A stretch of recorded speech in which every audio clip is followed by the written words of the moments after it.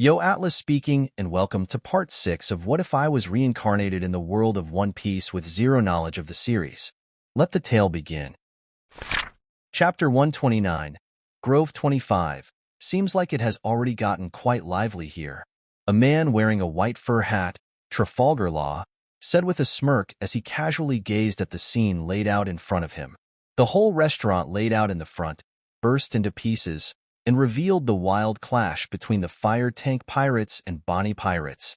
My. The owner of the restaurant sat at the corner with pale face, shocked that his restaurant has been destroyed beyond repair. My restaurant? I know quite a good amount about you, Jewelry Bonnie. Beej, as his palm opened and a cannonball was shot out of it, stated impassively. Of course, it was a bluff. Jewelry Bonnie? Beej only knew bits that he read from the newspaper. TCH, what the hell is with your body? Bonnie gritted her teeth in annoyance as she nimbly dashed to the side to dodge the cannonball, before jumping toward Beej with her hand outstretched. Whatever. It doesn't matter as long as I touch you. A pirate from South Blue, Beej stated as another cannonball was shot out of his body, to which Bonnie was forced to lie down on the ground to dodge it. In contrast to the feats that you've done, your bounty is absurdly high, as if the world government values you. Bonnie, who pushed herself back up quickly and ran toward Beej, widened her eyes. Don't you dare talk any further. Arg. Bonnie was forced to retract her hand as Beej shot out a bullet from his pistol. Her palm twitched in pain as a clear hole was made on her palm. How thoughtless. Whatever the reason you may be trying to touch me for, Beej said as he puffed onto his cigar. It doesn't matter if I simply don't allow you to do so, isn't it? And Beej shifted his gaze to Law, who was spectating the scene in amusement. Trafalgar Law. What are you here for? Law smirked in response. Oh, please. I'm not interested in any of you. A fight of this caliber. Too boring. I see. Beej, after having quickly assessed the situation, motioned his hand to his subordinates. Pull back. There's no reason to drag on further. Beej's eyes narrowed. Something is about to happen. Then, Pururu. The din mushy that Law kept on himself began to ring, causing him to grin knowingly. It's about time. Picking up the dial, he heard one word from Nojiko. Help? Upon hearing the word, Law raised his right hand with his palm facing down. Room.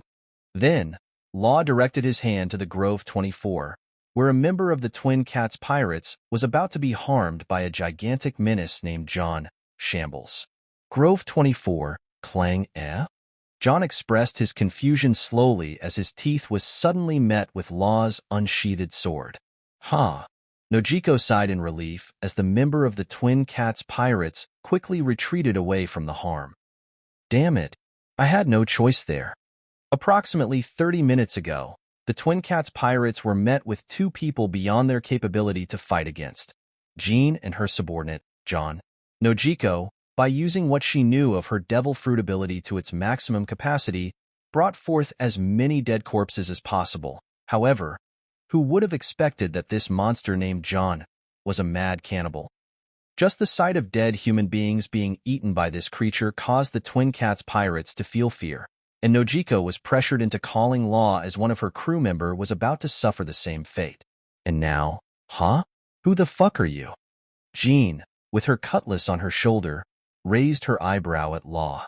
Law, whose face was now that of an absolute seriousness, ignored Jean. Instead, he simply swung his sword toward John, whose body was sliced into two pieces without any resistance. Just a piece of flesh, nothing more. Law brought his right hand forth to the upper body of John. What? John exclaimed slowly, unable to process what just happened.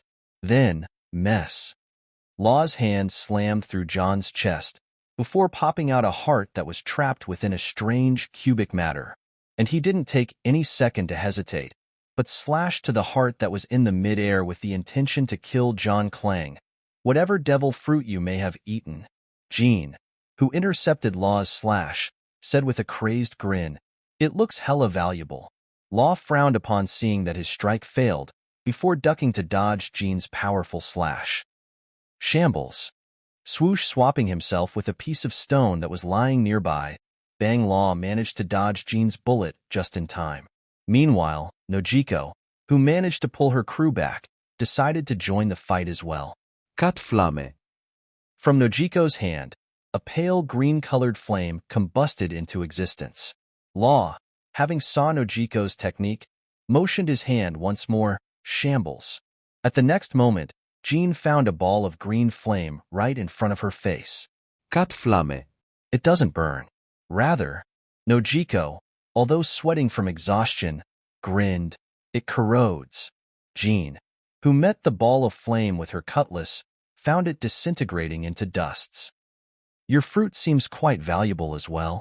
Letting go of the hilt, and at the same time, the pistol on her other hand, Jean's crazed expression began to tone down in a frightening manner. And you are a psycho, Nojiko snarled in response. Not giving Jean any time to breath, Law immediately cut the ground around Jean, who jumped up to dodge the attacks. Tact. Upon Law flicking his finger upward, the cut piece of land blasted toward Jean, who was in the air. Be careful, woman, Law said to Nojiko grimly. Our foe is known as Davy Jean. If you exclude Grimheart and Blackbeard, she is the most well-known super rookie at the current moment. And I already know who she is, duh. Nojiko intercepted Law, the one responsible for the case of Dawtoud massacre 2 months ago, and is known to possess the ability of Law intercepted Nojiko, Blood Fruit, Paramecia type. Jean, who was in midair with the chunk of earth flying toward her, grinned as she clenched her hand. Her long nails cut open her palm in a painful manner, and a blood was sprayed out in the air, which morphed into sharp spears and blasted the chunk of ground. Open. Incredibly enhanced regeneration of blood. Augmentation of physical prowess through the increased blood density. Ability to control the every external drop of blood near one's proximity. Nojiko looked at Law in suspicion. You know awfully a lot about this fruit. I am a doctor after all. Jean, with the drops of blood revolving around her, landed in front of John's lower half. Yo fatso, I'll be borrowing your blood. Try not to die, eh? Without any delay, Jean cut open John's left leg, where a huge surge of blood splattered out. Ow wow. John shrieked in pain, slowly but loudly. Stop whining.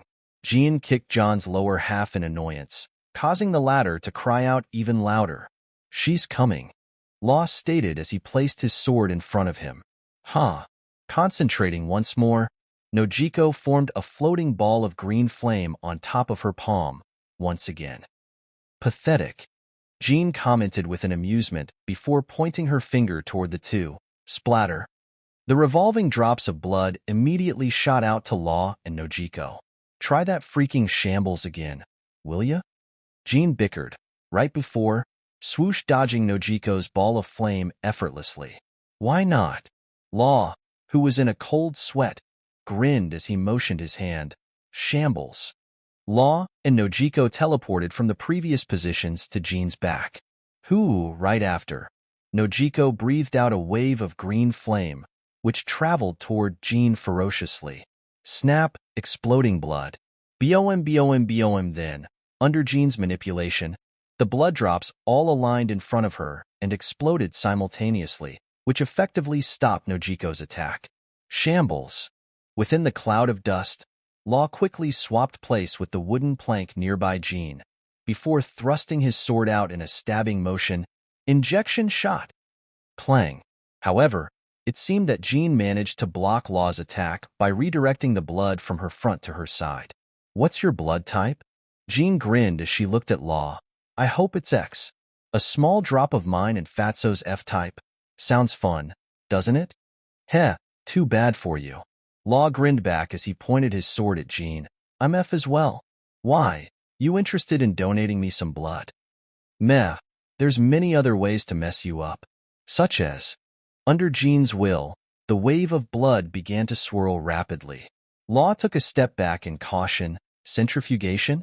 By extracting the plasma, blood becomes even more compact and resilient. Now, in Jean's hand, there lied a sharp-looking blood cutlass. Blood sword, Ichor. Leaving Jean's grip, The blood cutlass began to float up in the air. What's so impressive about it? It's just a clustered mass of blood, Nojiko muttered in caution. Her white blood cells are drastically stronger than the average. Once you get stabbed by that thing, Law replied calmly, autoimmune response. Your body will be destroyed from the inside. That's dangerous, eh? Nojiko, who crouched her body in order to act, stopped upon sighting an appearance of two very familiar people. Jean, who was about to motion her arm to launch her blood cutlass, found her arm not budging. Turning around, she was met with Rowan, who was grabbing onto her arm with the displeasure written on his face, and Nami, who stood behind him. What do you think you are doing right now? Grimheart? For real? Kaya ha ha ha. Jean cackled madly, a head worthy of 1.9 billion belly. You are getting me excited here. Rowan, with his arm still clenched onto her arm, assessed the situation. Davy Jean.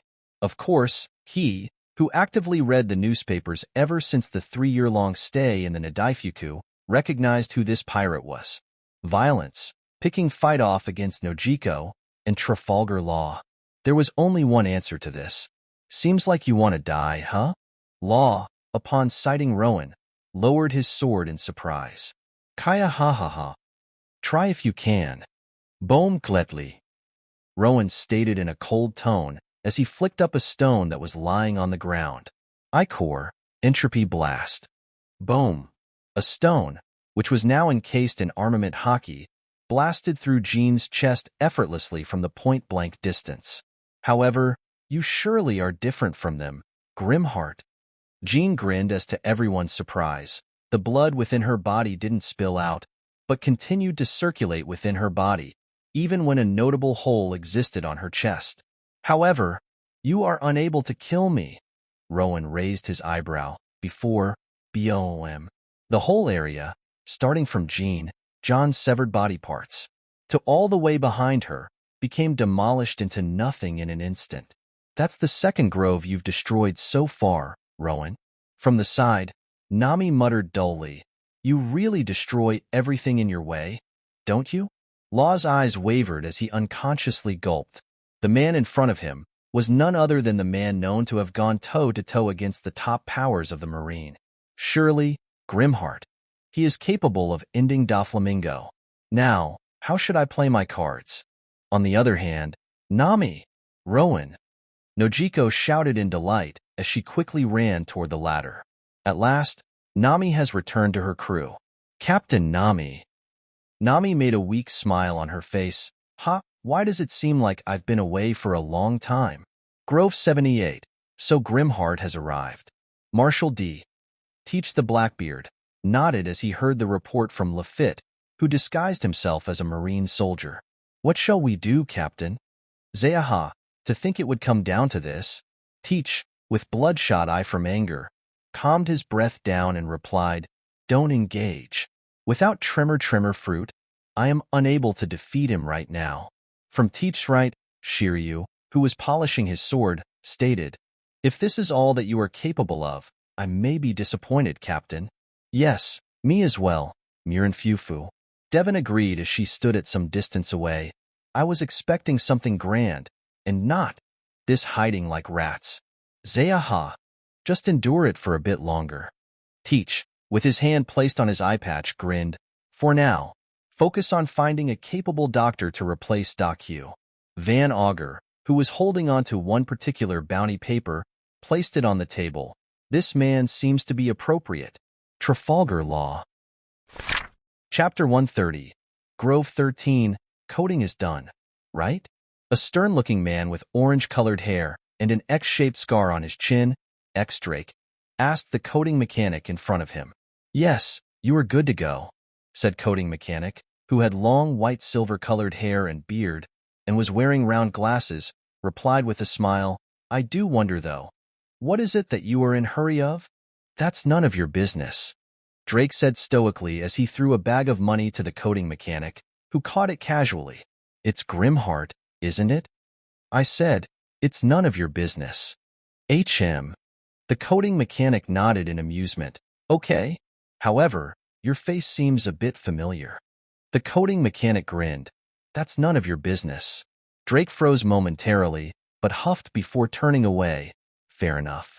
Drake knew that he had no time to waste. The arrival of Rowan to Sabaody Archipelago placed the whole region in turmoil, and with no marine being able to resist him, Drake and his subordinates had to get out of here fast.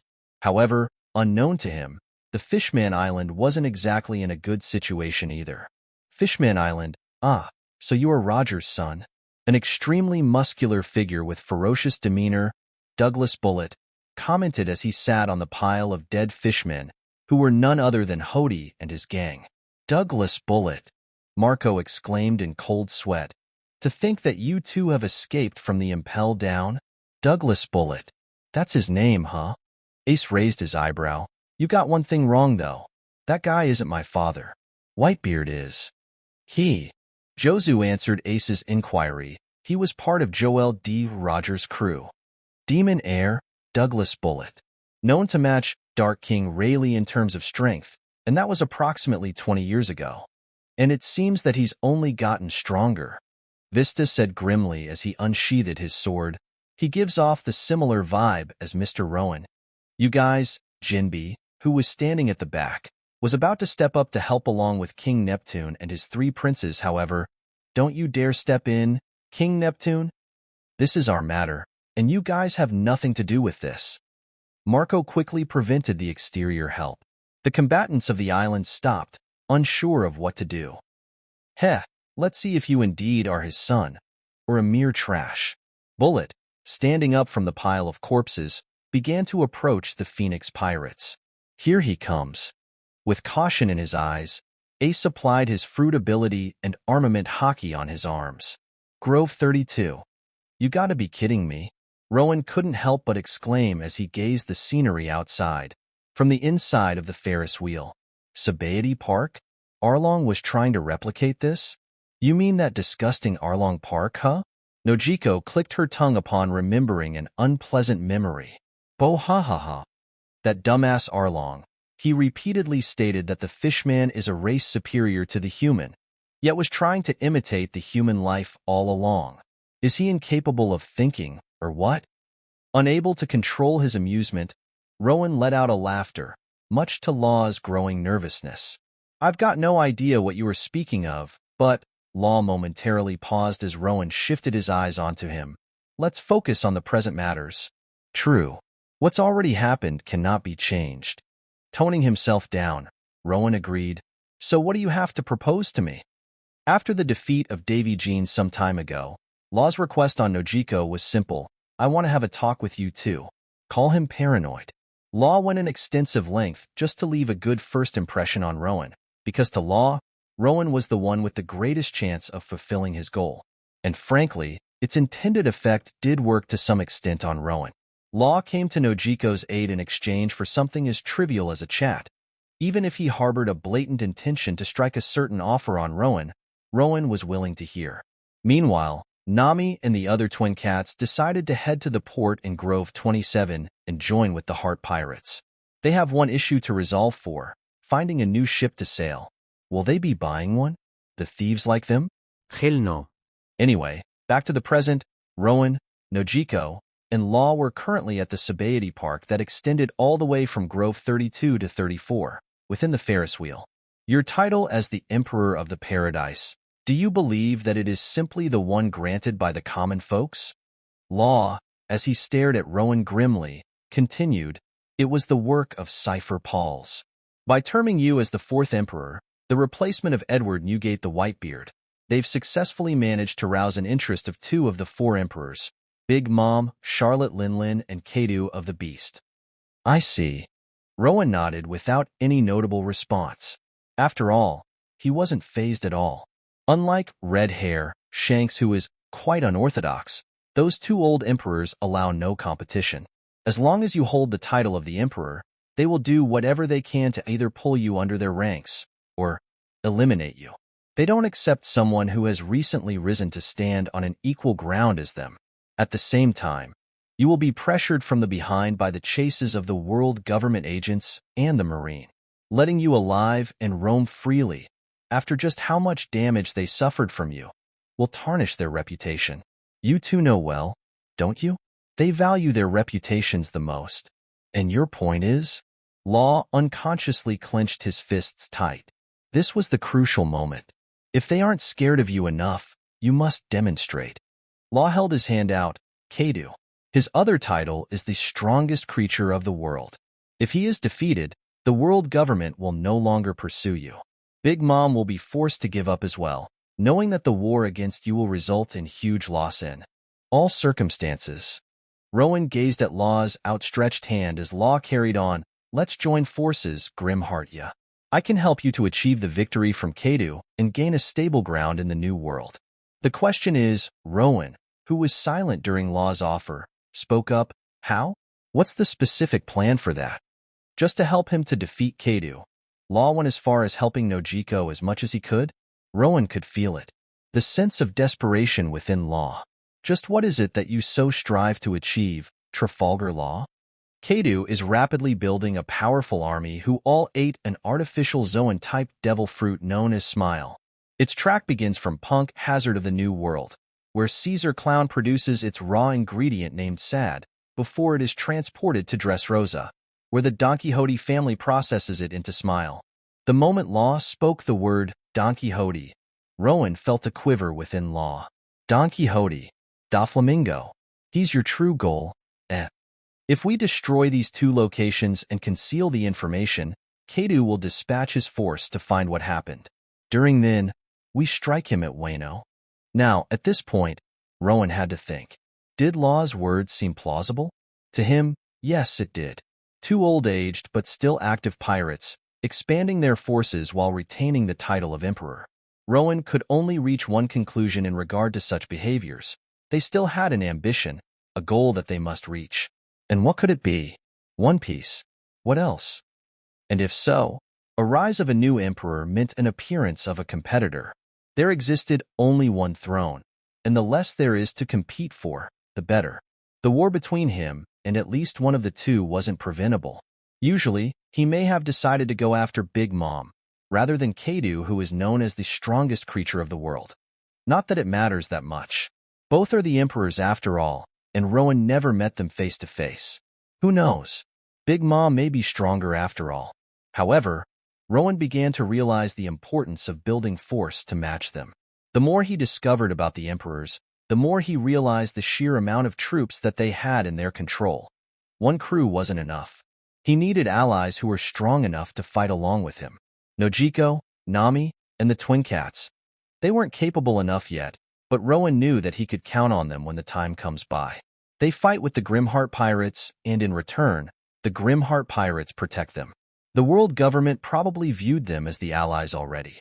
And Trafalgar Law, Surgeon of Death, a capable doctor, strong combatant, and intelligent individual. Not sure what's the risk of him betraying me, but, judging by the way he seems to be thinking, I think there shouldn't be any problem until Doflamingo is dead at the very least. Having him as an ally seemed to be a huge boon to his crew, and judging by how fixated Law seemed to be on killing Doflamingo, Rowan doubted that Law would join if he decided to pursue Big Mom instead. All right. Rowan leaned in and gripped onto Law's hand. You helped me to defeat Kaido. In return, I killed Doflamingo for you. That's the deal you want, right? Law's eyes widened in shock, unable to understand how Rowan managed to see through him. Just one more thing, Rowan stated as he peered into Law. I accept no betrayal. Law, in cold sweat, nodded understandingly. The deal is on. Hey, Rowan. From the side, Nojiko, who was silently listening to the conversation, placed her hand on top of Rowan and Law's as well. You didn't forget about me, did you? Rowan snickered. I thought we already were allies. Do we really have to negotiate about anything? You, Nami, and me? Hemph, Nojiko snorted, before turning away with an embarrassed blush. It's true, though. The Young Pirate Alliance, whose purpose is to defeat Kaido, has been born as of today. And letting go of Law's hand, Rowan, whose eyes abruptly turned amber in color, turned his head to a particular location from afar, much to Law's confusion. A fly, it seems.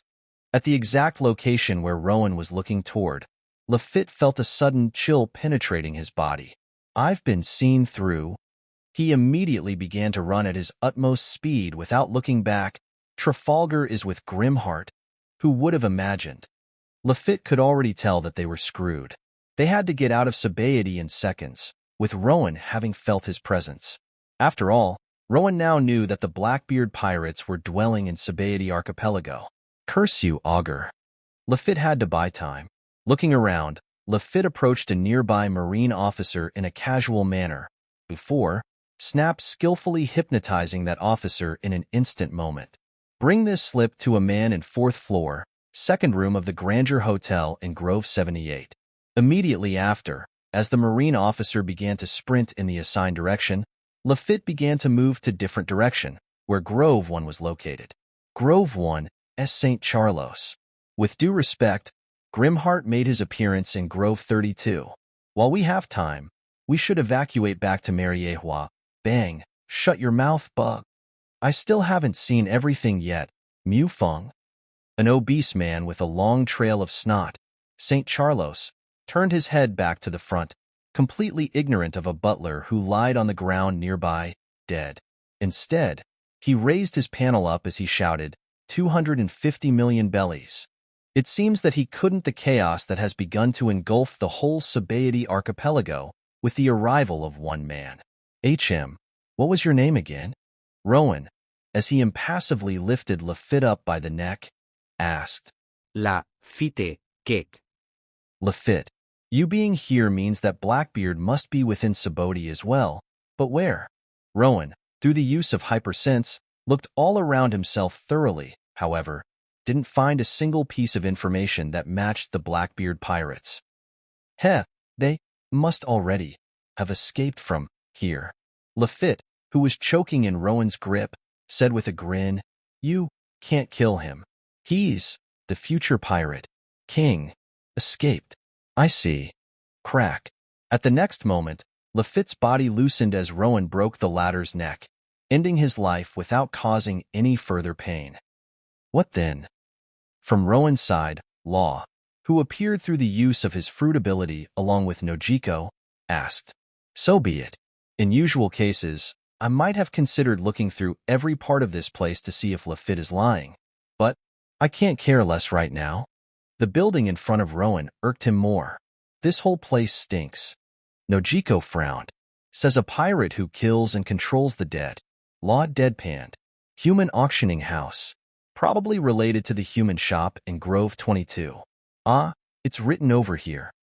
The only shop in the world that gets a regular supply of mermaids. How fun. It reminded Rowan of the Cocoyasi village, where Arlong was supposedly selling the lives of the villagers to Nami, who had to suffer for 5 years all by herself. It was quite weird, wasn't it? Rowan, who had no qualms about killing, was feeling disgusted with slavery. Was it out of justice? Of course not. He just felt that way, and he needed no reason to justify himself. Why? Because he was a pirate. And pirate does whatever the hell he or she wants to do. Law backed off as he saw Rowan grinning shakily in a way that accentuated his fury. I can't wait to see what they got in there today. Agreed. Nojiko growled.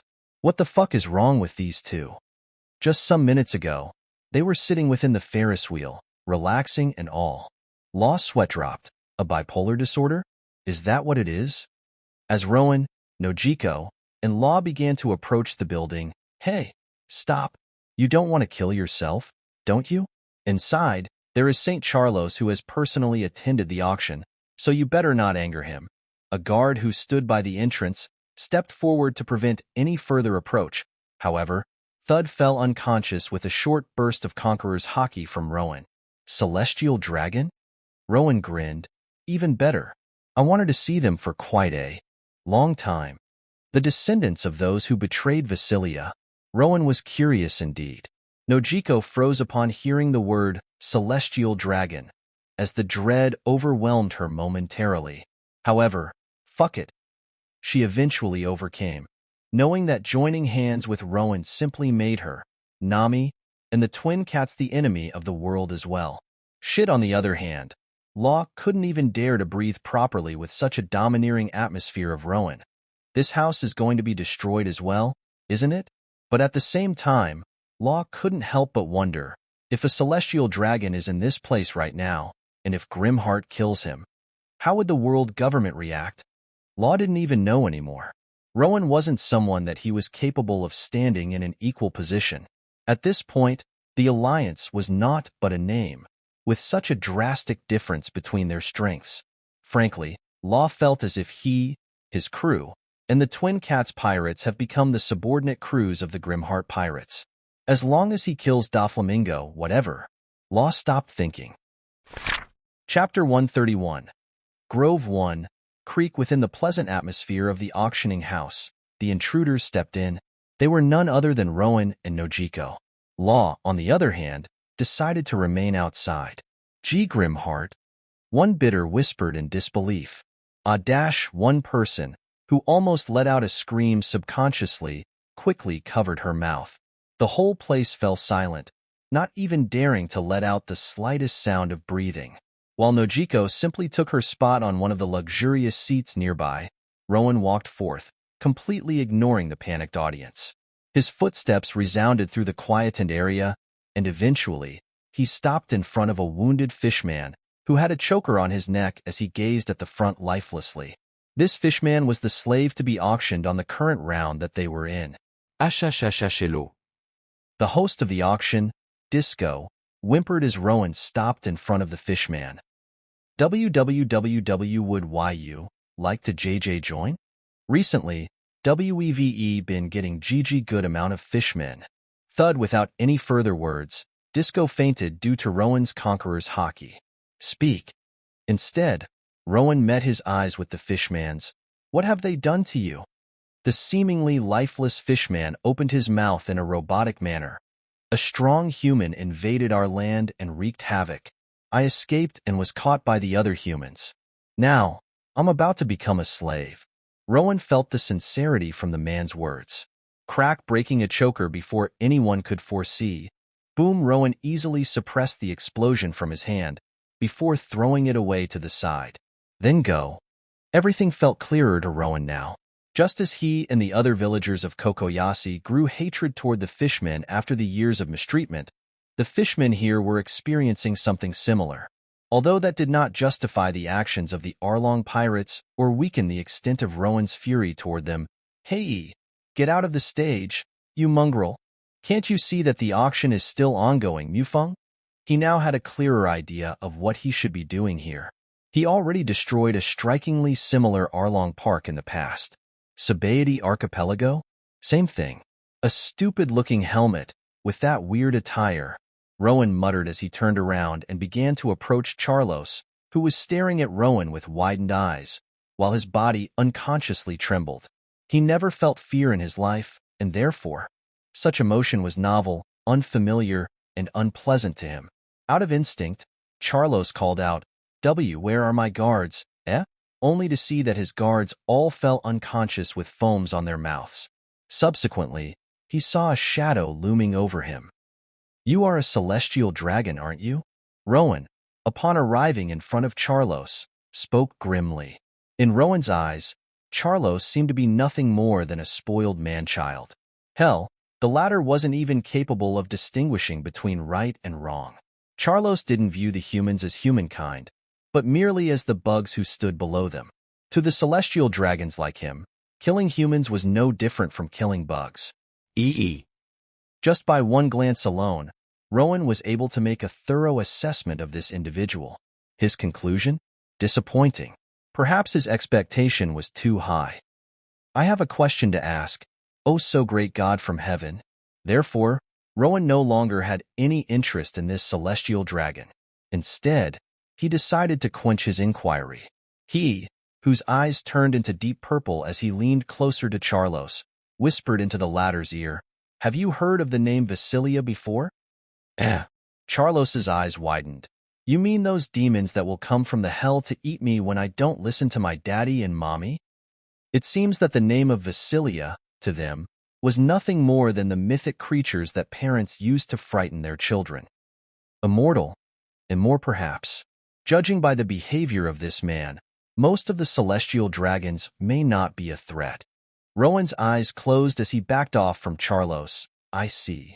His business was done here. Now hand over that Fishman. You dumb person. I am being really kind of generous here. Charlos shouted out loud, having immediately forgotten that his guards were lying down. There was no one to protect him, and yet, he lacked a sense of awareness. Rowan gazed at Charlos with narrowed eyes before stating, "How generous of you. However, unfortunately for you, I'm not feeling generous right now." Hey, what is Grimheart about to do now? One man muttered in a shaky tone, only to see, swoosh, Rowan vanishing from his spot and appearing right in front of Nojiko. Let's go, Rowan said casually as he walked out of the building. Subsequently, boom, wah, what? St. Charlos exclaimed as he saw his body limbs flying up in the air. Looking down, he saw Disco, whose lifeless body was staring back at him. Shifting his gaze to the mirror nearby, he saw his bleeding head gazing back at him. Ah! Charlos screamed in total shock before he crashed back down to the ground. He was dead.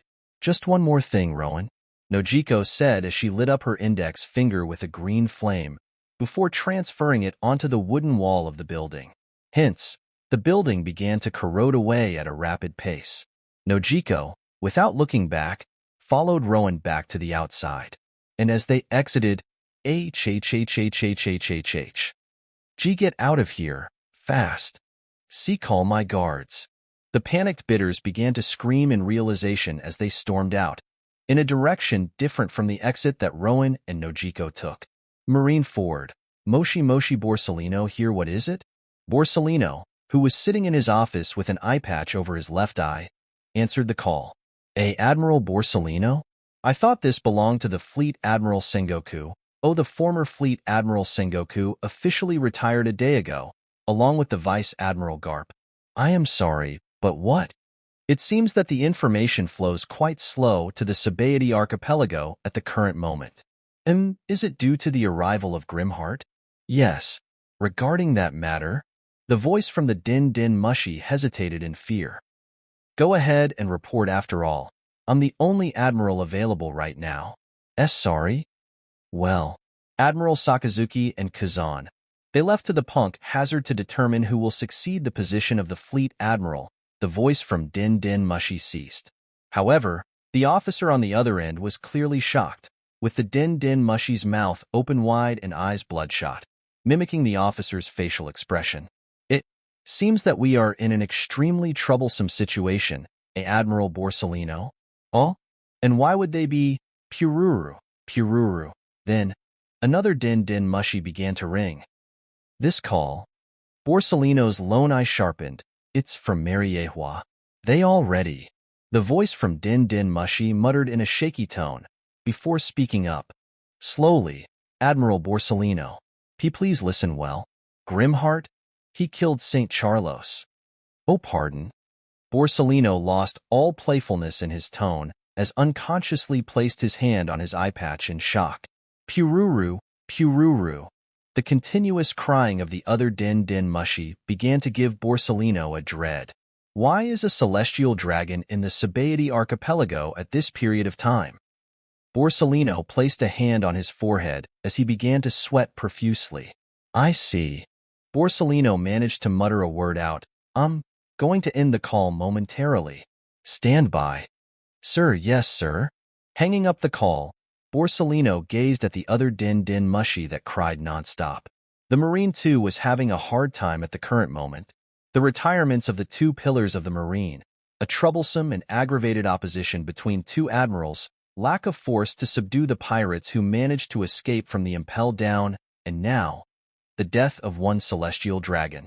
Borsalino knew that they had to avoid the wrath of the celestial dragon somehow. They weren't even able to send a necessary force to punish the killer, and that killer too was none other than Rowan. Therefore, Moshi Borsalino here. He decided to play innocent. Water 7. Gwahahaha. Praise me more, you mortals. Shut up, you light-headed moron. Alabasta, Rowan and his crew. Vivi could help but drop the newspaper in her hand out of shock. 1.9 billion belly. I can't believe it. Turning to her father, King Cobra, Vivi asked, "Is this true, father?" "Yes, Vivi." Cobra replied grimly. The news accentuates Rowan's feat within the Marineford War, although the specifics aren't labeled. To many, he is now known as the fourth emperor who succeeds Whitebeard. He has officially become a prominent threat in the eyes of the world government. When the secret behind his name is revealed to the public, Vivi gulped, the whole world will be subverted. A great war will arise, war greater than any other. During then, will we see the rise of Joy Boy? Will the supposed immortal triumph in the end? Or will the true heir of Vasilia end everything once and for all, just as the stone tablet prophesied? Cobra gazed above at the ceiling of the castle in worry, before letting out a sigh. Everything was becoming unsettling. Cobra could see the demolition of the supposed balance of the world. Soon, everything will fall into chaos. But it's pointless. There is no point in thinking, especially when they are out of our hands. Cobra smiled at Vivi, who smiled back at him. No need to worry, Vivi. After all, Alabasta Kingdom is stronger than ever. Vivi nodded. Yes, we are. And I know that we can handle the future. Raising her hand up, Vivi and Cobra witnessed a small amount of sand swirling on top of her palm. And that wasn't the end. Subsequently, looking back, Vivi gazed at the strictly standing guards, who used to be the former Baroque works agents. In the middle of nowhere, 3 days after, Teach gazed off at the horizon in vain, unable to believe his current circumstance. Lafitte. He was trying to recruit a doctor, but instead ended up losing a skilled navigator. And interestingly enough, no one seemed to be worried about Lafitte at all. Wee ha ha ha. Burgess laughed boisterously as he bumped his fists together. Where are we going now, Captain? Teach grimaced. In which direction do the Blackbeard pirates go? They didn't even have time to coat their ship in Sabaody Archipelago. They can't get past the red line as of the current moment. If so, which island? Back to Bonero? How? They had no navigator. They had no log pose or eternal pose to guide themselves to the next island. And 3 days passed by. Teach was quite confident that they were lost in the sea, and losing one's way in the Grand Line was extremely dangerous. I think we should try going that way, Shiryu stated as he pointed his sword in a random direction. I think. That way. A giant fellow, Sanwan Wolf, pointed in a different direction. Top Utopu. Just go anywhere, and we will get somewhere. Vasco Shot laughed as he chugged down the barrel of alcohol next to him. Zihahaha. Teach laughed in a cold sweat as he assessed just what kind of situation they were lied upon. From the crow's nest above, Van Augur dropped down to the deck. Captain, I think there indeed is one island nearby. However, it's a bit weird. Ashu?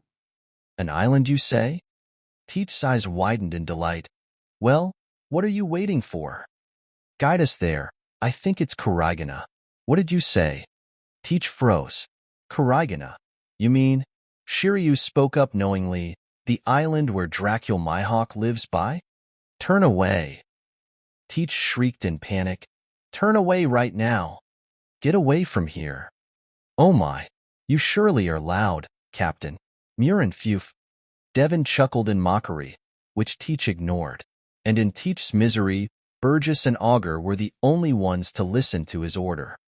Where did it start to go wrong? Teach placed a hand on his forehead, feeling nauseous. I was supposed to be sailing in the New World by now, collecting all islands that lost the protection of Whitebeard. And yet, Teach clenched his fist as his lone eye gleamed. So be it. Ziahaha. It seems that I may have to adjust my plan. Give up on Trimmer Fruit, at least for now. He had to be flexible here. If he couldn't take a step forward, then he will take a step back. He won't stop until he achieves his goal, for that's who Marshal D. Teach was. Devon, calm the fuck down, Teach said in a low tone as the wisps of darkness emanated from his body. Everyone within the ship froze as the whole ship momentarily shook, with Teach's conqueror's haki domineeringly blasting forth. Ho!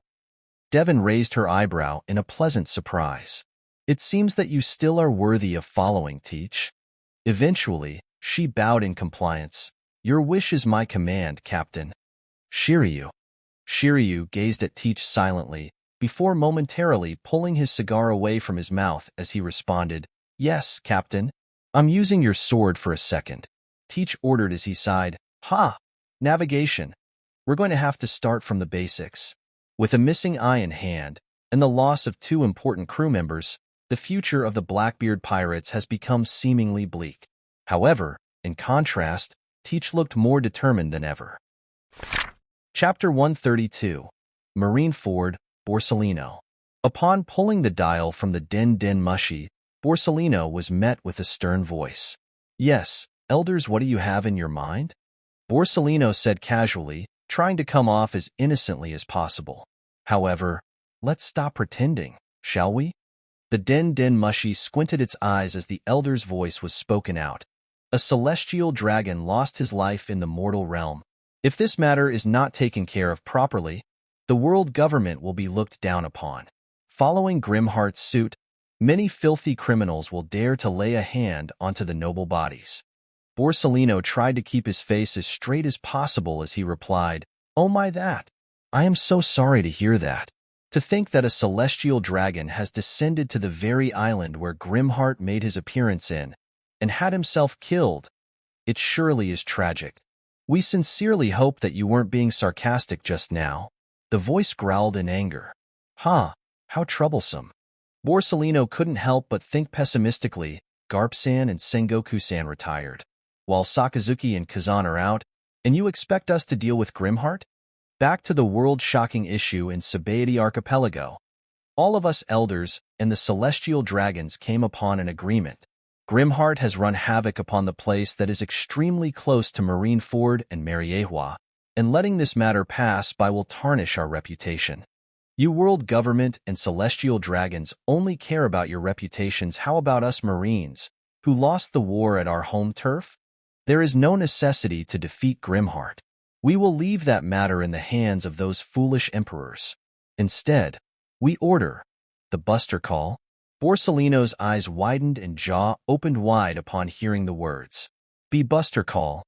Oh my, they really are angry this time, aren't they? Destroy the whole Sabaody Archipelago into ruins. Leave no piece of mangrove on sight. Show the world of what happens when they invoke the wrath of gods. And Admiral Borsalino, you are to command this operation by yourself?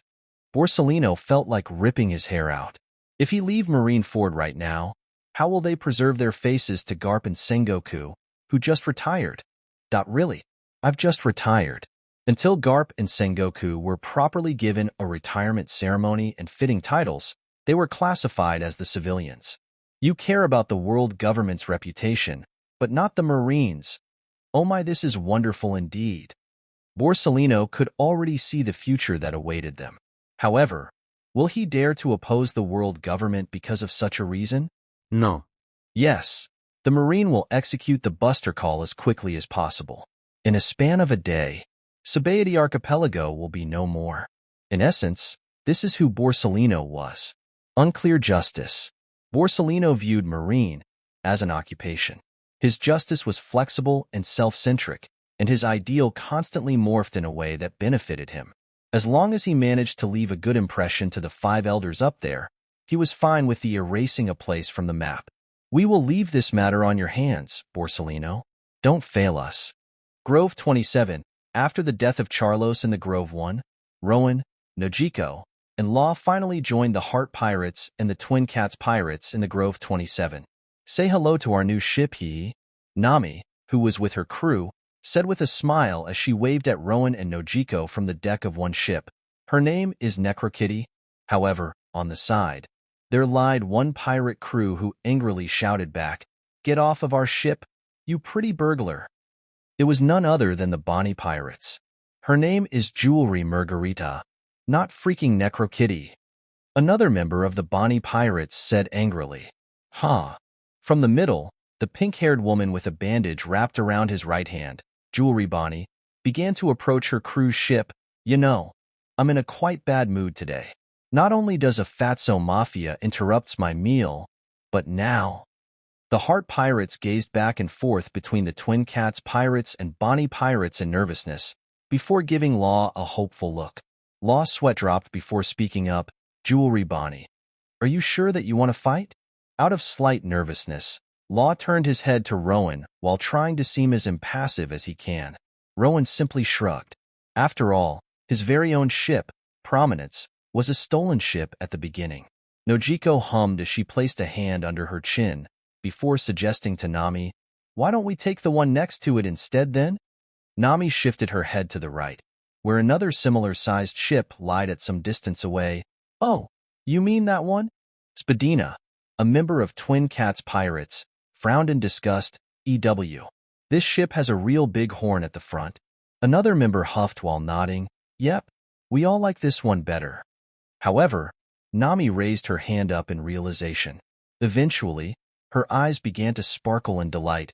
"Wait, big horn. Will it cost a lot?" Rowan momentarily gazed at the big horn, before stating, "It seems to be composed of a steel, gold in color, simply because it has been painted." "Oh." Nami turned away from the ship, having lost all interest. Gently rubbing the rail of the jewelry margarita, Nami said with a grin, "Say hello to Necrokitty." No. Everyone in the Bonnie Pirates barked out comically. "But who knows?" Nojiko spoke up, "They may have some valuable treasure inside. Hurry, go to that ship and search every single corner." Nami shouted right after hearing Nojiko's words, before leaping toward the ship with the big horn. "Aye aye, Captain." All the Twin Cats Pirates grinned crazily as they followed suit, causing the Bonnie Pirates to stop in stupefaction. "TCH, consider yourself lucky. I'm letting. You go just this once." Bonnie, who gazed at the Twin Cats Pirates with annoyance, froze upon realizing Rowan, Nojiko, and Law on the side. "Yeah, Captain, you noticed them just now?" One member of the Bonnie Pirates said nervously, "I thought you had a way to deal with them, since you didn't seem to be scared." "What? No way, it's you, Grimheart." Bonnie's face suddenly lit up in joy as she grinned and ran toward Rowan, who tilted his head in confusion. "Eh? You know me, Jewelry Bonnie?" Rowan asked while dodging Bonnie's hand. "And no touching me." He wasn't going to risk anything. "You saved Ace from that hellhole. Ever since, I was waiting to see you face to face." Bonnie exclaimed with her fists clenched. "Ace? Are you familiar with him?" Bonnie puffed her chest out proudly. "Aham. The one standing right in front of you is none other than the friend of Portuguese D. Rouge, Ace's mother. So, you are at least mid-30s in age," Nojiko remarked, to which Bonnie chose to ignore. "Damn, I still remember those years. Rouge had to hide Ace somehow, so I used my fruit ability to regress his age until the Marines were gone. He was all that she had, and to think that he almost died like that, from a public execution." Bonnie gave a thumbs up to Rowan. "Your intervention was God-sent." Rowan nodded. "Cool story. So, does Ace know you?" "Nope." Wow. The whole situation felt awkward to Rowan. All of a sudden, a seemingly hostile captain of a crew went all charming and friendly, simply because he saved her friend's son, who doesn't even know her. Is she trying to buy excuses, just so that I won't attack her and her crew? However, that didn't seem to be the case either. Bonnie's outburst, in Rowan's sharp eyes, were out of her heart. And when Ace ripped off that despicable Blackbeard's hand, I felt relaxed than ever. This is just who she is, I suppose. Rowan's sweat dropped as Bonnie continued to blabber endlessly. "Jewelry Bonnie. Just who is this woman?" Law, from Rowan's side, gazed at Bonnie with weirded-out expression. "Regress age? Age-related devil fruit? If so, won't her fruit ability technically grant minion immortality, just like the immortal operation of my fruit?" Age fruit. It seemed like a fruit that the world government would go crazy for, at least to Law. Then, Eureka! A loud voice boomed out from the ship with Big Horn, before Nami and the other members of the Twin Cats Pirates reappeared with tons of instruments in their hands. "Oh ho, those are some fine money, Nami." Nojiko grinned coolly. "Instruments, eh?" Rowan chuckled. "Quite expensive." "Instruments." Bonnie, stopping her talk in the middle, turned and muttered, "If I'm not wrong, that ship next to ours must belong to the on-air pirates. led by Scratchman Apoo. You docked your ship right next to another supernova's? Nojiko raised her eyebrow. That sounds a little dangerous. Rowan answered Nojiko's inquiry. It's more like the showcase of one's confidence. The moment you touch the possession of another crew, you are essentially waging a war. In Sabaody Archipelago, the converging point of the paths in the paradise, I doubt that many would want to risk a dangerous battle if they can be avoided. That only applies to the capable ones. Law commented. Nojiko retorted, I don't think it's something that you, who literally killed a celestial dragon, should be saying. Upon hearing Nojiko's words, Nami, Bonnie, and all the others in the area froze in shock. Huh. Nami dropped the pile of instruments within her grasp. Holy shit, man. One member of the Bonnie pirates whispered, he really is insane as the rumor goes by. Maniacal fighting in the Marineford, destruction of the entire Enies lobby, and now, killed a celestial dragon? Another member gulped as he nodded. I can literally see the other celestial dragons going courting death all over. On the other hand, Bonnie laughed boisterously. La ha ha ha. Did you really do that? Wow, I'm freaking in love with you right now. Rowan looked all around him and spoke casually. What's there to fear about? I just killed one celestial dragon. That's all. That's hell of a big deal. The Twin Cats pirates began to move around in panic. We're screwed. We're screwed. He. I love this coin. It's spinning like we. And on the other hand, Beepo, a bear-like mink of the Heart Pirates, began to shriek loudly as he trembled in fear. It's fine. Everyone, then. Rowan's voice resounded clearly. Calm down. All that's happening right now is just a couple of marine warships approaching from over there. Law's eyes widened as he heard Rowan. Bonnie lost all traces of grin on her face. Warships. Buster Call? Nami turned to Bonnie with a pale face. Be Buster Call? You mean that island-erasing military operation? Nojiko gazed at Rowan with a concerned look. What should we do, Rowan? Rowan simply grinned as he cracked his knuckles. Just sit tight and watch. Rowan began to walk forth. If I can't even do this much, then how will our plan ever work out? The battle was on. Rowan versus the whole Marine Fleet and Borsalino. Water 7. From the sky above, numerous news coups were seen to be flying by as they dropped one newly updated bounty poster. Weird. Today isn't supposed to be the day. One resident muttered as he grabbed onto one paper. What's there to be so urgent about it? Something happened. What? The bounty poster belonged to none other than Rowan. Ashu? What happened for Grimheart to receive such an update in his bounty? Grimheart, Uchiha B. Rowan. Only dead. Bounty? 2,500,000 beli. ONL only dead. The people shouted in shock and couldn't help but let go of the papers out of shock. Just what has he done? Did he murder a celestial dragon, or what? Oh! At the same time, a pretty purple-haired woman with sunglasses who was holding a book, Karina, gazed at the bounty poster with squinted eyes. Rowan, just what are you doing there in Sabaody Archipelago, without me? However, she didn't seem to be interested in the raise of his bounty, but only the fact that she was being left out. Gore. Karina began to storm off toward where the rest of the Grimheart pirates were. That freaky cyborg better hurry up. Something is going on. Teach, where is the actual newspaper rather than just this useless piece of bounty poster? Chapter 133. Shit. Fucking shit, one Marine soldier muttered repeatedly as his whole body trembled. Why are we doing this again? Another Marine soldier replied with a gulp. Grimheart killed a celestial dragon. We're fucked, man. Buster Call? What the fuck they expect us to pull a win against that monster?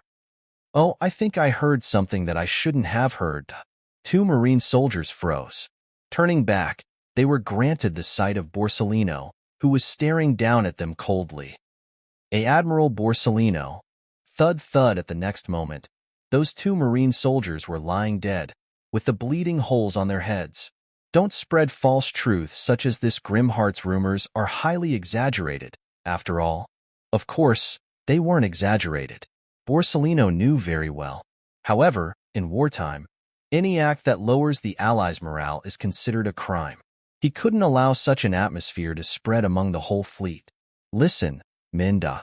Borsalino's typical tone resounded to all ships. Trust in your Admiral Kizaru. Unlike the last time, Grimheart is alone. Given enough space, I alone am enough to defeat him.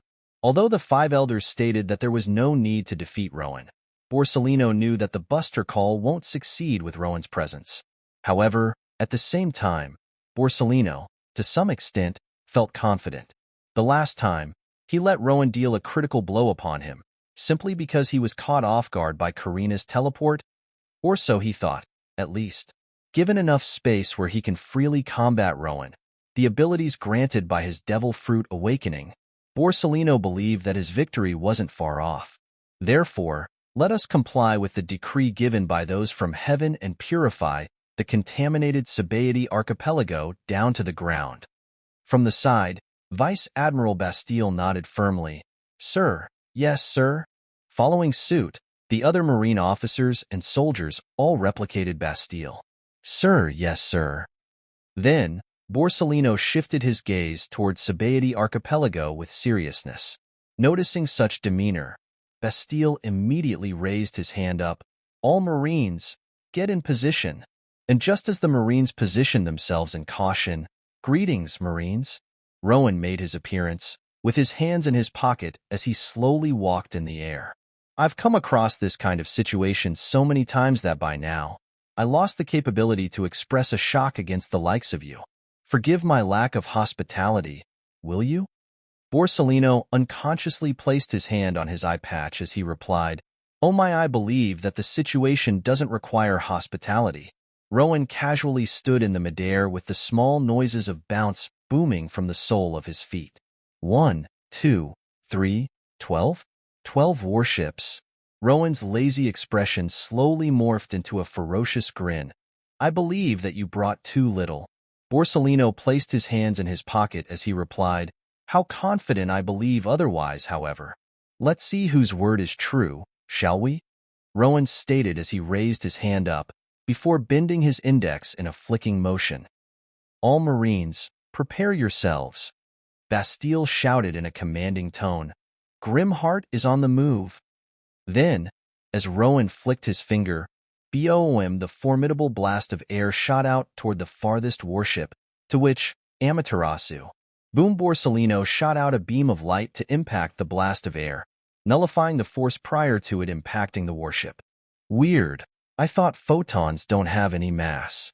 Rowan thought in intrigue, and yet, it managed to, whatever, I'm not even a physics expert anyway. Besides, this world isn't the same. Raising his left arm and quickly imbuing with armament hockey. Hardening, Boom Rowan easily blocked Borsalino, who was holding onto a bright light sword with his right hand. Light? No, Rowan thought. Light barely seems to be doing anything. It's the armament hockey emission.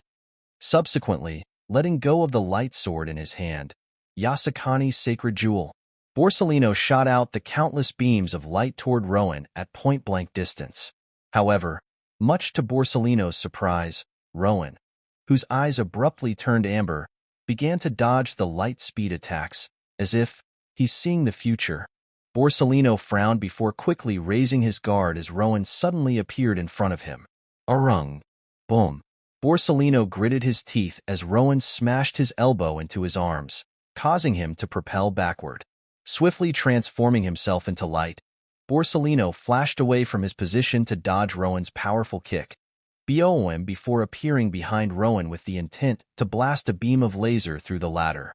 However, Bakrock, abruptly turning his body and bouncing himself upward to slam an upward kick, Rowan managed to hit Borsalino's chin with the sole of his right foot. BOM, his reflex. Borsalino thought as he was sent rocketing up high, before transforming his body into the light once more.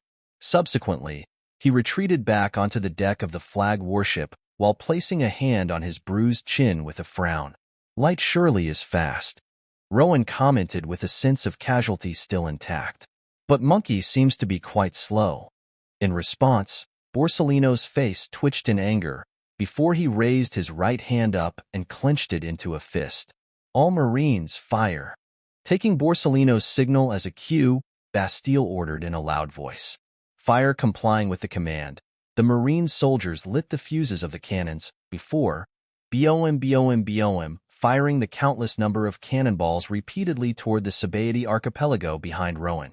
Watching as the sky turned black from those cannonballs, Rowan raised his hockey-imbued left arm up. Expansion.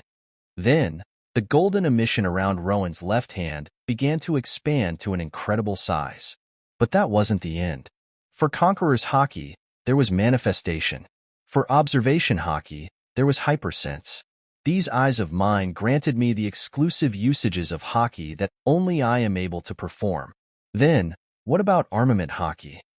The incredibly large golden emission, then, began to morph the ocular will, granted to me by the Poneglyph within the Alabasta, enhanced my Observation Haki instead of Conqueror's Haki, due to me not being capable of using Conqueror's Haki during then. However, was it solely the Observation Haki that received the boost? Only after the Marineford War did Rowan realize. These amber-colored eyes of his had one more ability to exploit. Armament Haki, manipulation. As Rowan's eyes blazed brilliantly, the huge emission morphed into a shape of a gigantic hand, before grasping all the cannonballs at once. Then, boom. All of those cannonballs simultaneously exploded within Rowan's gigantic hand of Armament Haki. Oh! Borsalino unconsciously gazed at such scenery with a widened eye. Armament Haki is something that you wrap around oneself, or an object through the will to defend. What kind of sorcery is this? Borsalino began to wonder if the name of Rowan's fruit wasn't Bounce Fruit, but something akin to Haki Fruit. And this was just the beginning. Surprisingly, the remnants of those cannonballs didn't fall to the water, but were suspended in the air through the continuous bounce forces bouncing them up from the bottom. Entropy. Upon Rowan's command, they began to swirl rapidly. Boom, boom, boom. Borsalino grimaced as those pieces of cannonballs rotated at an incredible speed around Rowan, catching fire due to the incredible energy generated by the air resistance as they were doing so. Cease fire. I will confront him myself. Retreat slightly and maintain a stable gap, Borsalino stated in absolute seriousness before jumping up and flashing toward Rowan at light speed. Entropy blast. Meteor shower. Borsalino's lone eye glowed in light as he reached his hand out in the front. Amaterasu Amikami. Then, the whole area flashed in a bright white. An awakened ability, I suppose. Rowan, whose eyes were closed due to the incredible brightness all around, stated impassively. According to Sebastian, paramecia varies. Zoan is an incredible enhancement in one's overall physical capability. Logia? It's about formulating one's favored domain or climate that maximizes one's strength. There was nothing present in the surrounding. Rowan, through the operation of his Observation Haki, realized that Borsalino somehow managed to make all surrounding particles emit white light, brightening the whole surrounding to an extent where opening one's eyes for even a split second will render that person blind. That's why that red dog was able to create a volcano back in the Marineford. Rowan muttered with his eyes still closed, before quickly bouncing himself backward. Boom, just as he did that, a ray of light, not viewable due to the incredible brightness all around, bypassed his previous position in a split second. In the situation where I don't have to hold back, you aren't able to defeat me, Grimheart. Borsalino's voice boomed out. Nothing can surpass the speed of light. But I can react against, as long as I can foresee them. Rowan thought to himself. Tilting his head, Rowan dodged a beam of light. Immediately after, he bounced himself up and twisted his body nimbly, dodging countless beams of light that blasted from all directions. Boom! With his eyes still closed, Rowan bounced himself to the right to dodge another beam. Boom left. Boom up. Boom boom boom down. Left. Right. Up. Back. Front. Up. Right. Why can't I hit him? Borsalino, while sweating profusely, thought within himself, how is he able to react against light? Is his Observation Haki, his future sight, truly that great? You're just like Carmen, eh? Rowan spoke in amusement as he dodged another beam of light. Although you can use Haki to a good extent unlike her, your Haki notably falls behind Akainu and Akiji. Fruit all in. Oh ho, aren't you cocky? Borsalino feigned his confidence as he tried to hide the creeping sense of dread. Simply stalling you is fine as well. After all, by the time I release my domain, the whole Sabaody archipelago will be no more. Bo ha ha ha. Rowan, hearing Borsalino's words, couldn't help but laugh out loud. Sabaody archipelago? Destroyed? Bo ha ha. It seems that someone doesn't understand the situation. Boom boom boom. Rowan bounced himself back to dodge an immensely wide beam of light. Hey, Kizaru, what do you think happened to my previous technique? Do you think they just disappeared out of nowhere? Borsalino, hearing Rowan, recalled the event right before he utilized the awakened ability of his fruit. Borsalino froze in realization, and subsequently, took some time without my sight, but alas, Rowan, with his eyes still closed, appeared in front of Borsalino all of a sudden. Found you. Juggernaut drive. Rowan slammed his Haki-imbued fist onto Borsalino's exposed abdomen. Out of shock, Borsalino couldn't react. After all, although his speed was definitely faster than Rowan's, his reflex severely fell behind. Boom! Borsalino, as he vomited a gallon of blood, was sent blasting downward. Simultaneously, his bright light domain died down. What? Borsalino managed to view the cleared scenery briefly, and to his shock, all the warships were destroyed beyond repair. All the Marines, who were floating on top of the pieces of the warships, were staring back at Borsalino in disbelief. Boom! As the second wave of bounce blasted forth, Splash Borsalino crashed into the sea, causing a huge surge of water. Boom! As the third wave of bounce blasted from within the depth of the water, the tides created by such force caused all Marines to panic. Hold on tight, and don't panic. As long as we don't give up, we can still live. Vice Admiral Bastille shouted with his metal mask missing, prior to the waves crashing over all of them. However, much to their demise, boom fourth, boom fifth, boom sixth, boom seventh. The continuous bounce forces seemed never-ending. Within the water, Borsalino choked on the water as his body began to lose the hardening of the armament Haki and be disintegrated by Rowan's technique. Just like this. Have you ever been killed at the speed of light? Well, Borsalino was about to become one. Oh, this youngster sure is scary. That was the last thought Borsalino had before he closed his eyes. And back on the outside of the sea, Kizaru, Rowan, with his amber-colored eyes, peered into the sea, is dead for sure. Within such a short amount of time, Rowan not only stopped the Buster Call single-handedly, but also killed an admiral. As for them, Rowan gazed at the other Marine soldiers who were floating on the broken pieces of the warship helplessly, before letting out a sigh. Ha, forget it. Death of a celestial dragon, followed by the Buster Call. Rowan, by now, knew that this was the work of those creeps up in the Mariehua. These Marine soldiers were following the orders. Was just an excuse. Don't wanna. Rowan just didn't want to kill them. Therefore, he won't. Instead, he simply gazed up into the sky. Just you wait there. If such destiny was unavoidable, Rowan will confront it head-on. Your doom isn't too far off either. Turning around, Rowan began to take a stroll back to the Sabaody archipelago, where the Twin Cats pirates, Heart pirates, Bonnie pirates, and many other spectators were gazing at the scene with their jaws opened wide. Mariehua, still no contact. One elder said grimly, "What's taking Borsalino so long?" According to the Marines who retreated from the Grove 66, there still is no sign of bombardment on Sabaody archipelago. Tell them to move to the opposite side of the Sabaody and inspect what happened. Then, Pururu, Pururu. The fourth elder raised his hand up to silence them. Before picking up the dial, the fifth elder face-bombed. So, you were saying that we let this lawless rookie, who destroyed a Marine base blatantly, jailbreak from the Impel Down, ruin the Marineford War, erase Eni's lobby, kill Celestial Dragon, and now, defeat the whole Buster Call and an admiral. The first elder slammed the table in fury. How ridiculous. Stop. The elder with glasses intervened. Ha! Don't touch Grimheart any further. That man? He has grown too much in such a short amount of time. We no longer have the capacity to stop him by ourselves. Another elder took in a deep breath before speaking out, Imu-sama, don't you dare. All the other elders immediately shut down the idea. Don't involve our king in this matter. He is to act on his own will, and nothing more. Don't ever attempt to expose our will in the eyes of our majesty. When the right time comes, he will speak to us.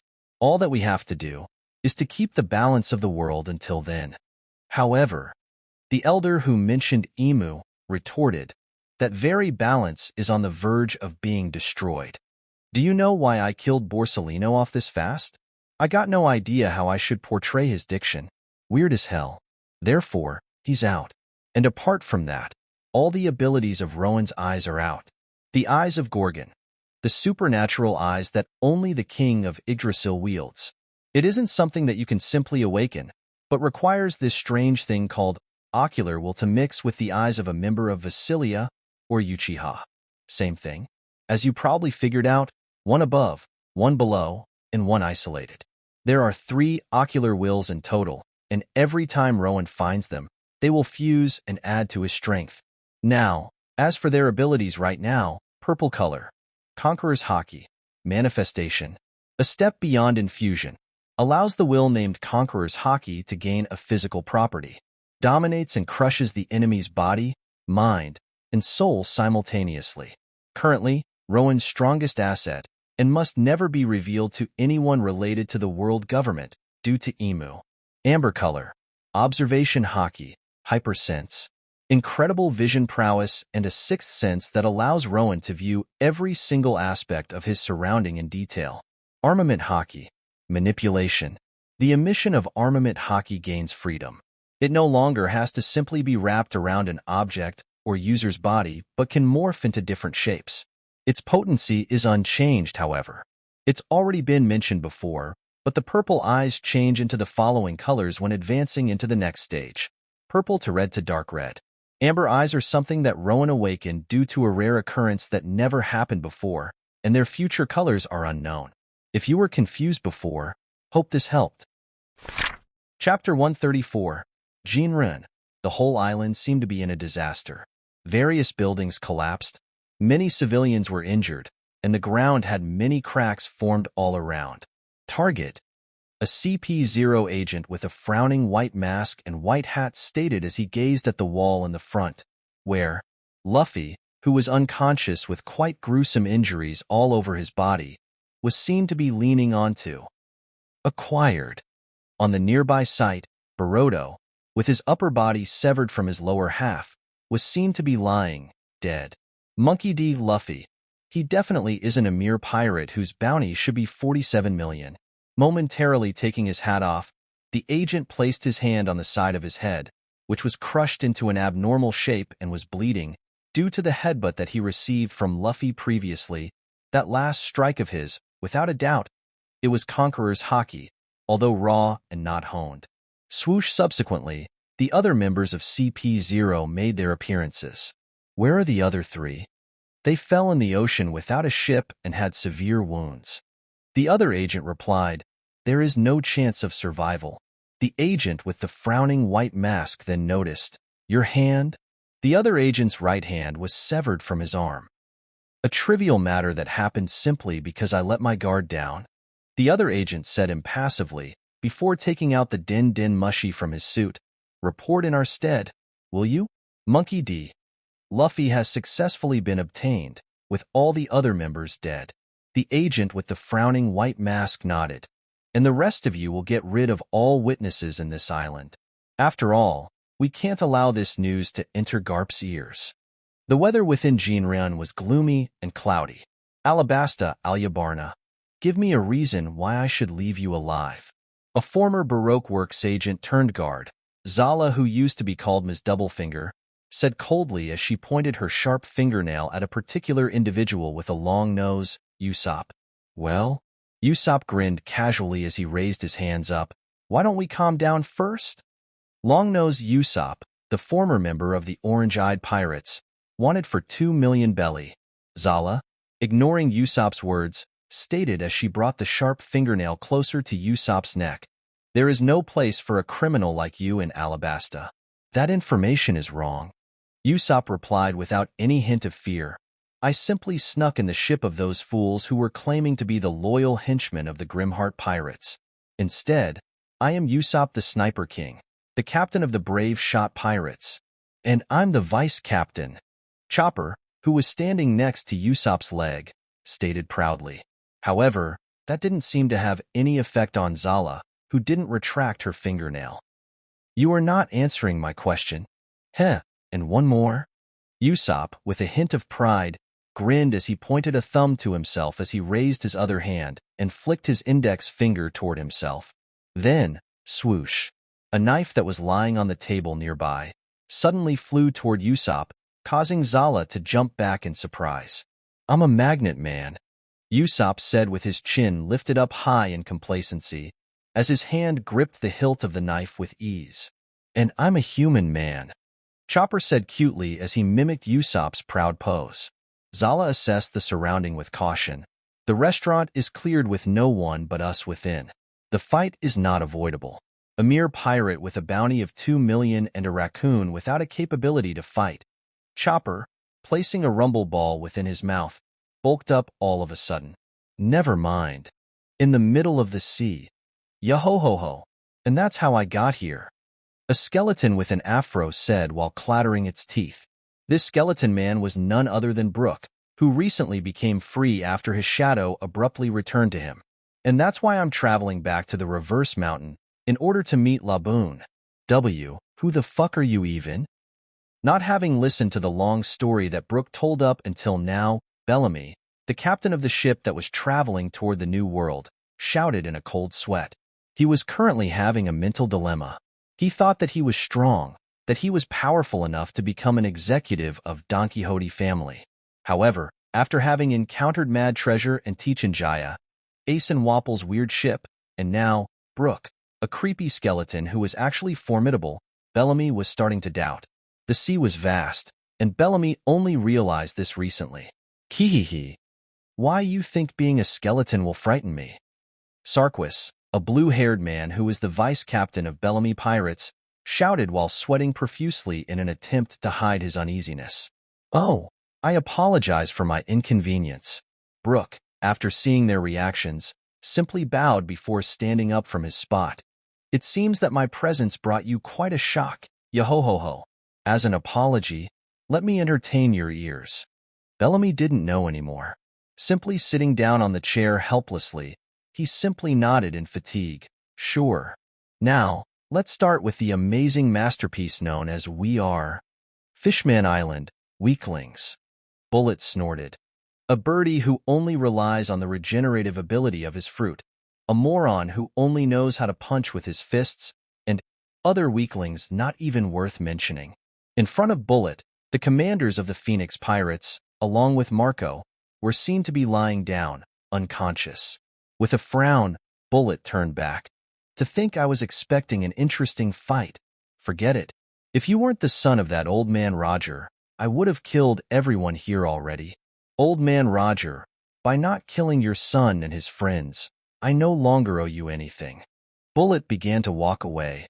There won't be next time. After all, Bullet strived to become the Pirate King, and he usually wasn't the type to leave his competitors alive. Right after Bullet's departure, the other members of the Phoenix Pirates, King Neptune's army, and Jinbe quickly rushed in to take the unconscious Phoenix Pirates. Douglas Bullet. He truly deserves the title of Demon Heir, Jinbe said grimly as he gazed at the mountain of Fishman corpses, with Hody Jones on the top. Jinbe, that isn't the only problem we got right now, Neptune stated stoically. The pirates that Hody previously kept under the shackles, their future actions may further bring troubles to the island. But I can't leave this forest, King Neptune. Jinbe couldn't help but sigh. I got a bounty of 400 million belly on my head now. Neptune, with conflicted eyes, looked at the sea above the dome-like layer that encased the Fishman Island. And due to Whitebeard-san's claim regarding One Piece, we are getting a sudden rise in the number of pirates who are entering our home. Not good. Additionally, the Phoenix Pirates weren't in a condition to help them. They already did more than enough by having Bullet leave the island, even if it may be due to something as trivial as a boredom. Sabaody Archipelago, Grove 27. Rowan. Nami asked with wavering eyes, "What was that just now?" What the spectators saw within an hour was unbelievable in their eyes. How was it possible for a single man to become so strong? "It's just that I was more diligent in training than Kizaru," Rowan answered with a chuckle. For the past years, Rowan explored and applied everything that he was capable of doing. The extremely honed and enhanced physical prowess. The increased fluidity of the short-ranged attacks by copying the movements of Iron Taekwondo. The availability of long-ranged attacks by the use of propulsion through his fruit ability. Augmentation of his strength by the convergence of bounce forces. Inner destruction through the consecutive bounce forces. Temporary boost through Grimheart. Additionally, the combinations of such techniques with his hockey and unique eyes.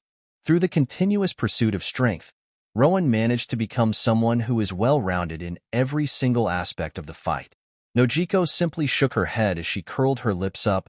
"Nami, do you know just what kind of insane training routine Rowan has gone through in Cocoyasi village?" If she were to think that Rowan trained himself in such a way every single day, Nojiko, to some extent, could understand why Rowan was able to become as strong as he was now. Phew, well, that was a good exercise. Now, exercise. The Twin Cats Pirates, Heart Pirates, and Bonnie Pirates all shouted with their eyes popping out comically. Let's move on to the next matter. Taking in a deep breath, Rowan placed his hands in his pocket as he began to walk off in a particular direction. "Grimheart, ya? Where are you going?" Law asked in curiosity, to which Rowan briefly turned his head back with a grin. "Fruit hunting." According to what he heard from Dan the last time, the ownerless devil fruit seemed to re-emerge from a normal and already existing fruit nearby. Although Rowan wasn't sure, it was worth trying to search for the Glint-Glint Fruit. After all, a fruit that grants the power of an element as incredible as the light wasn't something that he could merely pass by. Captain, don't eat that. You are going to die." One member of the Bonnie Pirates shrieked in disbelief all of a sudden, causing Bonnie, who was stuffing her mouth with various foods while spectating the scenery at the sea, to pause eating and gaze at the food that she was holding. It was a fruit, or to be more specific, a fruit-turned-devil fruit. "Munch. Huh." Bonnie muttered before throwing the devil fruit to Rowan. "Guess you found it now." "Ah, you are giving it to me?" Rowan stated in delight as he caught the fruit. To attain this fruit just like this, life surely is unpredictable. It had a shape of a star and was yellow in color. Its edges were twinkling in a mesmerizing way. Rowan didn't even have to look into the encyclopedia to understand that this fruit was indeed the Glint-Glint Fruit. "In return," Bonnie said while burping, "allow us to join your alliance." Rowan raised his eyebrow in surprise, but shrugged eventually. "Sure, why not?" Law, watching the scene, sighed in relief. "Good choice you made there, Jewelry Bonnie." Bonnie turned back to her crew, where they were staring at her with lingering sadness. What? Bonnie simply exclaimed as she took a bite off of the bread in her hand. "Do you really think that eating that fruit will make you as strong as Kizaru? Besides, Grimheart is the one who defeated Kizaru. It belonged to him.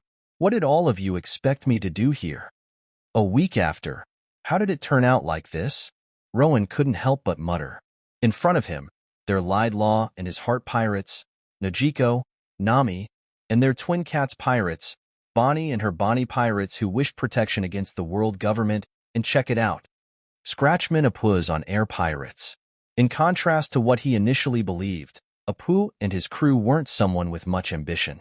They sailed for the purpose of satiating their musical needs through festivals and parties, while gaining artistic ideas and insights through their journey in the sea. If I join an alliance as big as this, there definitely will be lots of parties, oh yeah. Apoo rapped in delight. "Appa Papa, this is going to be fun." "Ugh, my ears." Bonnie, who was standing quite close to Apoo, covered her ears in pain. "Shut up already, you keyboard teeth." Papa. Apoo simply laughed boisterously. "I don't listen to the weaklings." "Huh? What did you say?" Bonnie gritted her teeth with a tick mark as she lashed out against Apoo comically. As for the ship of the Twin Cats pirates, they ended up taking the ownerless ship, Bloody Mary, which previously belonged to Davy Jean. That pirate crew seemed to have stacked up an incredible amount of wealth within. Rowan and the Twin Cats pirates split them in 2-to-1 ratio, with Rowan being 2. I forever pledge my loyalty to you, King Bob. Nami bowed on the ground with absolute joy that day, upon gaining 1/3 of Jean's wealth. After all, by logic, all of them belonged to Rowan.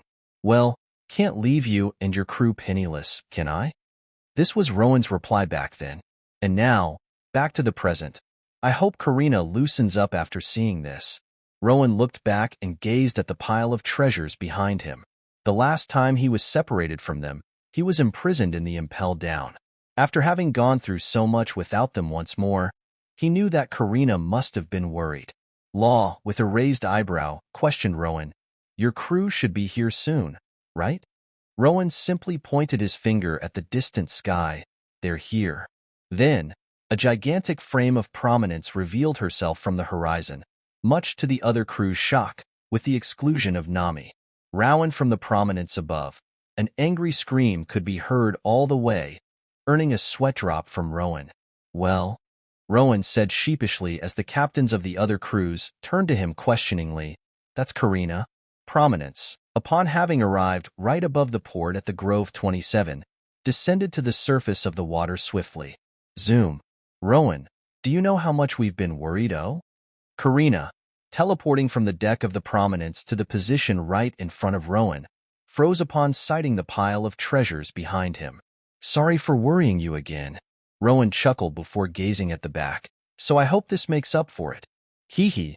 Hee hee. Karina began to laugh as she stared at the treasures with sparkling eyes, before to Rowan's surprise, giving him an abrupt kiss on the cheek. Love you, Captain. Rowan chuckled. You call me Captain only at moments like this, don't you? Hee hee. I like calling you Rowan more. Yo, Captain. From the deck of Prominence, Dan waved his hand. What's with all these people around? Carmen made a slight smile on her face. Did you really do all those that the newspaper told, Captain? Why? Have you ever seen Morgans telling lies? Oh, right. Rowan snapped his finger in realization, before grabbing the box nearby. Hey, Cavendish, catch. Guaha, they must be my fans. Hello there as well. Yes, calm down and come one by one. Huh? What is this, Captain? Cavendish, who was smiling haughtily, expressed his confusion upon catching the box that Rowan threw toward him. A present for you. Rowan thought about it for a week. Who should be the one to get this Glint-Glint Fruit?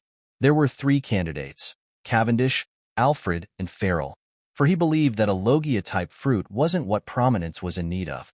And among those 3, Alfred wasn't necessarily the type to engage the fight head-on. He tended to rely on his creative inventions. Farrell wasn't really a combatant of the ship. Therefore, Cavendish was naturally the best candidate for the fruit. For me? I didn't know that you were my fan either, Captain. Of course, how can I refuse? I will take it gladly. Cavendish, who opened the box, widened his eyes upon sighting a devil fruit within. Why? What is it? Dan, out of curiosity, attempted to peer into the box, only to see Cavendish hurriedly gulping down the whole fruit. Devil fruit? Robin, from the back, muttered with surprised eyes. Oh, it seems so, Mademoiselle Robin. Alfred nodded with an interest, before humming, a fruit for Master Cavendish. I was wondering when he was going to get it after seeing how most of our crew had one. Nay. Farrell huffed. And of course, Farrell, Alfred smiled gently as he rubbed Farrell's head. We will be getting them as well.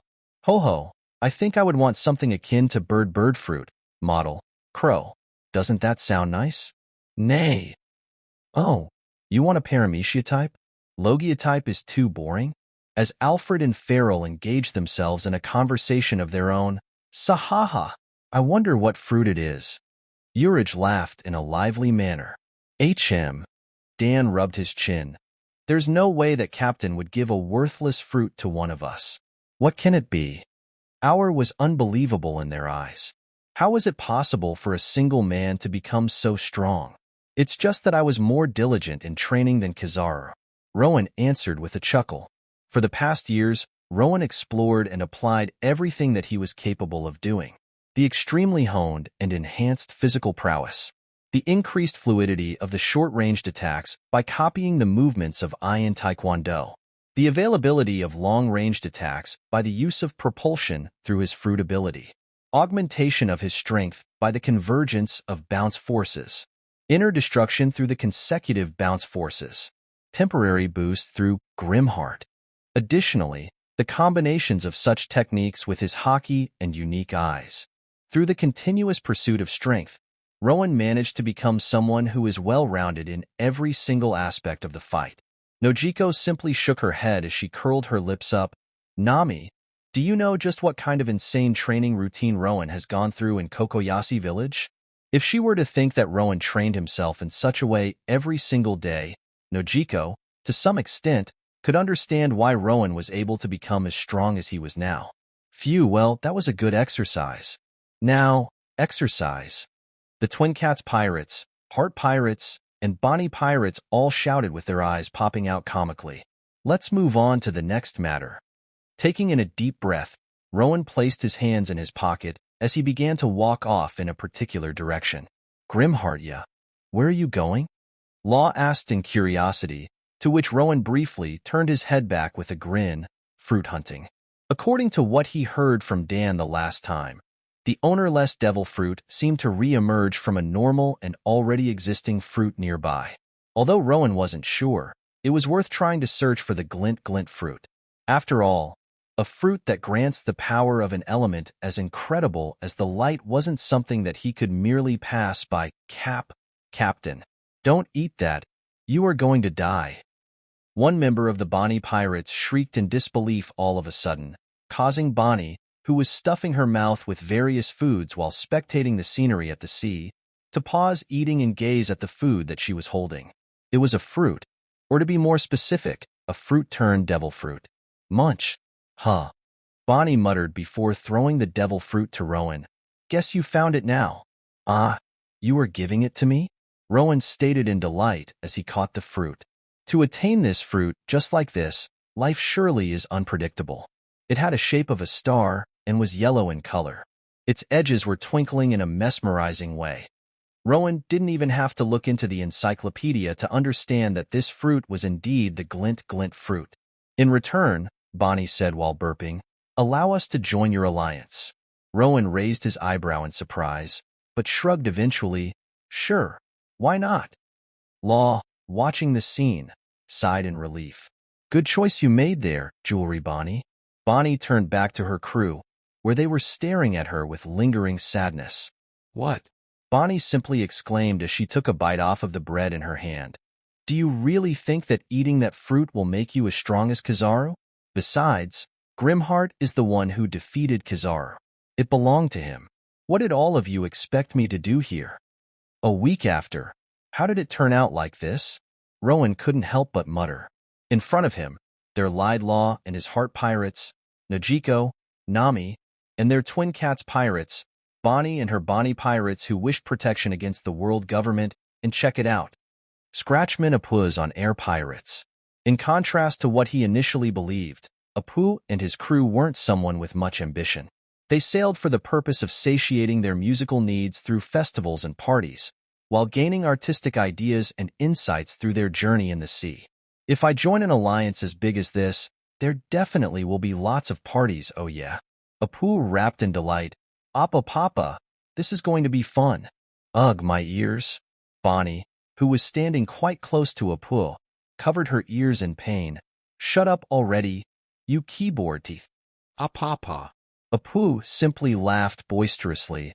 I don't listen to the weaklings. Huh. What did you say? Bonnie gritted her teeth with a tick mark as she lashed out against Apoo comically. As for the ship of the Twin Cats pirates, they ended up taking the ownerless ship, Bloody Mary, which previously belonged to Davy Jean. That pirate crew seemed to have stacked up an incredible amount of wealth within. Rowan and the Twin Cats pirates split them in 2-to-1 ratio, with Rowan being 2. I forever pledge my loyalty to you, King Bob.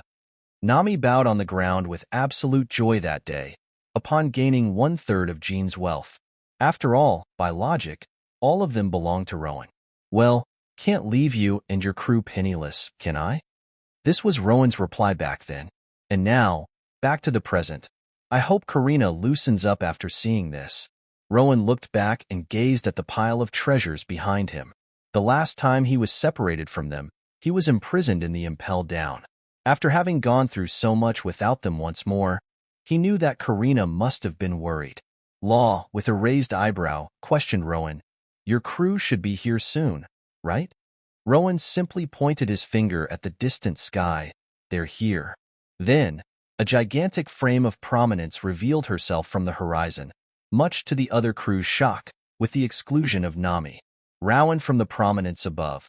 An angry scream could be heard all the way, earning a sweat drop from Rowan. Well, Rowan said sheepishly as the captains of the other crews turned to him questioningly. That's Karina. Prominence, upon having arrived right above the port at the Grove 27, descended to the surface of the water swiftly. Zoom. Rowan, do you know how much we've been worried, oh? Karina, teleporting from the deck of the Prominence to the position right in front of Rowan, froze upon sighting the pile of treasures behind him. Sorry for worrying you again. Rowan chuckled before gazing at the back. So I hope this makes up for it. Hee hee. Hee hee. Karina began to laugh as she stared at the treasures with sparkling eyes, before to Rowan's surprise, giving him an abrupt kiss on the cheek. Love you, Captain. Rowan chuckled. You call me Captain only at moments like this, don't you? Hee hee. I like calling you Rowan more. Yo, Captain. From the deck of Prominence, Dan waved his hand. What's with all these people around? Carmen made a slight smile on her face. Did you really do all those that the newspaper told, Captain? Why? Have you ever seen Morgans telling lies? Oh, right. Rowan snapped his finger in realization, before grabbing the box nearby. Hey, Cavendish, catch. Guaha, they must be my fans. Hello there as well. Yes, calm down and come one by one. Huh? What is this, Captain? Cavendish, who was smiling haughtily, expressed his confusion upon catching the box that Rowan threw toward him. A present for you. Rowan thought about it for a week. Who should be the one to get this Glint-Glint Fruit?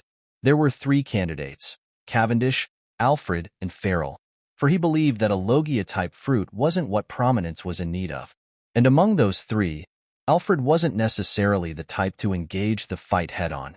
He tended to rely on his creative inventions. Farrell wasn't really a combatant of the ship. Therefore, Cavendish was naturally the best candidate for the fruit. For me? I didn't know that you were my fan either, Captain. Of course, how can I refuse? I will take it gladly. Cavendish, who opened the box, widened his eyes upon sighting a devil fruit within. Why? What is it? Dan, out of curiosity, attempted to peer into the box, only to see Cavendish hurriedly gulping down the whole fruit. Devil fruit? Robin, from the back, muttered with surprised eyes. Oh, it seems so, Mademoiselle Robin. Alfred nodded with an interest, before humming, a fruit for Master Cavendish. I was wondering when he was going to get it after seeing how most of our crew had one. Nay. Farrell huffed. And of course, Farrell, Alfred smiled gently as he rubbed Farrell's head. We will be getting them as well.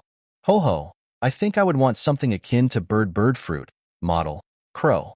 Doesn't that sound nice? Nay. Oh, you want a Paramecia type? Logia type is too boring? As Alfred and Farrell engaged themselves in a conversation of their own, Sahaha, I wonder what fruit it is. Urich laughed in a lively manner. Dan rubbed his chin. There's no way that Captain would give a worthless fruit to one of us. What can it be? Then, in front of everyone, Gwahahaha. Praise me, mortals. Cavendish, who was in T-pose, began to shine in bright white light.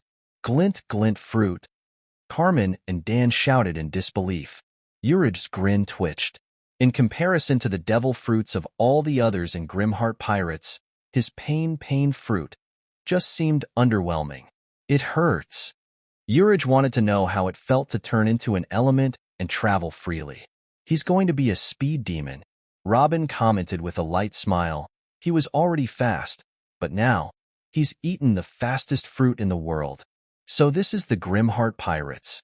From the side, Law muttered in a cold sweat. Each and every single member of this crew is capable on their own. Perhaps defeating Kaido really is possible, however. Law's thought was cut short, as, woohoo, Pirate Prince got an extremely strong devil fruit. Apoo shouted out loud all of a sudden, "This calls for a party." Yeah. The members of the on-air pirates all cheered in joy. Urge, who seemed depressed, instantly perked up with a grin. Someone knows very well. I'm impressed. Flash, flash, flash. Meanwhile, Cavendish was seen to be wildly flashing from place to place with bright light having enveloped his body, causing many to close their eyes in dizziness. Himph, flame is better. Carmen snorted. Nope, lightning is still the best. Dan retorted in pride. 300, 310, 320. Karina was busy counting the approximate values that the pile of treasures held. A party right before entering the new world? Rowan smiled in excitement. Why not? Chapter 135. Sabao di Arquipélago, Grove 27, Juli 1, 1522, yo. With all members of the Alliance gathered all together, a huge party was ongoing. Gather up all of the crew. It's time to ship out Binks Brew. Karina, with a mic in her hand, was singing with passion, as Apoo played various instruments on his body along with his crew at the back, to provide a harmonical tune that perfectly matched Karina's singing. C. Kingham, roasted to perfection. Carmen, who was holding a gigantic plate with a huge piece of delicious-looking meat on top, placed the dish down in the middle. Oh, that looks good. Bonnie, while drooling with anticipation, immediately jumped toward the dish. On the side, Nami was seen to be gazing intently at the sets of the cups that a member of Bonnie Pirates was swapping, before pointing her finger at one particular cup. I bet on this one. How? It's been the 15th time, and erg. That pirate groaned as he lifted the cup up, revealing the crumbled belly that was hidden underneath. Huh? Baraku's? No, we haven't been there before. Dan, on the other hand, was seen to be interacting with many others from the other crew, talking about the places that they've sailed before. A tornado. Huh. Well, as for Cavendish, Kaira. Marry me, handsome. He was busy with the hordes of female pirates who were swooning on him. Gwahaha. Calm down one by one. He was enjoying every moment of it. And at some distance away, Urge was hanging out with similarly muscular fellows. How much can you lift? Discussing their routines, capabilities, and more. Simply put, the whole grove was full of loudness, boisterousness, and a jovial atmosphere. I suppose this isn't bad. Rowan, as he took down the gulp from the mug of beer, grinned as he leaned back in his seat. This seems a bit too loose, though. Law, in serious demeanor, expressed his concern. We are literally in Sabaody Archipelago, the place that is extremely close to Mariehua and Marineford. That's what I initially thought as well, but... Robin, who was sitting on the other side, smiled. I think it should be fine. Captain alone was capable of stopping the whole Buster call, and now, all of us are here. Indeed. Alfred nodded in agreement as he placed his hand on top of Farrell, who was busy eating the piece of meat in front of him. Leave the worrying part for tomorrow. Wise words. Nojiko chuckled. To Law, this kind of situation felt so awkward. Partying. He and his crew have never actively engaged in an event like this before, and frankly speaking, he had no idea what to do. And from there, we began to ride along with this insane current of sea clouds above. Even worse, the path was cut off at the end. Any other crew would have died. Buet, of course, we were simply built different. While Rowan was busy boasting about his adventure to those around him, and my crew is so intelligent that we've built a submarine that doesn't need a coating to enter the Fishman Island. Law, within his mind, thought in a proud manner, though he was too embarrassed to say it out loud. As Rowan continued talking, Law momentarily turned his head to see what his crew was doing, only to see, Law, look, all of them putting the chopsticks between their nostrils and mouths in a weird manner. Law, with wavering eyes, simply turned his head back. I didn't see anything. I didn't. Hey, Law. As the party seemed to have died down, with all the pirates lying down somewhere and sleeping, Rowan called Law in serious demeanor. What is it? Your fruit ability is Op Fruit, right? One about surgery, which is capable of performing an immortality operation. Law's face turned stoic upon hearing Rowan. How did he find that out? Rowan had one inquiry to resolve for, and Law was the only one who knew the answer. I'm not interested in becoming immortal myself. If it happens to me, I won't hesitate to commit suicide. Rowan shook his head after having figured out what Law was worried of before asking, just tell me this. Is it possible to kill someone who received that operation? Law, although suspicious of the reason why Rowan would ask such a question, nodded nonetheless. Yes. Becoming immortal simply means one's body is forever sustainable. He or she still can be killed. Rowan nodded. Then that's enough for me. You asleep as well, Law? Rowan, with the full moon brightening the grove 27, asked within the dead silence. There wasn't any response, for Law, with his hat lowered, was sleeping soundly after some time passed by. After gazing up at the dark sky momentarily, Rowan looked down at his hand in contemplation. Bounce. Since learning the seemingly next stage of the Devil Fruit ability, known as the Fruit Awakening, Rowan couldn't help but wonder. A spontaneous production of vector off of the surface of myself, or an object that I touched, if spoken in a fancy way.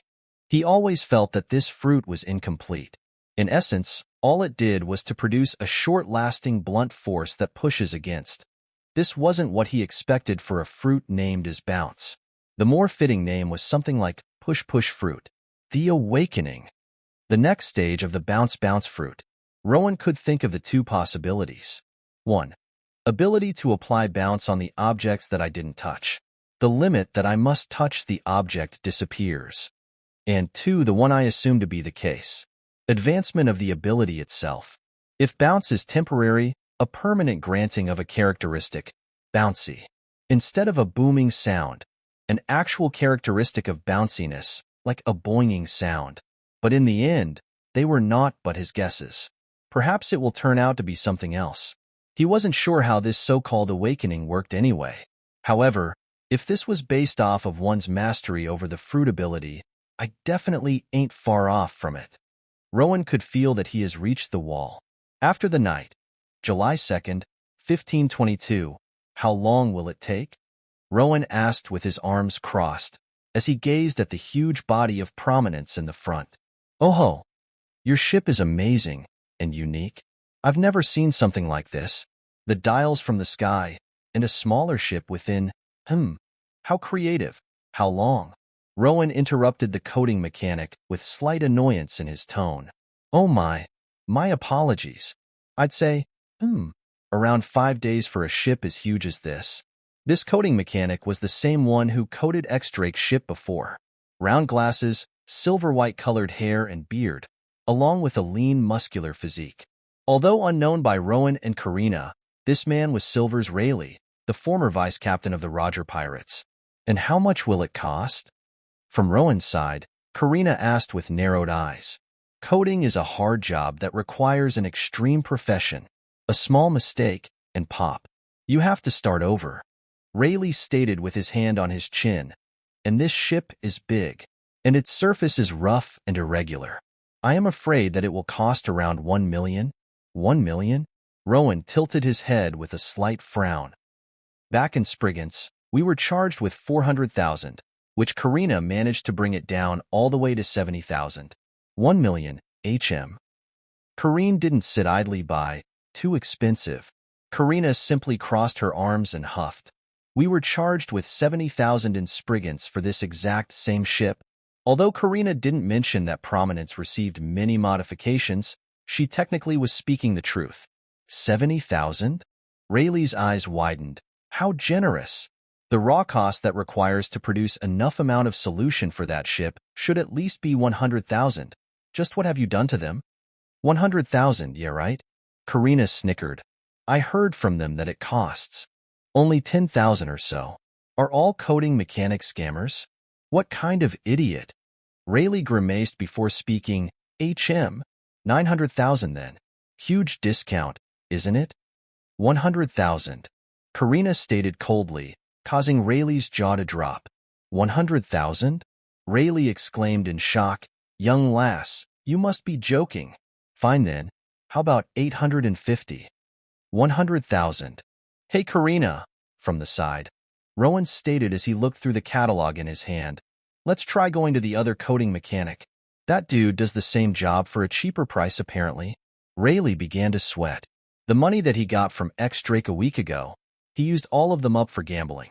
If his wife, Shaki, were to find that out, he couldn't fathom what would happen. No, I'm the best coding mechanic you can find here. Rayleigh, trying to calm himself down, said in a cold sweat. Fine.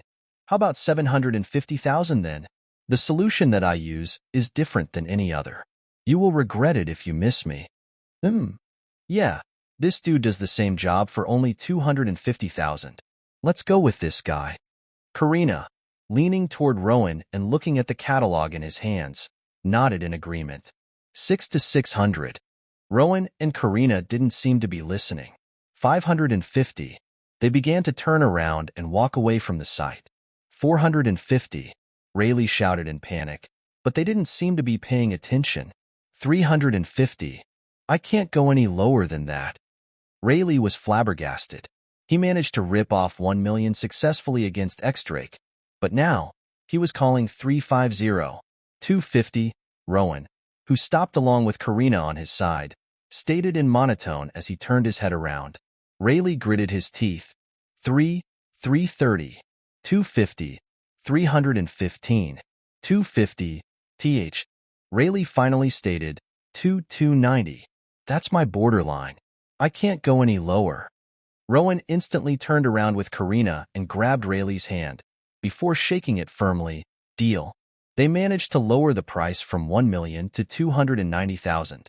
From afar, Nojiko, Nami, and the twin cats were seen to be taking down the notes while spectating the scene. July 7th, 1522. So her name is Tempest, right? Rowan asked as he rubbed his hand onto the embedded body of the smaller ship within prominence. He had to admit, just the slight sensation was enough for him to realize that the quality of the wood was significantly superior than Prominence's. Yeah, Frankie was going to name it the new Battle Frankie Fastwind Super. Karina shook her head.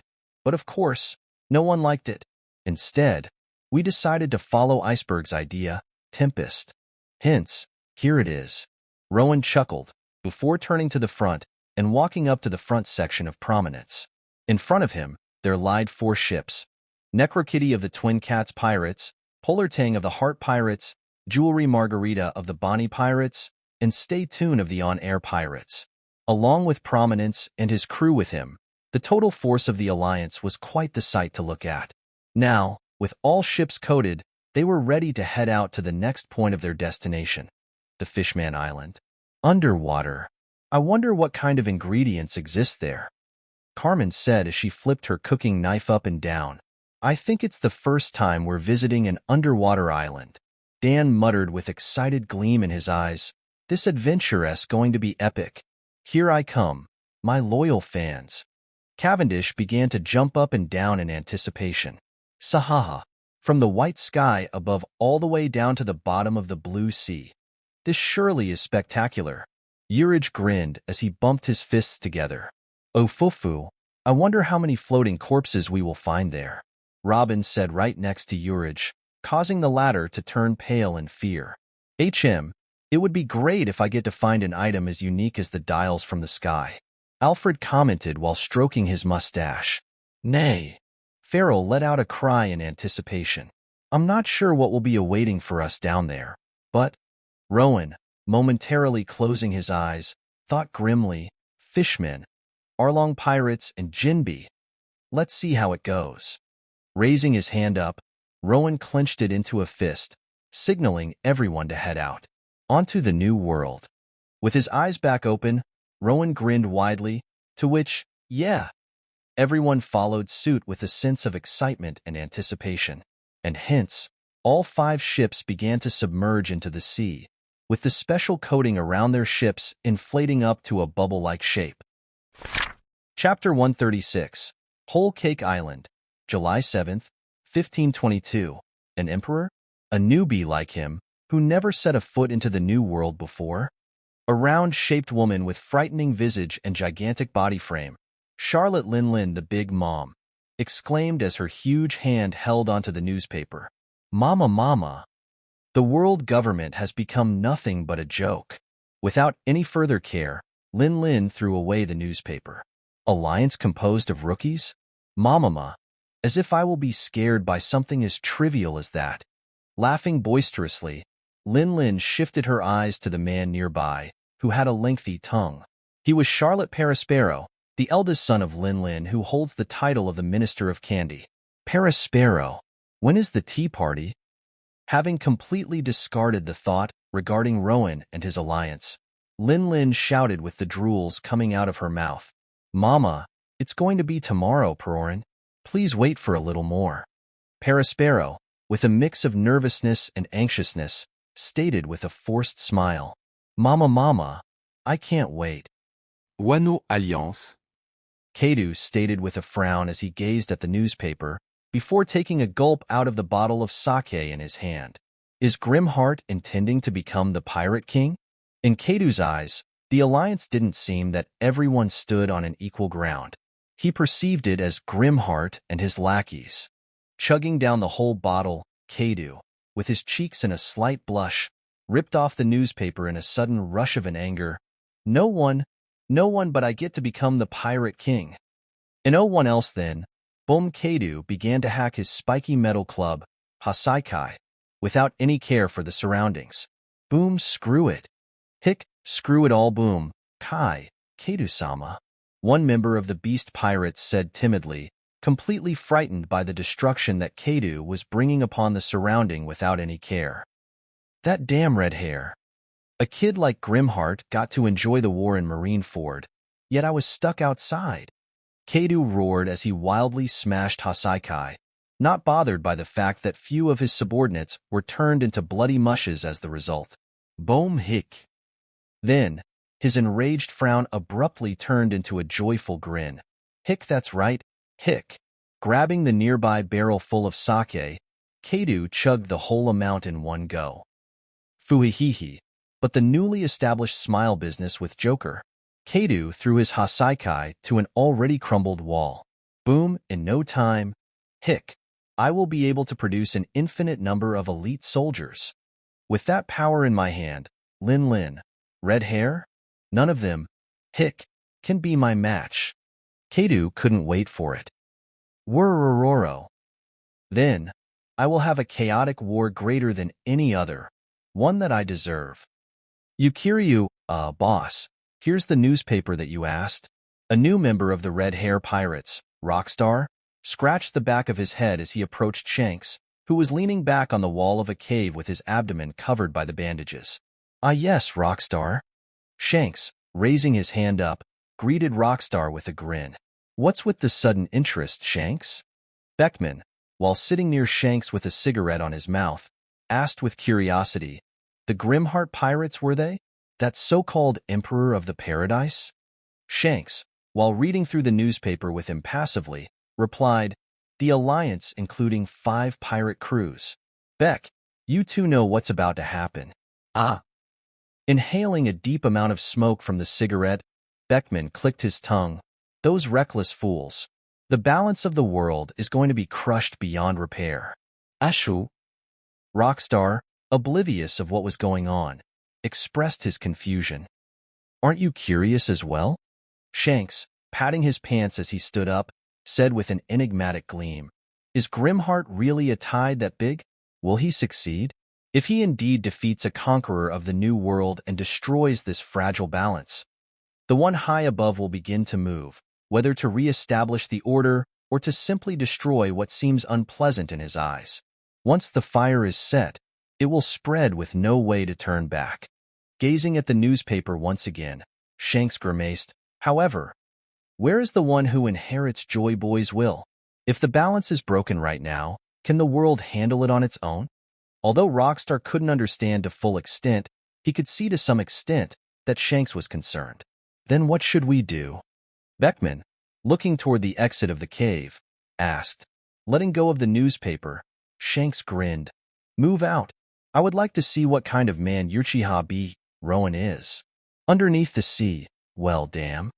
Carmen scratched her head with slight annoyance. We can't use the engine? It's not a short race just like the last time. In an extended travel like this one, we need to preserve as much air as possible. Karina shook her head with a huff. Why are you annoyed? Just look at these creatures out there. Aren't they mesmerizing? Dan exclaimed as he pointed at the huge, shark-like creature outside, only to have the view covered by the ship. Stay tuned.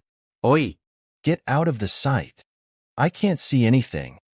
Dan shouted with a frown, but was ignored by the on-air pirates. Instead, Appa Papa. Apoo laughed before blowing his arm saxophone skillfully, much to Dan's annoyance.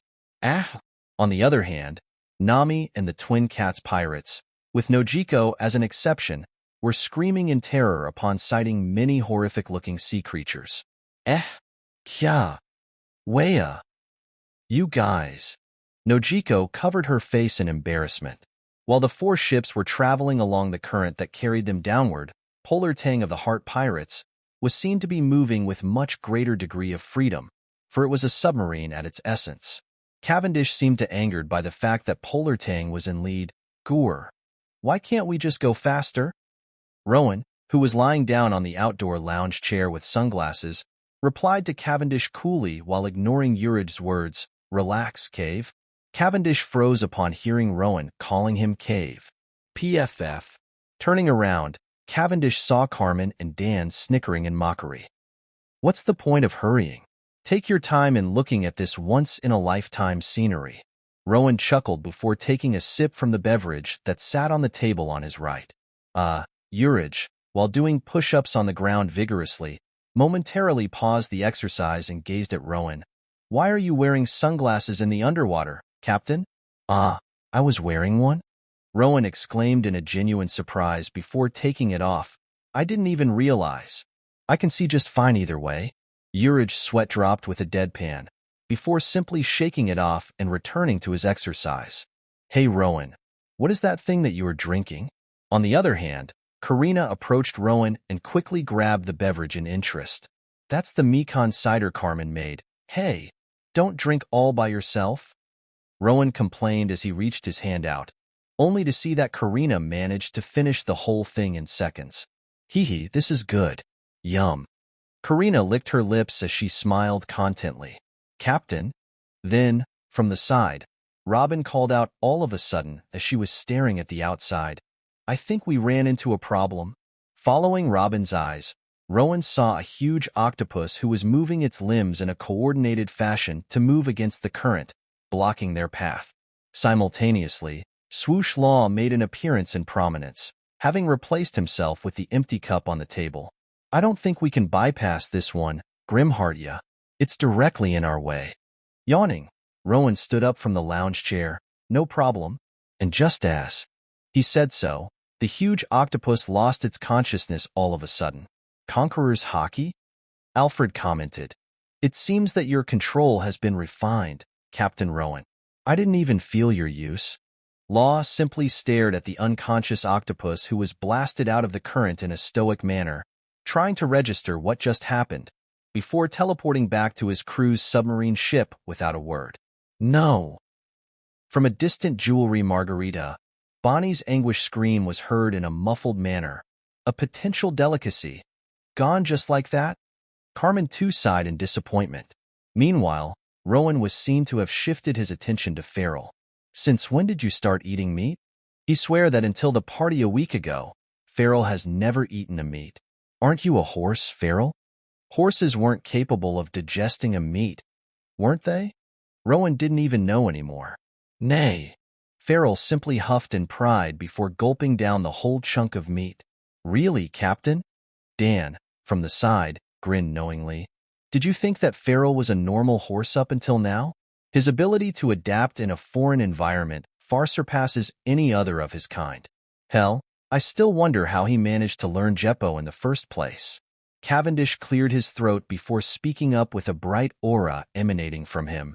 Feral is the best of all horses. The moment I set my eyes on him since my younger days, I knew that. Unfortunately for Cavendish, however, no one seemed to be paying attention. Or to be more precise, no one but one person. Turn off that light behind you already. Carmen, who barked at Cavendish while shielding her eyes. With a lively and jovial atmosphere, the 5 ships were nearing the Fishman Island. How long has it been? Karina sighed in relief upon sighting the large island that was encased with the large, bubble-like dome. Their travel up to this point was quite gruesome. It wasn't that they were given many hardships, but another batch of Fishman corpses. Dan muttered with an evident displeasure within his tone.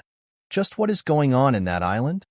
The whole sea was filled with quite high number of the dead bodies of the fishmen floating lifelessly. There was a huge fight here. Rowan thought with narrowed eyes. Someone, whether alone or by group, was trying to get into the island, and these men intervened the former's entry. They fought, and the former won, I presume. Fishman Island was a must-go-through for the pirates who were striving to enter the New World. With the notion that the number of pirates in the current era is greater than any other, Rowan initially believed that the inhabitants of this island must have found a way to handle the surge of pirates and preserve their safety. It now seemed that he was wrong. A blatant attempt to fight the enemies of unknown strengths. I have to say, these fishmen were quite thoughtless here. Nonetheless, it lessened the burden of him and his allies. After all, there no longer was anyone guarding the entrance. Head straight in, Rowan commanded in serious tone, to which all the other members of the Grimheart pirates nodded. Upon sighting that Prominence moved forward without any sign of stopping, the other 4 ships followed suit. What a letdown. Carmen clicked her tongue in irritation. After all these blood and floating corpses around destroyed the pleasant atmosphere that they had. Don't let your guard down, Karina said coldly as she raised her body up from the chair. I suppose that my time to shine has come earlier than expected, Cavendish remarked as he gripped on the hilt of his sheathed sword, Durandal. And Dan, who took the hold of the steering wheel, exclaimed as the coating around Prominence came in contact with the bubble-like layer of the Fishman Island, "Here we go." Pop, just as Prominence passed through the layer, the coating around the ship has become undone. Subsequently, pop, pop, pop, pop, all other 4 ships entered the island as well. Then, splash due to having entered through the ideal spot for entry, all ships landed on the surface of the blue sea within the bubble dome without any trouble. Appa Papa! We made it! From Stay Tuned, Apoo shouted loudly while lifting his long arms up victoriously. The Twin Cats pirates, Heart pirates, and Bonnie pirates all sighed in relief while inspecting the surrounding. Don't let your guard down yet. From the deck of Prominence, Rowan stated as he gazed at the far distance away from the site, where he managed to see many soldiers swimming toward them ferociously. Hearing Rowan, everyone immediately tensed, ready for the fight. Eventually, those soldiers did come within their sight as well. However, right at the moment where the soldiers too identified who they were, it's Grimheart. Upon sighting Rowan, they began to swim back to where they came from. Rowan's sweat dropped. It seemed that Rowan's name managed to reach all the way down to the Fishman Island. Chapter 137, Fishman Island, Waterwheel Town, July 8, 1522. Quiet. That was how Rowan assessed the island upon taking a step forward. Peaceful scenery with interesting-looking coral buildings. The space above that is illuminated by the sunlight tree eaves roots. Strangely enough, there was no inhabitant to be seen nearby. And most of all, a water wheel? Alfred exclaimed knowingly. In the center of this village, there lied a huge water wheel that continued to spin non-stop. As it did so, the creaking sounds were heard in the ears of all pirates within the area. Spin. With their eyes locked onto the spinning water wheel, Rowan, Nojiko, and Nami turned solemn. Mr. Genzo, a kind sheriff who took care of Rowan in his deceased parents' stead, He always wore a pinwheel on his hat ever since Nami was frightened by his visage. Rowan couldn't help but sigh as he turned his eyes upward, where another location encased by the smaller bubble, Ryugu Palace, could be seen to be sitting right above the Fishman Island. "Hey, Rowan, are you all right?" Karina asked with a concern written on her face. Turning his head, Rowan gave a weak smile to Karina. "Yeah, don't worry about me. What has already happened cannot be changed. Mr. Jinzo fought bravely against the Arlong pirates until the end. Revenge? Perhaps. However, killing those innocent inhabitants of this island wasn't an act of revenge. It was a massacre. There were only two people for him to look for: Hatchan and Chu, the two fishmen among three, including Karubi, who managed to escape from Cocoyasi. Depending on how they behave, Rowan's decision will vary. Having calmed himself down, Rowan voiced out, "Spread out and gather the information. One thing to note, however, is my plea to you." The captains of the other four crews listened. Although Rowan said the word plead, his tone was domineering, as if he won't accept any refusal. Their statuses were supposed to be equal, but no one seemed to be questioning Rowan's attitude. Do not plunder or kill from the innocents. Leave the weak alone, unless they acted upon you first. After all, he was always counteractive. Eye for an eye, tooth for a tooth, in most of the cases. As long as they respect him, so will he. If someone goes against this request of mine, consider my alliance with you and your crew over. Fishman District, approximately 1 hour later. What do you think, Captain? A member of the on-air pirates asked after looking to his left and right. Can Grimheart really defeat Kaido? Apoo placed his hand on his chin playfully, before lowering it back down and stating, "Nope." While he loved partying, this was this, and that was that. In the end, he's just like us, the rookies. He never set a foot onto the new world. Captain? The other member of the crew raised his hand up questioningly. Grimheart demolished the whole Eni's lobby and killed Kizaru. Shouldn't that be enough? You idiot! Apoo angrily shouted as the sound wave blasted out of him, before exploding onto his crew member weakly. Ow! Holding his bruised cheek, the crew member whimpered. The emperor that these fools are trying to face is none other than the strongest creature of the world. Do you think with just 4 rookies and one totally useless crew of those cats, we can win? Apoo barked in a cold sweat. If only they didn't seize our ship, I wouldn't even have dared to show my face in front of Grimheart.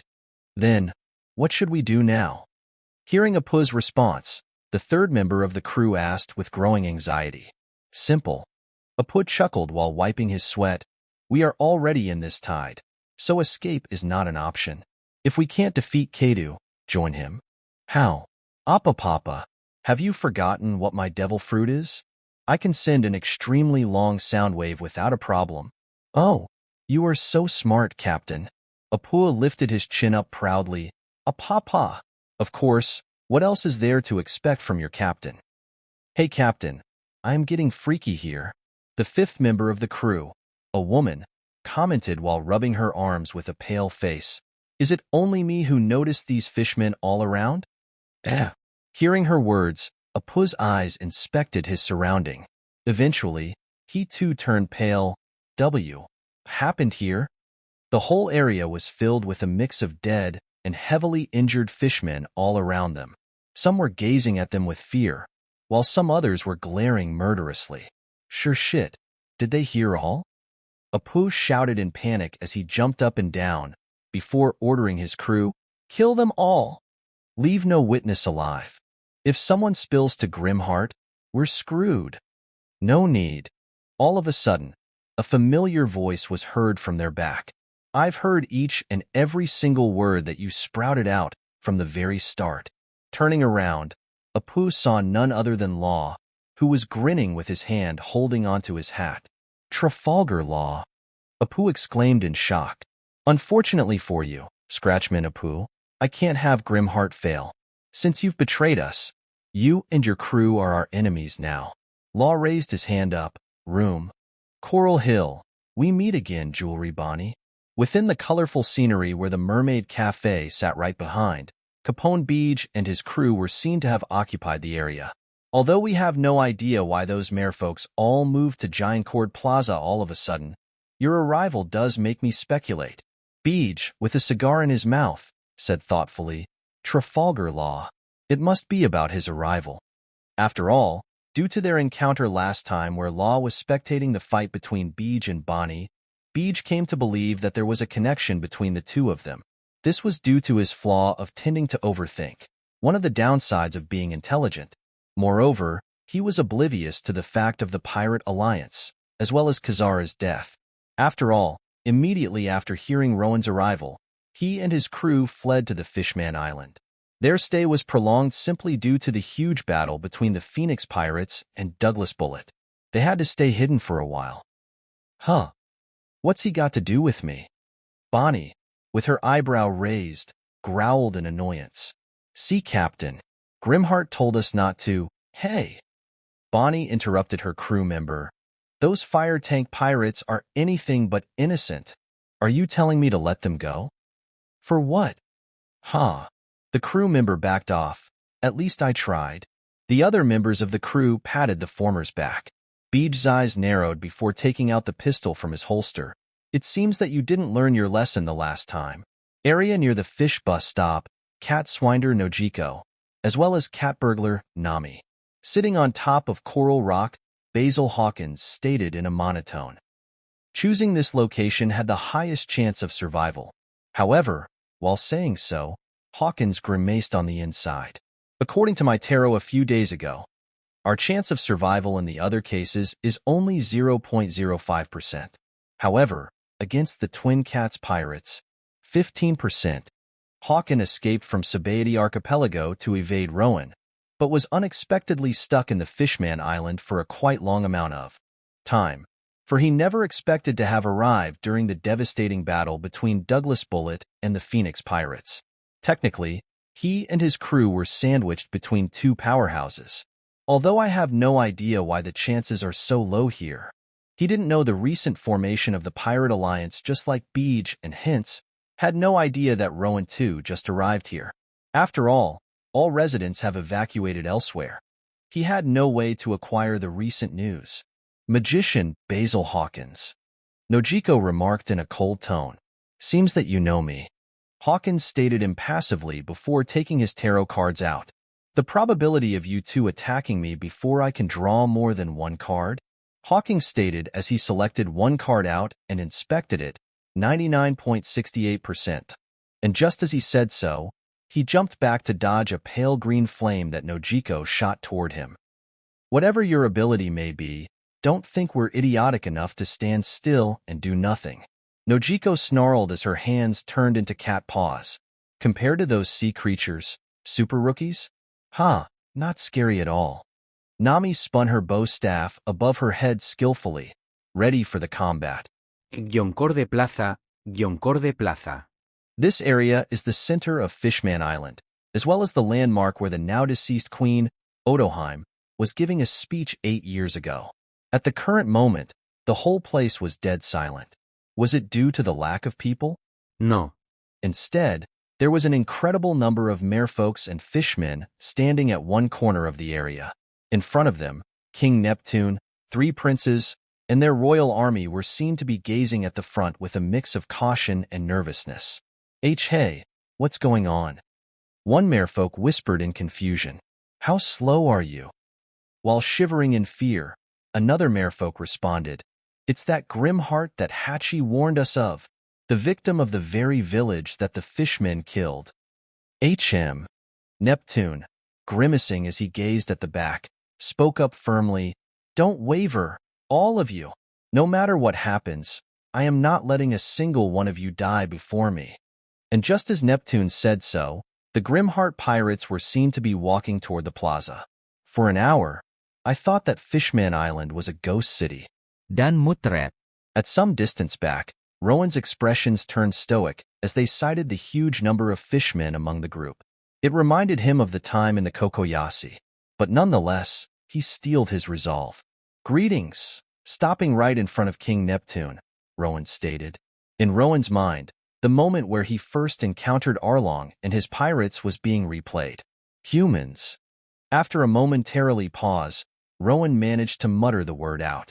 Those who live under the surface too are human beings.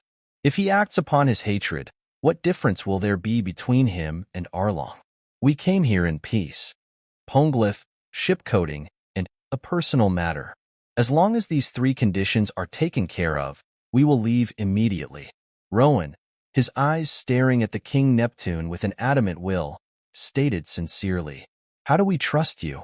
Slowly, in a cold sweat, King Neptune spoke up. I know how it feels to be in your shoes.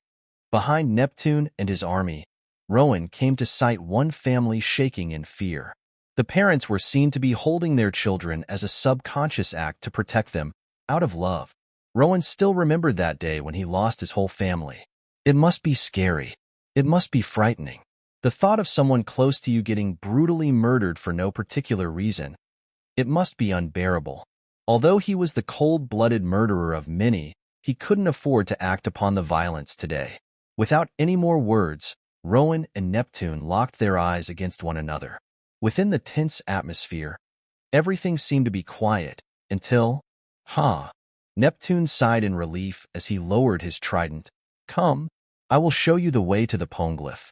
Having reminded himself of his deceased wife, Queen Odoheim's words, Neptune decided to place his trust in the humans in front of him. Sea Forest, I apologize for the previous hostility.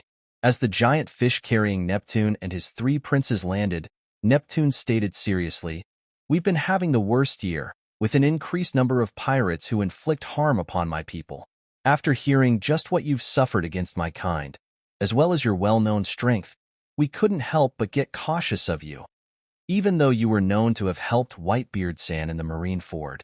Splash simultaneously, prominence descended from the air above and landed on the water. I'm fine with that. Rowan responded before asking, so this is where the Poneglyph lies? Right in the forest over there. The coding mechanic named Din lives here as well. Neptune took a deep breath before stating, and as for your personal matter, I presume that it's about Hatchan and Chu, who were part of the Arlong pirates years ago. Chu was killed by a man named Douglas Bullet a few days ago, but Hatchan is in there with the Phoenix pirates. Rowan's eyes widened, but quickly calmed down before nodding. I give you my gratitude. Rowan jumped off of the prominence, to which his crew member all followed suit without a word. Carmen, Dan, and Cavendish. Without turning back, Rowan spoke up to his crew members. Law and Apoo are fighting. Nojiko and Bonnie ran into some troubles. Go resolve the situations for me, will you? Somehow, Rowan managed to see through it all with his observation hockey. The three of them nodded. Roger that. Got it, Captain. Gwaha, leave it to me. With the three of them flashing out by turning into their respective elements, Rowan and the rest of the crew walked into the forest. Chapter 138. Fishman District, Apapapa. What made you think that you can defeat me, Trafalgar? Apoo laughed boisterously upon hearing Law's claim. However, this laugh wasn't simply based on a mockery. The laugh itself was his attack. I already have familiarized myself with your ability, Apoo. Law moved his hand in a twirling motion. Shambles. Swoosh. Law immediately disappeared from the spot, where Apoo's sound wave bypassed by. And at the same time, Yahoo! With Beepo's bark, the Heart Pirates all entered the scene. Clang bang bang as the Heart Pirates and on-air pirates have begun their fight. Heh! No one can get away from my fighting music. Apoo grinned before banging his fists on his own chest. Check it out, Scratch! Boom! As his fists impacted his chest, an incredibly potent sound wave blasted out toward Law. Law frowned as he quickly swiped his finger up. Tacked. A piece of boulder nearby floated up instantly, and at the next moment, BOM. The boulder exploded due to the impact of Apoo's technique. Apapapapaw. Apoo laughed wildly as his jaw turned into a symbol. Subsequently, he pressed his head down and generated a noise. Slash. Law quickly dropped low to the ground in order to dodge Apoo's concentrated wave of sound. Immediately after, having sighted a pebble next to Apoo, Shambles.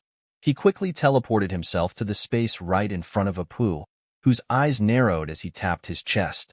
Bop. However, In contrast to Apoo's expectation, nothing happened to Law, who was smiling cunningly. You don't tell me. Apoo shouted in realization as he saw the plugs on Law's ears, for his ability essentially had no effect on whoever was blocking one's ears.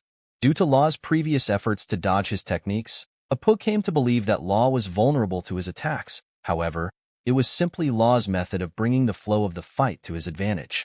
Amputate. And now, Law was seen to be swinging his blade, Kikoku, through Apoo's exposed abdomen without any resistance. Apoo's upper half, not separated from his lower half, was flying up in the air. However, Apoo did not panic. Instead, using his long arms to his advantage, Apoo quickly took off the plugs from Law's ears. Alalala echo. Immediately after, from Apoo's mouth, a powerful sound wave blasted out and impacted Law at a point-blank range. Boom, heh, not bad. Law, with a bruise on his chest, was sent propelling backward. However, he quickly regained his ground and dashed at Apoo once more, whose upper body was about to land back onto his lower half. Appa Papa, do you really think that this alliance can defeat Kaido? Just look at you, Trafalgar. You can't even defeat me, Apoo said with a distorted grin as Law's outstretched hands were now right in front of him. Be serious for once, will ya, Apoo? Law said coolly before his thumbs came in contact with Apoo's body, where his upper and lower halves joined back just in time. Scratch slash. Countershock. PAZD then, Apoo found himself puking out blood as his body momentarily became numb and unresponsive, for the sudden burst of electricity was emitted from Law's thumbs and spread throughout his body. Thud, Apoo barely managed to mutter as his whole body was now lying on the ground. Sea Captain. One member of the on-air pirates cried in worry as he clashed his sword against the member of the Heart Pirates. However, there was nothing that he could do. If this is all it takes to defeat you, Scratchman Apoo, Law, sheathing his sword back in, stated casually, your absence will make no difference to us. Lowering his hand and touching Apoo's exposed chest, mess.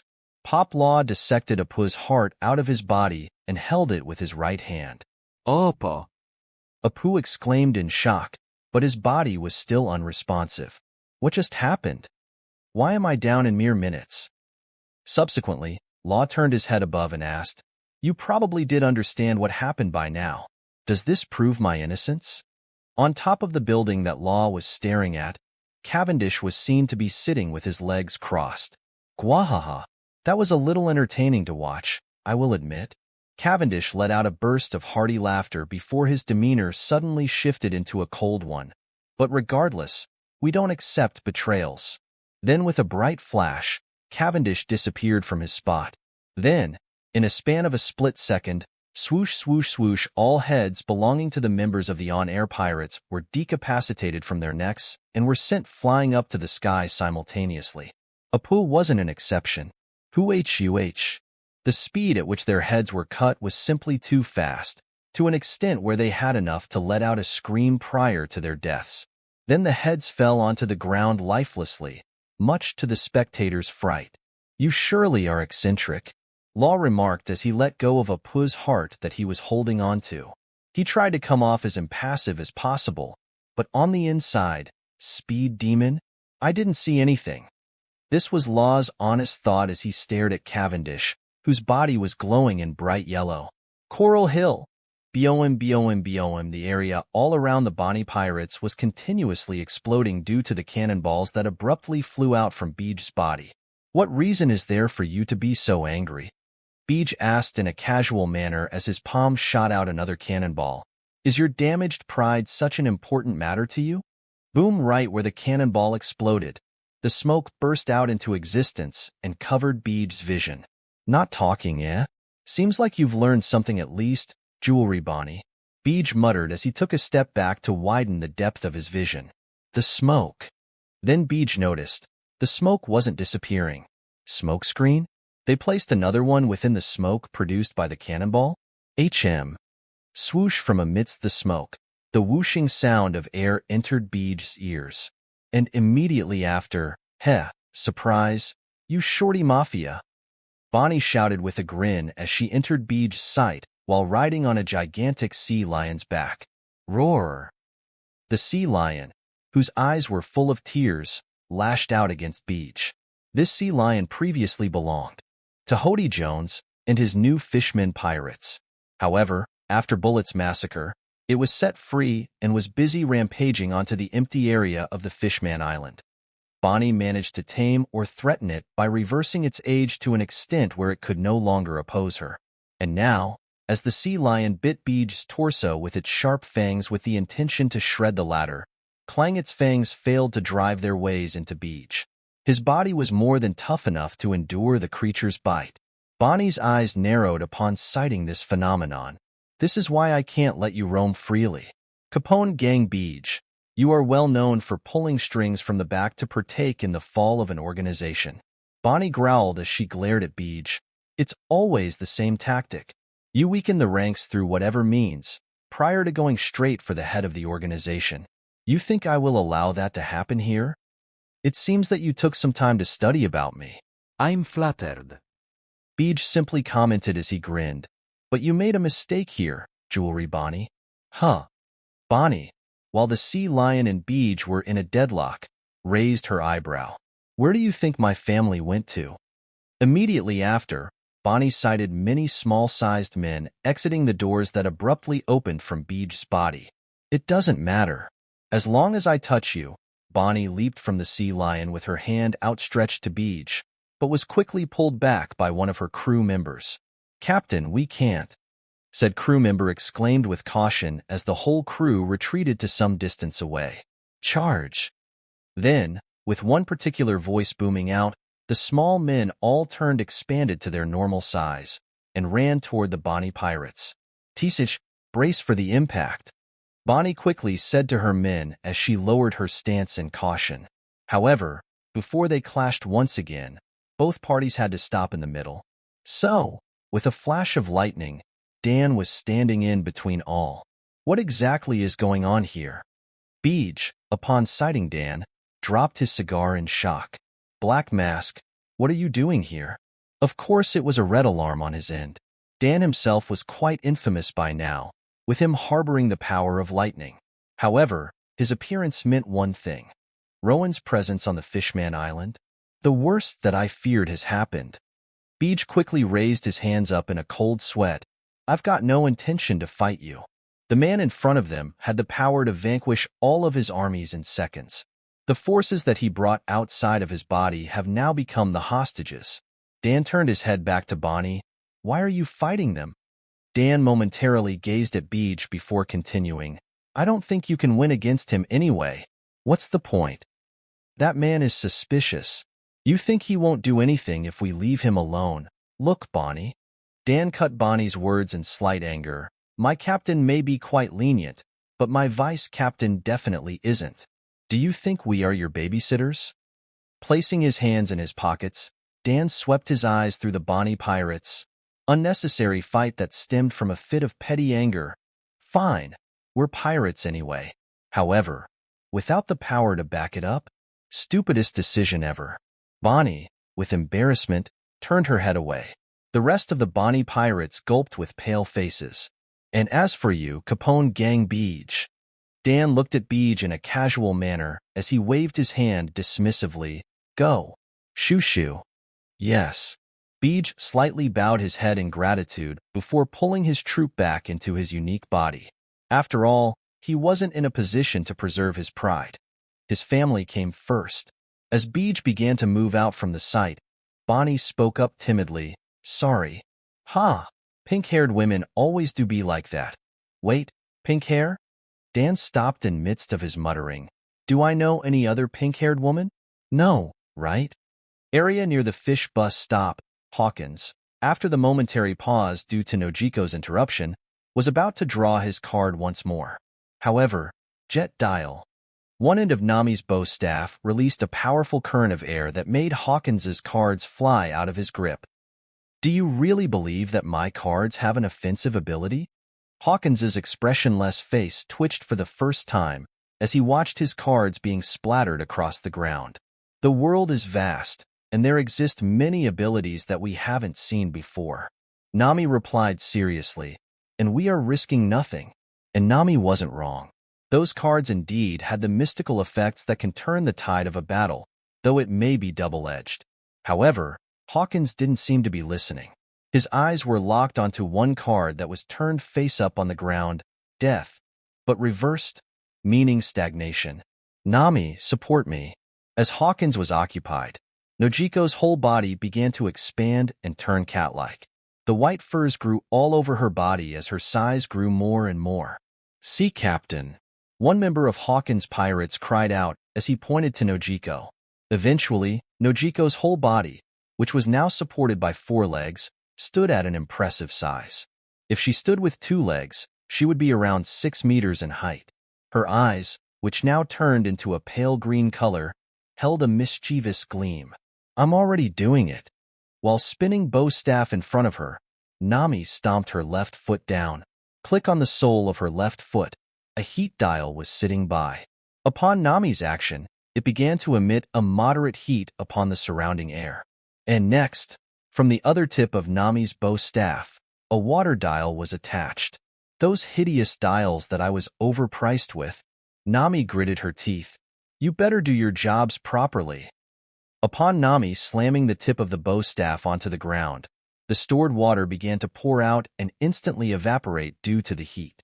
In mere seconds, the area surrounding Nojiko and Nami was enveloped in the vapors. From some distance away, Hawkins stared at the scene with wariness. "Chance of them attacking me when I try to pick up my cards? Definitely 100%. Nami began to spin her bow staff at a rapid pace while activating the jet dial. The vapor began to condense around her bow staff and swirl around magically. "Nojiko." Upon Nami's signal, Nojiko blasted out a wave of pale green flame from her mouth, and simultaneously, cyclone tempo. The swirling mass of vapors left Nami and converged with Nojiko's pale green flame. An impressive pale green tornado flew toward Hawkins, who noted that his crew members were standing vulnerably behind him. Demon conjuring phase. Hawkins's body grew into a straw doll demon-like creature and took the full brunt of Nojiko and Nami's combined attack. Simultaneously, Nojiko slashed her claw onto Hawkins, causing the latter to take few steps back as the result. Life -2. From Hawkins's right arm, 2 straw dolls emerged and fell onto the ground. At the same time, 2 people who were held tight by the ropes by the Hawkins pirates fell lifelessly. "Thud thud, that's a freaky ability," Nami commented with narrowed eyes. On the other hand, Nojiko's eyes glowed as her voice boomed out, "Arise." 2 dead corpses, encased by the pale green hue, stood back up lifelessly, much to the Hawkins pirates' shock. Click from the sole of Nami's right foot. A cold chill emanated. Cool dial. The hot and dry air was quickly cooled down, causing the air to condense and become denser in an instant moment. At the same time, the rest of the Twin Cats pirates seized the opening they saw, due to the Hawkins pirates being occupied with slaying the dead bodies that kept rising back up to strike them. One member of the Twin Cats pirates, Sophie, was seen to have turned her body into a pillow to soften the impact of a metal club from one member of the Hawkins pirates. Meantime, Hawkins clashed his sword against Nojiko's claws. Clang. Straw sword. The sword morphed into a straw and wrapped around Nojiko's claws. Immediately after, Hawkins raised his free hand toward Nami, who was standing at some distance away, and shot the sharp nails toward the latter. Swoosh, however, contrary to his expectation, they simply went through Nami's figure, which dissipated into nothing. A mirage. Hawkins expressed his surprise. Too late. Nojiko, with her claws still tied, grinned as her body began to shrink to a hybrid form to escape from Hawkins's grasp. Simultaneously, Nami was behind Hawkins with her bow staff raised up above her head. Bam bam bam then, she unleashed a skillful combo onto Hawkins, causing the latter to crash into the nearby building. Boom one now, standing and taking a deep breath in. Nami raised her head above the roof of one particular building and called out, "Don't step in, Carmen." Carmen, who was spectating the scene with seriousness, replied, "You better finish it quick." Unlike Bonnie with Beej's case, Nojiko and Nami did have enough strength to go toe-to-toe against Hawkins. Sea Forest, didn't expect to see all of you again so soon, messieurs, Alfred stated as he looked at Marco, Ace, and the other Phoenix pirates. Just what happened to you? How come all of you are looking worse than 2 weeks ago? Marco Said, bullied Joy. He was bullshitting about how he will test our strengths when we were freaking injured and left after beating us up. Ace spat on the floor out of anger. Something is wrong with that guy on the head. I see, Alfred said in surprise. Huh. Marco shook his head. We simply want to return to Sphinx as fast as possible right now. We got to give Pops a proper burial. But that damn bullet, he fought us for like, what, 3 to 4 days?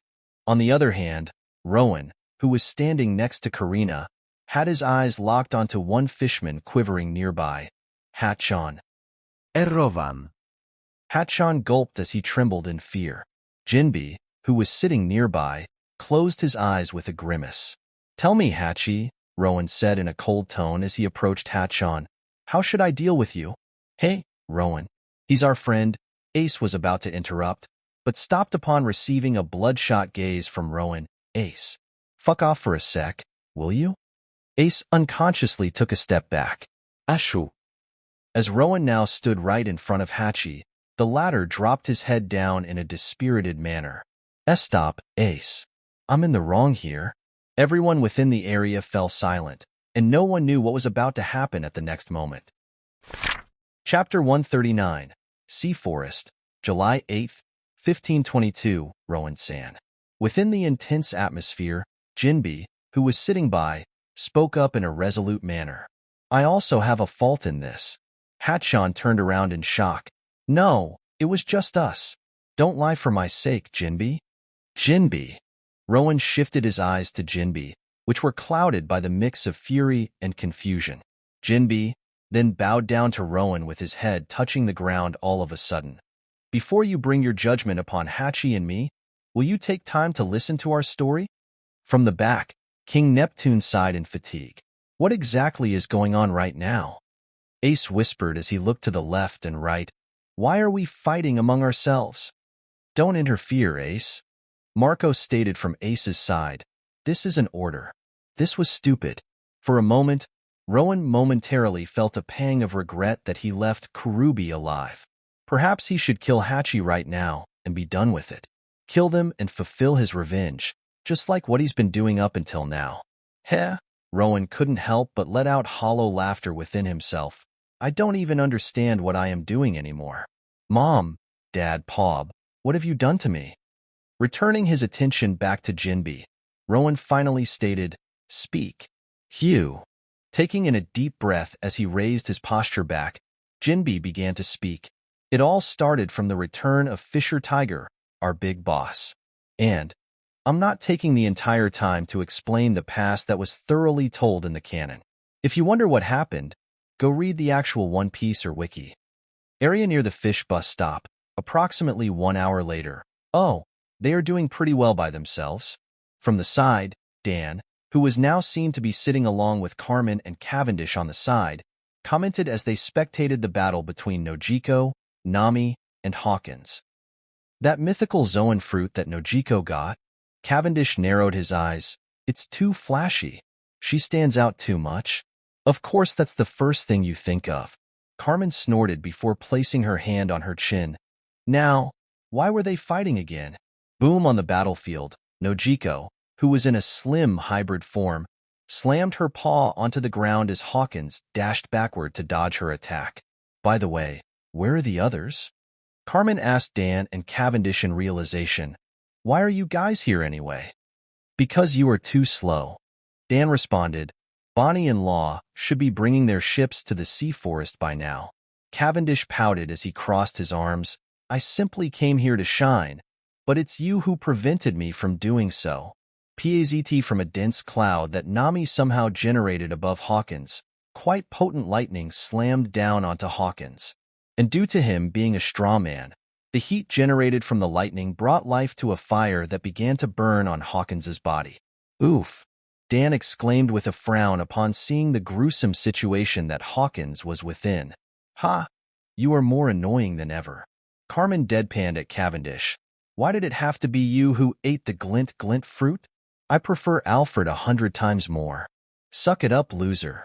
Cavendish wiggled his eyebrow as he took out a rose and began to munch on it, which earned a growl from Carmen. You want to have a go, light-headed moron? Bring it on, toasted brain. Boom! The Twin Cats pirates and Hawkins pirates came to a stop upon hearing a loud noise on their side. What are they up to? Hawkins, who was still in a gigantic straw doll devil form, thought in a cold sweat, why are the Grimheart pirates here? And the way they communicated with those Twin Cats. This is why the rate of survival was low, I see. Carmen and Cavendish were seen to be fighting among each other. Fruitability is the only thing you know, huh? Yeah. Cavendish screamed childishly as he blasted a beam of light. Says the idiot who doesn't even know how to use 1% of his fruitability. Carmen retorted with a similarly childish scream as she blasted a ball of flame. Come on, you guys. Dan, who was sitting by, groaned as he covered his face in embarrassment. The Twin Cats pirates and Hawkins pirates stared at the dispute between Carmen and Cavendish with a dull look, before turning their heads back to each other. Hey Nojiko, Nami whispered as she squinted her eyes at Carmen and Cavendish. Is that how our fight started? Nojiko bent down and lifted up one tarot card that was scattered on the ground. Before inspecting it, it's just a normal card. Then, both of them turned their attention to Hawkins, who was seen with burns, gashes, and bruises all over his body. His state seemed miserable. What? Hawkins muttered, trying to come off as impassive as he could. The reason he was in such a state? Well, he was distracted by the sight of Carmen, Dan, and Cavendish. What will happen if he defeated Nojiko and Nami? He had to look for what lied beyond the victory of his crew, and this led to the current situation. Boom, fuck you. No, fuck you. Dan shouted in annoyance. Fucking stop already. Here. Nojiko threw the card in her hand back to Hawkins. What are we doing here? You've realized that just now? Hawkins felt like cursing against his character. Well, too bad. Nami said while leaning her bow staff on her shoulder. I still had a few more tricks to test out. Hawkins unconsciously shivered upon hearing Nami's words. I never had any intention to fight any of you. Hawkins decided to sacrifice his pride in return for the survival. I apologize if my attempt to conduct my fortune-telling felt threatening. Nami nodded comically with her eyes closed. You are forgiven. Just don't do your fortune-telling thingy ever again, all right? Nojiko stated as she retracted back to her human form. Hawkins's fists clenched in anger. With a tick mark on his forehead, he took in a deep breath to ease his anger. Huh. Nojiko raised her eyebrow. Are you angry? Hawkins was so close to exploding. He, the magician who was known to never reveal his emotion to anyone, was so close to losing his senses in anger. No, I am not. Bringing his crew together before they get attacked once again, Hawkins made a swift escape. Boom, Die Alreadi. No, you. All that was left in the field now was the Twin Cats pirates and Dan spectating the fight between Carmen and Cavendish. Sea Forest, and therefore, it was me who sent Arlong and his crew to the Cocoyasi village. Jinbe ended his statement with evident guilt on his face. I didn't know that Arlong would go to such an extent that he will do the very same thing that we suffered against. Now, with everything have been said, even if you were to end us, we will accept it gladly. Hatchon simply sat silently with his head lowered. Huh. Rowan sighed hollowly as he gazed up. Arlong was one despicable asshole. Should have given him the death worse than a simple shard by the neck. Rowan began to walk toward Jinbe and Hatchon. Everyone stood by, awaiting Rowan's action. Oi, Rowan. Ace voiced out in a cold sweat. Are you really going to do it? Shut up, Ace. Jozu barked at Ace with seriousness. Regardless of our relationships at the current moment, the fact that they partook in bringing such a tragedy upon Rowan can't simply be overlooked. However, in contrast to everyone's expectations, Rowan simply walked past Jinbe and Hachi. Jinbe. While walking, Rowan spoke out in a monotone, then protect your island properly. You say that Odoheim's will is rendering you unable to enter the island because you are wanted? You gotta be kidding me. You are willing to let those pirates harm your people and give rise to another batch of folks who bear hatred for humankind? Jinbe raised his head up in surprise. Hachi, as for you, I really wished for you to be the same old Hachi as before. I would have enjoyed killing you.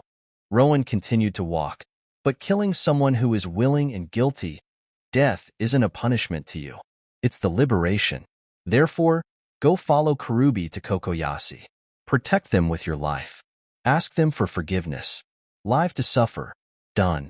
Hatchan felt his jaw gaping open. But Hatchan weakly spoke up. I was part of the Arlong pirates. Why are you letting me go? He couldn't understand. He thought that he will suffer a fate worse than what his imagination was capable of thinking. Not this act of virtue that could hardly be seen in the great era of the pirates, and from the infamous Grimheart, nonetheless. I know that you've killed thousands, so why spare me? Because that's the torture greater than any other.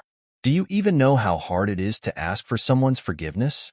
Rowan kept walking forth as he ignored the eyes of all the others. Oh, and if you die before reaching Cocoyasi, I will find your corpse and mutilate it. Hachi simply gazed at Rowan in disbelief, who walked away to the inner area where the Poneglyph lied. I don't need to understand myself. I don't need to justify anything, whatever. Screw these internal monologues. Rowan placed his hands in his pockets. He was done with this emotional distress. The unique environment of the forest, which was encased by the light illuminated from a root of the sunlight tree Eve, was a sight to behold. At some distance away, Rowan could see many ownerless ships that have been impaired beyond repair. Simply put, the scenery was quite chaotic, and ironically enough, such a chaotic sight restored order within Rowan's mind. And now, Rowan was standing in front of the Blue Poneglyph. Although he wasn't able to understand the message that was inscribed on its surface, however, he finally found it. Just as Sob told, the one isolated. Ah! Rowan couldn't help but let out an amused laugh upon seeing the hidden message. What was written indeed was the same as the words spoken by Sob. However, she didn't say the entire truth. Rowan, after reading the message, muttered, Vasilia deserved its fall. The family of Vasilia, from what Rowan could deduce from this message, was no different from the Arlong pirates. Thanks, oh the hailed ancestors of mine. I'll take this for a petty purpose of mine. And now, Rowan's eyes were now glowing brilliantly in bright red and gold respectively. With the special vision granted by the golden-colored eye, Rowan's whole world now seemed to be shaking and vibrating nonstop. Incredibly acute eyesight that allowed him to glimpse the movements of individual particles. Unlike the previous stage where he felt them, he could now see them as well. And as for red, I don't even have to test it out. Not but a simple augmentation in the use of Conqueror's Haki, manifestation. The infusion, which he acquired by analyzing how Garp used it, was an extremely advanced technique that Rowan was still in the process of improving. And the manifestation was a step beyond that. It was akin to how armament Haki worked, and Rowan somehow knew, the more the amount of Conqueror's Haki that can be manifested, the better my control over it is. The opposite case of how the chakra in Naruto works. Retracting his empowered eyes and turning around, Rowan gazed at Karina, Alfred, Farrell, Robin, and Urich, who were now standing behind him. Now, it was time to let go of the past. Rowan let out a smile, to which his crew notably relaxed upon seeing, I would rather focus on the present. What lied just ahead of the Fishman Island was the real start. The sea where the marine and world government were unable to control. Big Mom, Kaido, Shanks, perhaps some other hidden threats as well. And finally, Emu. Rowan could already see how troublesome his future will be. Upon the request we gave just now, the fishman named Din has begun to coat our ship. Karina stated while pointing her thumb to her back. He says that it's going to take around 3 weeks in total. Excluding ours, there are 4 more ships to coat, after all. Rowan shook his head. It's 3 now. Urich, with a grin, spoke up in confusion. How? Apoo is dead. Around 2 weeks and 4 days then? On the other hand, so this is the Poneglyph. Ho, This is the first time I've personally seen one before, Alfred stated while stroking his mustache. Joy boy, apology letter? Robin, whose eyes were busy reading the context of the Poneglyph, muttered in realization. This isn't what I expected. None of it mentions the historical context within the Void Century. Just who? No, what are you, Joy boy? All the troubles within the Fishman Island finally seem to be settling down. Chapter 140, Sea Forest, 3 weeks after, July 29th, 1522. For the past 3 weeks, Rowan, along with his crew, the Heart Pirates, Twin Cats Pirates, Bonnie Pirates, and Phoenix Pirates had a relaxing stay within the Fishman Island. He simply killed a few mobs here and there, heard a crazed shout from Madame Shirley, whom Rowan eventually grew to dislike and ended up breaking her crystal ball, had the whole Ryugu Palace explode into ruins due to Karina sneaking into the treasure room and opening a Tamate box. Yes, it was such a relaxing stay, indeed. That day, Rowan saw the King Neptune, who was staring at the remnants of Ryugu Palace with teary eyes. On the other hand, the Logia trio seemed to be sparring against one another frequently. The problem was the fact that their elements were all associated with heat, and when combating without the use of haki, harming one another wasn't an easy task. All Rowan could see was the ear-bursting screams that they were blasting out of their lungs. As for Alfred and Urich, they were busy latching off of Din as he worked on coating the ships and sucking off all his secrets, much to Din's dismay. Robin and Farrell were the only ones who stayed reserved. Robin was busy reading the historical records from the library within Ryugu Palace, until it exploded. Afterward, she was occupied with aligning and drawing connections between all the context that she acquired from the Poneglyphs that she went through. And Farrell simply continued the daily routine of sleeping, exercising, and eating munch. The whole Sea King meat by himself. Rowan's sweat dropped, and this wasn't the end. Jinbe, with his crew members standing behind him, bowed in gratitude. Idiot. Say that after your island becomes safe. In response, Rowan couldn't help but sigh. Due to the heavy regulation that prevented the pirates from utilizing the path above to enter the New World, the continuous bombardments of pirates were unpreventable. Moreover, with Whitebeard dead, the Fishman Island was now laid unprotected. The pirates surely will wreak havoc. Yes, it was none other than the Jolly Roger belonging to the Grimheart Pirates. Standing up from his seat casually, Rowan locked his eyes on Jinbe as he said. Then Rowan turned around and left, leaving the Sun Pirates and Jinbe, whose eyes were sparkling in wonder, and finally, back to the present. 3 needles, Rowan, Karina said mischievously as she wiggled the New World log pose on her wrist. Which one should we follow, Captain? Rowan asked Marco, who was standing nearby. What do you say, Marco? Marco, who was now completely recovered along with his crew, grinned knowingly. Humph. You are lucky that we're here with you. Now, the more shaky the needle is, the more dangerous. We already know that. Fine. Marco grew a tick mark, but continued nonetheless. Anyway, the middle one is the shakiest. That's Ryujin Island, which has an extremely violent climate. Intense lightning 24/7. Therefore, the middle one is the big no-no. How about the left and right? Rowan asked. The right one is the path that we are taking to reach Sphinx. This needle points to Mystoria, a winter island that is in possession of Kaido and his beast pirates. It's fine for us, though, since we know a way to get around their eyes. Marco then pointed at the left needle, and finally, the left one. Risky Red. Many take this island to avoid Big Mom and Kaido, whose territories are clustered nearby the Mystoria. Risky Red. Red refers to blood. The countless number of battles and murders occur between those who just entered the New World and those who stayed for some time. Well, first of all, not Ryujin then. Rowan stated while placing his hand on his chin. Our prominence flies. Lightning is going to love it, and I don't feel like spending my entire time there trying to deflect them. Mystoria then? Karina raised her eyebrow. Nah.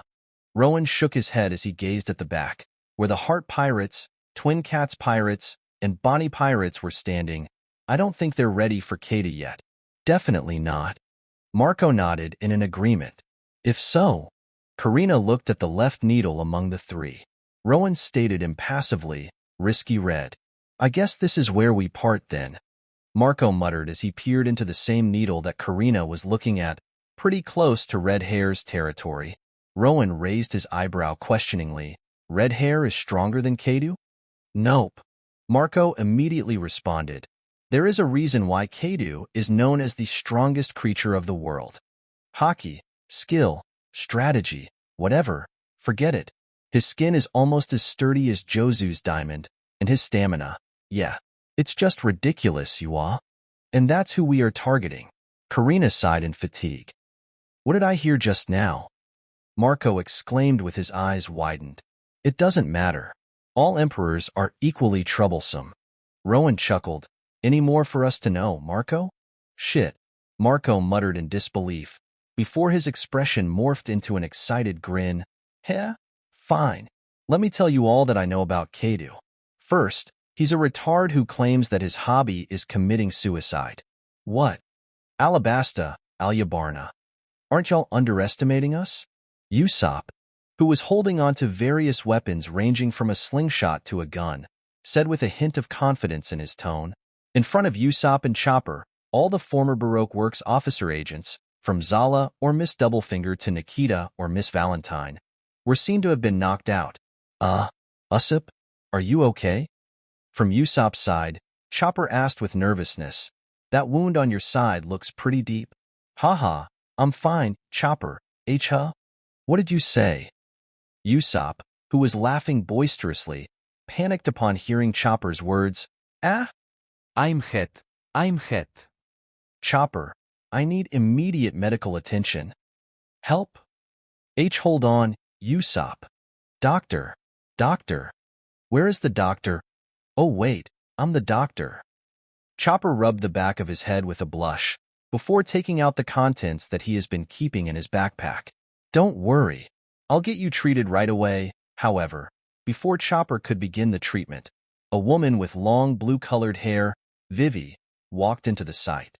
What's going on here? Vivi frowned as she sighted the fallen guards.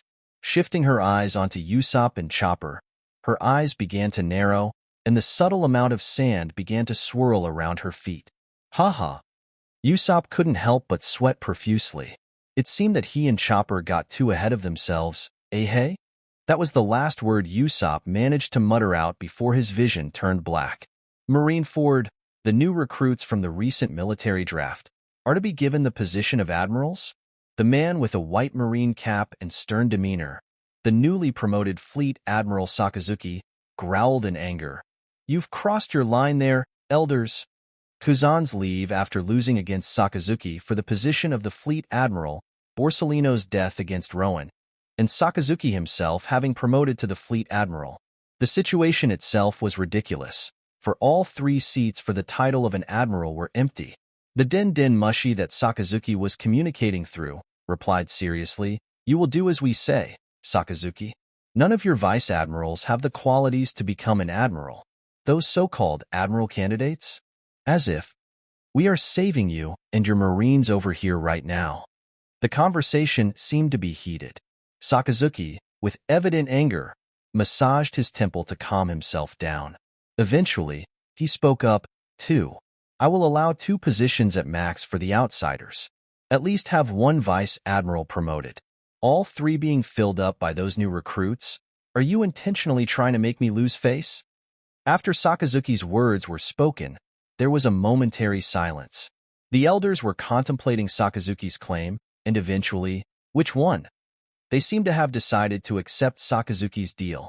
Sakazuki replied, Tokukake, Fishman Island, Sea Forest, I wish you luck. Marco said with a smile as he shook his hand with Rowan. And to you as well. Rowan replied in a similar fashion. Don't die, all right? From Marco's side, Ace said cheerfully, We definitely are going to meet again. Hee, bring more money next time. From Rowan's side, Karina chuckled playfully before turning around with Rowan, walking back to Prominence, which was fully coded for the sale. Ashu? Oi, Karina. What do you mean by that? Ace cried out to his confusion, but Karina didn't respond. Now, ho. I hope you enjoyed your stay on the Fishman Island. Stay safe, all of you. As the residents of the Fishman Island were waving at the Grimheart pirates and their allies, all 4 ships began to depart from the shore. Rowan-san. Among the crowd, Jinbe shouted, "We won't forget your virtuous deeds." Hachi was nowhere to be seen, for he already left to the Cocoyasi. From the top of the highest building of the Fishman Island, the flag of the Grimheart Pirates Jolly Roger was seen to be embedded firmly. Rowan simply grinned before turning to his crew. "Spread the sail." "Aye, aye, Captain," Dan responded as he took a hold of the ropes connected to the folded sails. After all, it was important to widen the surface area of the ship, so that Prominence will better ride on the water current that will bring them back up. Following suit of the Prominence, the other 2 ships too spread out their sails. As for the Heart Pirates Polar Tang, there was no sail to spread. If the first half of the Grand Line is to be named Paradise, just how harsh is the climate of the New World? Karina muttered questioningly, but lifted her head up with excitement. "Heh, doesn't matter to me. Challenge is on." "Boha." I bet. Rowan laughed in response. "We will be relying on you as always, Karina. How will their future turn out to be? Will they come across many new types of foods just as Carmen desires? Will they go through many exciting adventures that Dan lives for? Will they shine brighter than any other, just like Cavendish wants?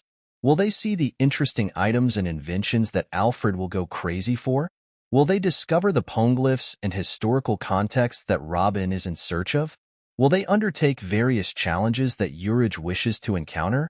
Nothing could be told, not even for Rowan, who could see a few seconds into the future. New World? I can't wait. But nonetheless, the emotion that Rowan felt at the current moment was pure excitement. The first sail on the sea where the influences from the world government doesn't reach. Rowan could already tell without the use of his observation hockey. It's going to be amazing without a doubt. Thus, Prominence, Necrokitty, Polar Tang, and Jewelry Margarita moved out of the Fishman Island that was encased within the dome-like bubble and began to travel back to the surface of the sea, where the New World lied, "Yeehaw," with Dan shouting out of joy and excitement. Chapter 141, Tottaland, Whole Cake Island, July 29th, 1522, Perispero. What is this rumor that I've been hearing recently? Lin, who was sitting on her comfortable seat with content expression on her face, asked to Perispero, who stood nearby. The freak horse of Grimheart, who is known to be able to use that marine technique and eat meat, was it? Me mama. Where did you even hear that from, Rowan? Perispero couldn't help but gulp nervously, for he knew. If Mama dares to add that horse onto her freak collection, it would mean war between us and the Grimheart Pirates. The damage we will attain as the result. Perispero. Linline shouted in annoyance as Perispero didn't answer her question, causing him to jolt up in shock. Yes, mama. Perispero had no choice here. He can try to lie, however, it won't last forever.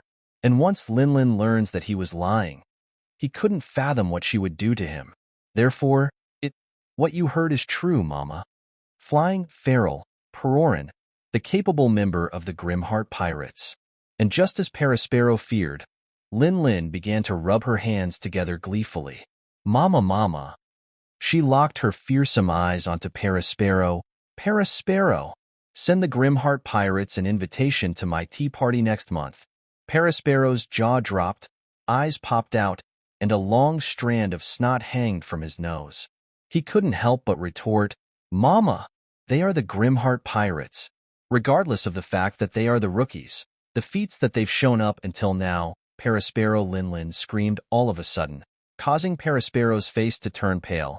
Are you saying that I am inferior to Grimheart? And no, of course not, Mama. Linlin, with furious expression, lowered her tone. Then do as I say. Perispero frantically nodded before hurriedly making his way out. Middle of nowhere, July 30th, 1522. What a lovely weather, Rowan said with a pleasant demeanor, as he lied down on top of the wolf figurehead of Prominence and relaxed. What is wrong with you? In response, Nojiko, Nami, and Bonnie all barked in disbelief from the deck of their respective ships. Look at how stormy the weather is. Watch out for the tide. PAZT, lightning. Lightning just struck the sea right next to my ship. Just an hour ago, Rowan, his crew, and his alliance all managed to make their way back to the surface successfully. They finally were in the new world. However, what they were welcomed with was simply devastating, for most of them, at least. The muggy and unpleasant weather, the stormy clouds that covered the entire sky, the extremely violent winds, the mix of rain and hail all over, the frequent lightning that exploded the area of contact, the irregular and unstable sea. No average person will be able to enjoy one's tea time in this condition, except for them, the Grimheart pirates. Although the problem regarding the sea wasn't an issue to Prominence that was flying up in the air, they should have been blasted apart by all the other factors that contributed to the chaotic weather. However, if looked closely, a subtle sound of bounce could be seen. All the dangers that were being inflicted on Prominence were being nullified by Rowan. Such a feat of fighting against the very climate itself seemed impossible to achieve. However, it was a different case for Rowan. After having attained the upgrade in his ocular strength, the golden-colored eye, in particular, he gained another simple but versatile ability. Multitasking. Boom, boom, boom, boom. Boom bottom left, top right, crow's nest, etc. Rowan was deflecting numerous sources of danger at the same time, and believe it or not, he was enjoying it. The allied pirates on the other ships couldn't help but look at Prominence in envy, all the while their ships shook violently due to the waves. "Captain!" From the deck below the figurehead of Prominence, Cavendish called Rowan as he threw the fishing rod to the latter. "You ready for round 2? Rowan caught the fishing rod with ease and inspected it with interest. Since when was the fishing line this long? Gwahaha. It's yet another work of Alfred, of course. Rowan sat up and cracked his neck with a grin. Is Dan going to be dishwashing tonight, just like the last time? Dan, who was holding onto the similar-looking fishing rod, smirked confidently. Heh, you don't know how much I improved since then, Captain. Creak. As the door leading to the inside of Prominence opened, Alfred and Urge made their way outside. Fishing in the new world. This is going to epic, sahaha. Urge held his fishing rod high up in excitement. Then, PAZT. The lightning shot right onto Urge's fishing rod, causing him to become electrocuted along with it. However, sahahaha. With his hair not puffed up into an afro, Urge simply laughed off like nothing. PFFF Rowan, Dan, Cavendish, and surprisingly, Alfred as well, all held back their laughter comically. On the side, the females of the crew, Karina, Carmen, and Robin, were having a relaxing time as they sat by the table on the deck and sipped on their respective teas. Farrell seemed to be sleeping peacefully on the side, completely unaware of the chaotic weather. Right? Turn the ship by the right. The big tide is incoming. Fuck, are they actually fishing right here, right now? While the Heart Pirates, Twin Cats Pirates, and Bonnie Pirates were struggling to survive. A day after, huge storm incoming. Turn to the left by 40 degrees. Ride the water current to swiftly get out from its way. Room. Tact. The sail continued on. Just as the previous day, the Allied pirates were busy trying to survive, except for the Grimheart pirates. Day 2 in the New World. The weather is nice. Having fun on our way to Risky Red. Would have been faster by ourselves, but it is what it is. The others don't seem to be enjoying it as we do. Strange. Dan was busy writing down in his journal as he muttered the context. This fish, poisonous. The other one, poisonous. That one, poisonous. Fuck, Carmen was cursing as she inspected the pile of fish that the guys of the crew caught on the day before. So according to what Marco said, Kaido is a drunkard who loves to fight. His fruit is overpowered too, apparently. On the other hand, Rowan was chatting with Alfred and Farrell, therefore after we defeat him, let's give his fruit to Prominence. Nay. Oh, you want one as well, Farrell? Rowan placed his hand on his chin. We already thought about this matter, Captain Rowan. Alfred said as he adjusted his monocle. Do you recall Law's explanations? Among Doflamingo's henchmen, I grew interested in one particular fruit named Hobby Hobby Fruit. Being able to turn people into toys. Oh ho ho? Alfred's eyes flashed dangerously, causing Robin to turn pale as her mind replayed what she went through in the past. Nay. Rowan shifted his attention to Farrell and raised his eyebrow. And you want a cool Zoan-type fruit? Nay. Nearby, Karina, Cavendish, Robin, and Urage were seen to be playing a poker. Gwahaha. Take my 2 pair. Hee, it's my windful house. Wow, what? Of course, Karina was the one who was dominating the game though. Thanks for your precious money, Cave. The scenery of Prominence seemed to be in an entirely different world on its own. Risky Red, 6 days after. August 6th, 1522, we are alive. Nojiko, with dark bags under her eyes, sighed in relief. Law groaned as he placed his hand on his forehead. Bonnie seemed to be asleep on her ship. In contrast, the Grimheart pirates were lively and full of excitement. So this is Risky Red. Cool. Dan exclaimed as he inspected the view with the use of binocular. Indeed, Risky Red was a peculiar island. In contrast to its fearsome name, it was surrounded by the blue sky and white, pleasant-looking clouds, and was covered with palm trees and many other plants that added to the aesthetic of the island. Our first island in the New World, Urage commented with a grin. The 4 ships belonging to the Alliance advanced onto the island. With the weather finally having calmed down, all they could think was to anchor the ships on the island and recuperate Bang until a gunshot was heard. Boom. Rowan, without any effort, deflected a bullet that was aimed at his head. Shit, what's going on? Having heard the noise, Bonnie woke up from her slumber and looked to her left and right in caution. BOM. Subsequently, the series of cannonballs flew toward the Alliance from the island. Leave them to me. Dan jumped up from the deck with his hands encased by the armament hockey. Then, he caught each and every cannonball with his hands and threw them back to the island, BOM, causing the particular section of the island to be bombarded by its own bombs. They dared to attack Captain. Now, without a hint of playfulness in his face, Cavendish stated in a cold tone. Unsheathing his sword, he turned to Rowan for approval. Bohaha. However, Rowan simply laughed it off and waved his hand down, signaling Cavendish to calm down. It's just a bullet. No need to be angry for something as trivial as that. Cave. Boom. Then another bullet was shot toward Rowan, which he deflected once more. Cavendish. Cavendish spun his sword around as his body began to glow. Got it, Captain. Bring one back. We need information. Before flashing to the island in less than a millisecond.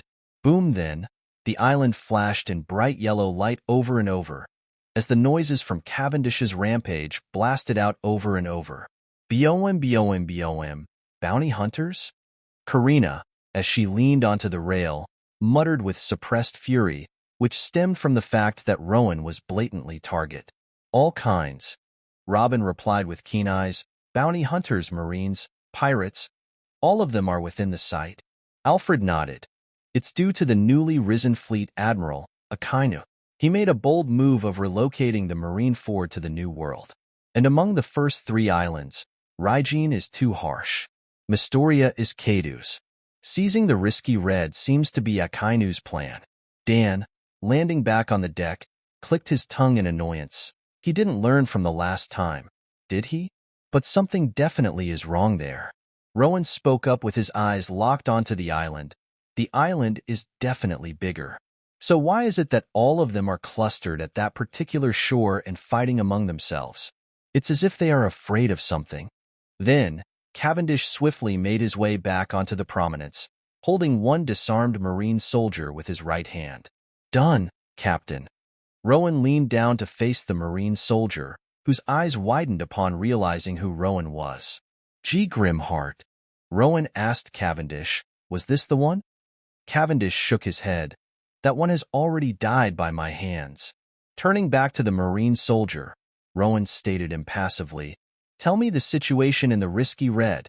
If you comply, you will be freed. The marine soldier seemed to be hesitating to speak, but eventually, after gulping in fear as he looked to his left and right, he opened his mouth. A month ago, Demon Air Douglas Bullet completely wiped out the existing forces within the Risky Red. Seizing the chance, the Marines, bounty hunters, and pirates, we all gathered here. Then, around a week ago, all of a sudden, the Marine soldier said fearfully as he sweated profusely, red hair Shanks, one of the 4 emperors, and his crew. They made their appearance here and took over the opposite side of the island. When we saw your ships reaching the island, we thought that they were our backups. Red hair. I see, Rowan said lazily while raising the Marine soldier up by the back of his attire. Before, just as I promised, you are free to go. Splash, throwing the soldier away to the sea. Well, guys, you heard that. Rowan, now facing his crew and the other allied crews, pointed his thumb toward the island. One of the 3, well, for including me, emperors is in that island currently. Law, Nojiko, Nami, and Bonnie, who had some time to take a breather, nodded seriously. What should we do then, Rowan? Karina asked. Anchor the ships, unless you want to go back to that stormy weather. Rowan voiced out as his black-colored eyes slowly morphed into golden color. They will be coming to us, but I don't sense any malicious intent. Shanks. Beckman spoke up with a cigarette on his mouth. Heh, you are a genius as always, Beckman. Seriously, how did you manage to predict which island they will choose? Shanks chuckled as he stood up from ground that he was sitting on. Anyway, here it is, the long-awaited Grimheart. Tsich. From their back, Yasopp frowned in displeasure before handing the stack of belly to Lucky Roo, who grinned while snatching the money off of Yasopp's hand. What did I tell ya, Yasopp? Lucky Roo said in mockery before taking a bite off of a huge chunk of cooked meat that he was holding. Trafalgar Law, whom I heard to bear hatred against Doflamingo, is allied with Grimheart. You know what this means, Shanks? Beckman said knowingly. Grimheart's target isn't you. Kaido. Shanks muttered the name with a smirk, before ordering to his crew, All right, boys, move out. It's time to greet the newbies who just arrived the new world. Yeah. Although out of sync, Rockstar 2 pumped his fist up. Someone was trying real hard to fit in. New Marine Ford BAM. What? Sakazuki shouted in shock as he broke his table accidentally. 2 emperors, Grimheart and Red Hair, are meeting in Risky Red? Sakazuki began to wonder why he desired for the seat of Fleet Admiral. The 5 elders pestered him from the above. Those pirates kept stressing him from out there, and the Marine was weaker than ever. Ha?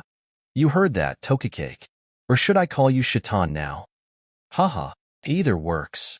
The friendly-looking middle to old-aged man with wrinkles on his face chuckled. But I sometimes do wish that I had a cooler alias like you. Shaitan, meaning brown pig. I still wonder why I was given such a name. It's not the time to talk about your name, Tokukake, Sakazuki said sternly. Head to the Risky Red immediately and monitor the situation. Do stay far away, though. Although red hair tend to be reserved in most of the cases, Grimheart is an entirely different case. Borsalino, do remember that he died by that wretched pirate's hands. Hi, leave it to me, Sakazuki. Chapter 142. See nearby Risky Red. August 6, 1522. At some distance away from the island, numerous Marine ships were found to be sitting by.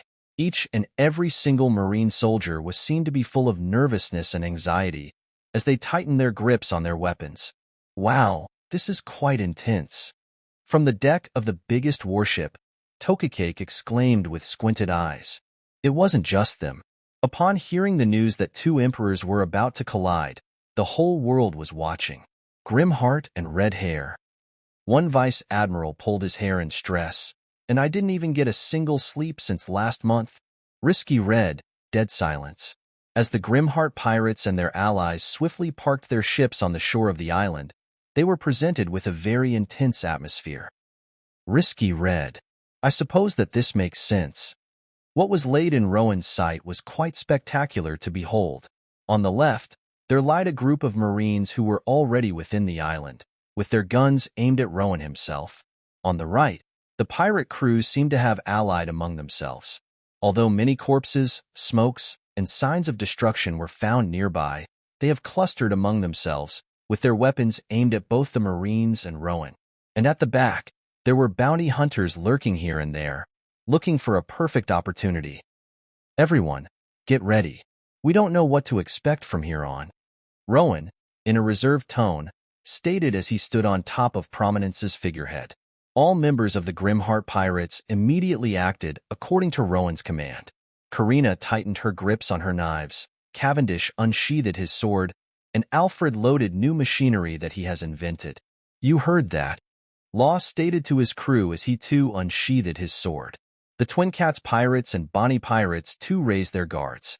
Forget those Marines, pirates, and bounty hunters. What lied in front of them was something far, far more dangerous. Rowan's eyes, which were brilliantly glowing in golden color, widened at the next moment, as, vroom, the space itself quaked and vibrated from an intense burst of Conqueror's Haki. Thud, thud, thud on left and right, countless numbers of people began to drop unconscious. TCH. Law gritted his teeth as he stabbed his sword, Kikoku, on the surface of the polar tang that he was standing onto, in order to stop himself from losing strength. Shockingly enough, all his crew dropped unconscious. Conqueror's Haki. What strength! Bonnie swayed before clinching onto the rail of her ship as she gazed ahead with half-lidded eyes. Shit, Nami cursed as she and Nojiko saw the rest of her crew dropping to the deck of their ship, unconscious just like any other. She couldn't help but look at the prominence, where all members of the Grimheart Pirates were seen to be withstanding unlike the other. Taking in a deep breath, the Conqueror's Haki blasted out of Rowan in a similar fashion, before BOM colliding against the opposing Conqueror's Haki. And just as he fought the opposing will, Rowan could sense the sheer pressure and will. The opposing Conqueror's Haki was without a doubt Shanks's. Rowan couldn't help but let out a hollow laugh and a cold sweat. Slowly, but surely, Rowan could see.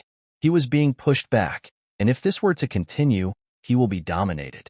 So this is Red Hair Shanks? For the past month, Rowan has been wondering. Big Mom and Kaido were known to possess an immensely powerful fruit, and the natural strength that their bodies possessed far surpassed that of an ordinary human. However, Shanks, who did not eat a fruit according to the information and lost his left arm elsewhere, was able to match those two monsters. Just how was he able to do so? And here was the answer. The moment Rowan's will clashed against Shanks's, he clearly felt it. The unfathomable Conqueror's Haki. It was stronger than any other that he's encountered so far. Garp and Bullet. They were nothing in comparison to Shanks's. Briefly looking back, Rowan could see that even Carmen, Robin, and Farrell began to wobble, having difficulty in trying to maintain their consciousness even though Shanks wasn't harboring any malicious intent within his will. Rowan momentarily closed his eyes in an attempt to calm himself down before opening them once again. BOM, the potent burst of Conqueror's Haki was encased by a transparent, yet adamant manifestation of a will to protect. The collision seemed similar yet different. If the previous struggle between the two wills of Conqueror was an active battle, this collision was one-sided, with Shanks's Conqueror's Haki unable to push its way through. Few upon Rowan having managed to counter Shanks's burst of Haki, all remaining members of the Alliance side in relief. Oh! The man who was now standing at some distance away from Rowan, his crew, and his allies, along with the crew of his own, Red Hair Shanks, exclaimed in a surprise before he retracted his Conqueror's Haki back and ended the struggle. Rowan gazed at Shanks with sharpened eyes. To what do I owe the pleasure, Red Hair? Well, you will have to excuse me. Shanks simply smiled. I can't really find myself relaxed when surrounded by so many. The scenery was quite devastating to look at. All Marines, pirates, and bounty hunters on the shore have gone unconscious. All members of Twin Cats Pirates, Heart Pirates, and Bonnie Pirates, with the exceptions being their captains, have gone unconscious as well. Bullshit, Karina snarled as she flipped her knife dangerously. Grimheart Rowan, first and foremost. Shanks, disregarding Karina's words, opened his sole arm wide. Welcome to the new world. Rowan, placing his hand up to prevent Karina from acting rashly, bickered. What a heartfelt welcome. Dahaha. I know, right?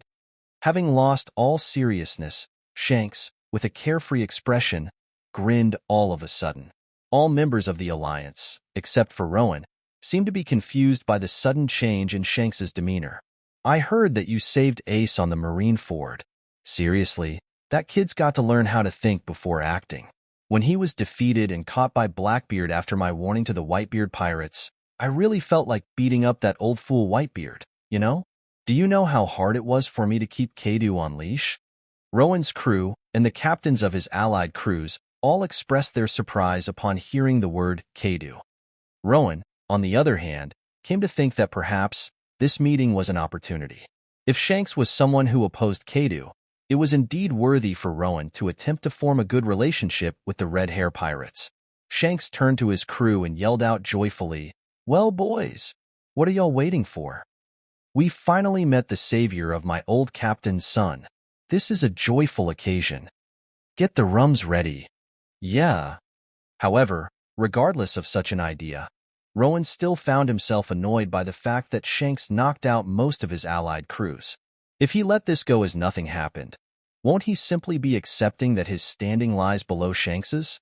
Dan, who seemed to have the same thought as Rowan, raised his hands up to his sides questioningly and exclaimed in a mix of confusion and disbelief, "What the fuck, man?" Dan pointed at the Twin Cats pirates, Heart pirates, and Bonnie pirates. "You freaking knock them out like that and call for a party?" Shanks simply placed his hand on his waist and tilted his head with an oblivious demeanor.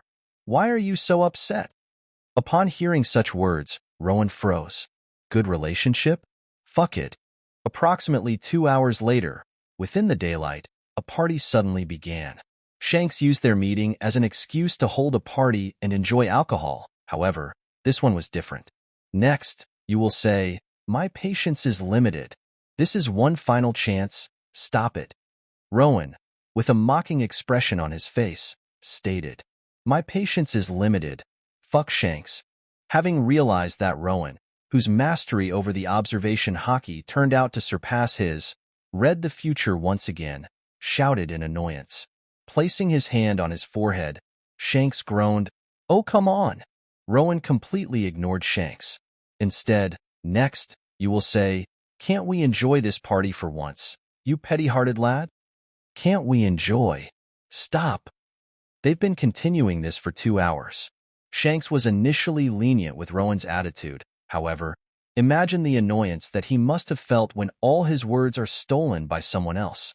Even the simplest conversation wasn't possible for Shanks.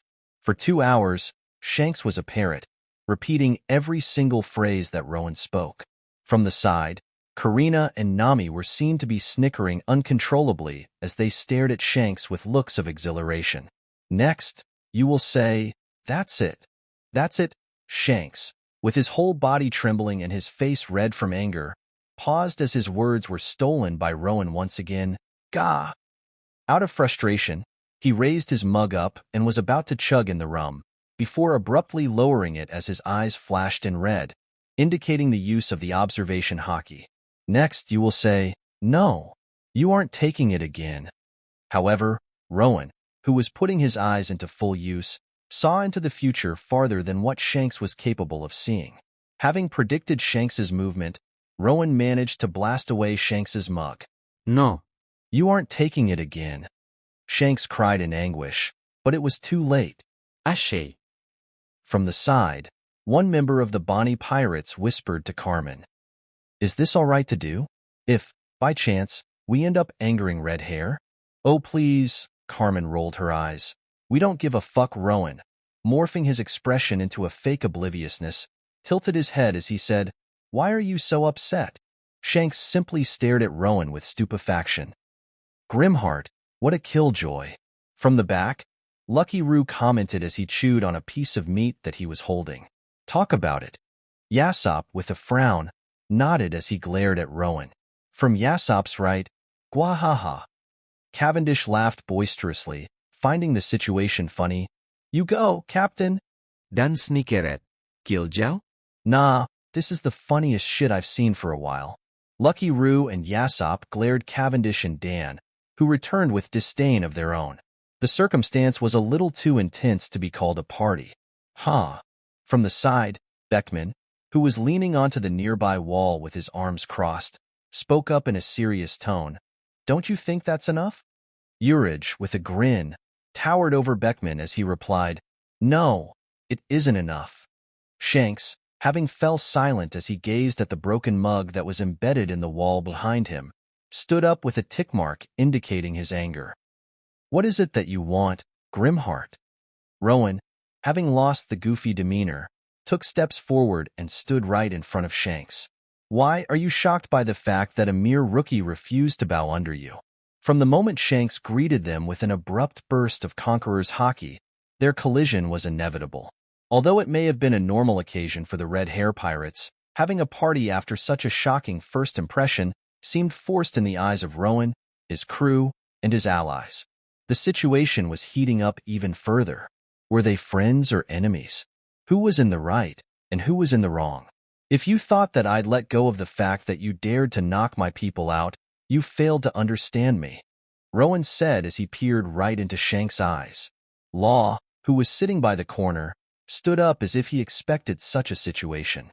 He seemed to be itching for a fight as well. "Then what is it that you wish?" Shanks's eyes narrowed as he placed his right hand on the hilt of his sheathed sword, Griffin. Rowan growled as his eyes blazed up in bright golden once more. "An apology."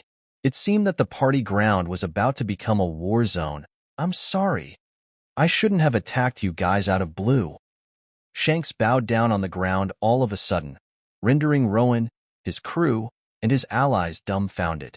Beckman face-bombed. Red Hair Shanks was one interesting individual for sure. Chapter 143. Risky Red, one day after.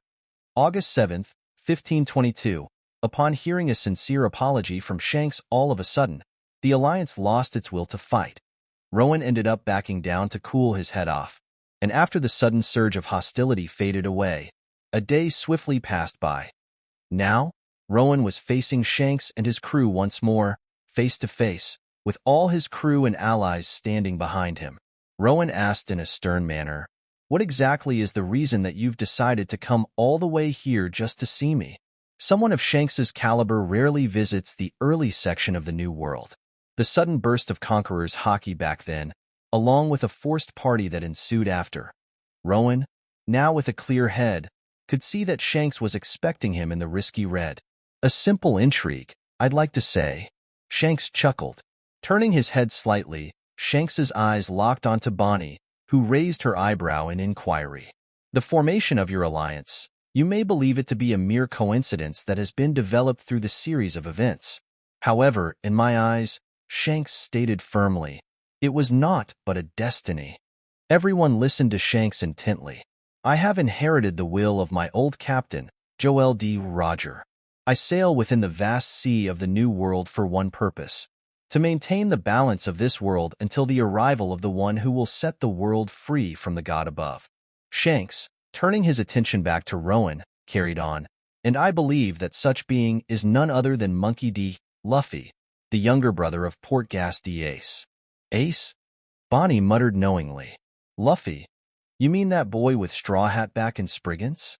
Robin remarked upon remembering the past events. Rowan's eyes narrowed. "Are you saying that Luffy is Joy Boy?" Shanks's eyes widened in shock for a brief moment, but he quickly calmed himself down. "Joy Boy, where did you hear that name from?" Rowan replied impassively. "I got an amazing archaeologist on my ship." From the back, Robin waved her hand with an eye smile as everyone's eyes stared at her. Rowan wasn't going to reveal the truth about Vasilia in front of the Red Hair Pirates and the rest of his allies. Such a secret was meant to be kept only among his crew, especially since he couldn't afford to fully trust them. Hence, Robin and her ability to read poneglyphs worked as a card for Rowan to utilize. Using this fact as his advantage, he will be gaining as much information as he could from Shanks, if possible. Joy Boy shall arrive once more and free this world from the shackles that Emu above has spread throughout. Rowan explicitly accentuated the name Joy Boy as he spoke. How is that context related to the notion of our alliance being a fate? Poneglyphs. To think there still was someone in this world who could read them, even after all those acts that the world government has done? Shanks muttered in amazement, but answered Rowan's question nonetheless. "Fate, Rowan. Your rapid growth, incredible mastery over observation haki, and the quality of a supreme king. You were born into this world with a destiny of your own," Shanks stated. In order to change this stagnant world ruled by Emu, the will has given a rise to the contenders, for better or worse. And one of them is you, without a doubt. Therefore, I had to come here and ensure that you aren't someone like Marshall D. Teach. Karina remarked. Blackbeard? What's he got to do with Rowan? The shrewd man who has been hiding everything about himself for over 20 years. Shanks grimaced. If I am the inheritor of my old captain's will, then he is the inheritor of the will belonging to the world's worst calamity. Rox D. Zebek. Rock des Xebec. Rowan thought in realization. Garp named his strongest move after such a person. That extreme punch that Rowan found himself dumbfounded for once. Anything excess simply brings destruction. The world itself is in such a situation right now due to the absolute control of Emu, but in the past, there was a rise to the contender named Rox D. Zebek, the faithful believer of the absolute chaos. And his goal was simple, to put an end to everything, kill everyone in sight, until no one remains alive. It was the fruit that was born out of his hatred for the whole world. Shanks, full of seriousness, peered upon Rowan. So tell me, what is your goal? What wish do you harbor to sail within this harsh sea? Shanks said coldly, fame? Wealth? Power? Calamity upon the world? Tell me, what are you? Uchiha B. Rowan. Rowan stared right back at the Shanks adamantly. The goal. It was something that he's gone over countless times ever since he began his sail. He still recalled when he bullshit to Carmen and Dan about becoming the strongest there was, in order to recruit them. He tried to trick himself over and over with such a notion, in order to motivate himself to continue this dangerous journey. But hey, could he still call such goal a bullshit within this world? In order to attain the peaceful life that he so yearned for, Emu, Kaido, Big Mom, Marine, etc. There were so many enemies that he had to dispose of. He did have to become the strongest. Rowan raised his right hand up with his index pointing upward. I aim for the top. Nothing more, nothing less. One day, if Rowan were to come to an end of his journey, it will be when all threats have been eliminated, when no one is able to oppose him any further. Heh, that's a goal that I like. Shanks nodded with an interest. Rowan's words just now, in a way, could be interpreted in many ways. Being strongest, sitting on the throne that is currently occupied by Emu, becoming the Pirate King. Within this world, that's what it meant to be above everyone else. However, to Shanks, one fact about Rowan remained true. In order to attain such means, destruction and chaos are not what Rowan will be seeking. After all, what's the point of being on the top when all else has perished? Based on this, Shanks drew the conclusion that Rowan is drastically different from Teach. Now, Shanks shifted his eyes to Beckman and gave a knowing look, to which the latter nodded before taking a step forward. Based on the information that we currently have, we assume that you aim to defeat an emperor. Kaido to be specific, Beckman said in a monotone, which earned surprised looks from the Bonnie pirates and Twin Cats pirates. Because of me, eh? Law seemed to have figured out already. It isn't hard to find out the connection between Doflamingo and Kaido, especially since the scale of their business is exceedingly huge. We have a proposition, Shanks said to Rowan, who leaned in with interest, which is for you to keep doing whatever you are doing right now. Dan placed his hand on his chin. By having us holding down Kaido, what are you planning to do? Attack Big Mom? No. Judging by what you said, Blackbeard. Indeed. Shanks nodded. Soon or later, Teach is bound to make his way to the New World. Not only is he far too dangerous to be left free due to his ideal, but also possesses. Shanks placed his hand on his left eye, where a scar lied, 2 devil fruit abilities somehow. What? Rowan couldn't help but exclaim in shock, too. The fruit ability that Rowan saw from Teach was only the dark fruit. He couldn't really believe that Teach had 2 fruits, but if that scar from Shanks was from Teach, who was defeated by him, then perhaps that really was the case. First is the dark fruit, the fruit in which he idealizes, for one of its previous users was none other than Rox D. Zebek. Then, he also has the power of Mythical Zoan type fruit, dog fruit, model, Cerberus. The last time I fought against him, I was caught off guard by that. and missed my opportunity to end him? Rowan frowned, for he felt sincerity from Shanks's words. What he said was indeed true. He felt that Teach hiding his second devil fruit was similar to him hiding his conqueror's haki. Manifestation. Beckman carried on. As you fight against Kaido, we will actively hunt Blackbeard down. Big Mom is an opportunist. She won't intervene until one side is weakened, before taking the remains of the one who lost. Her relationship with Kaido, based on their behaviors, isn't on good term either.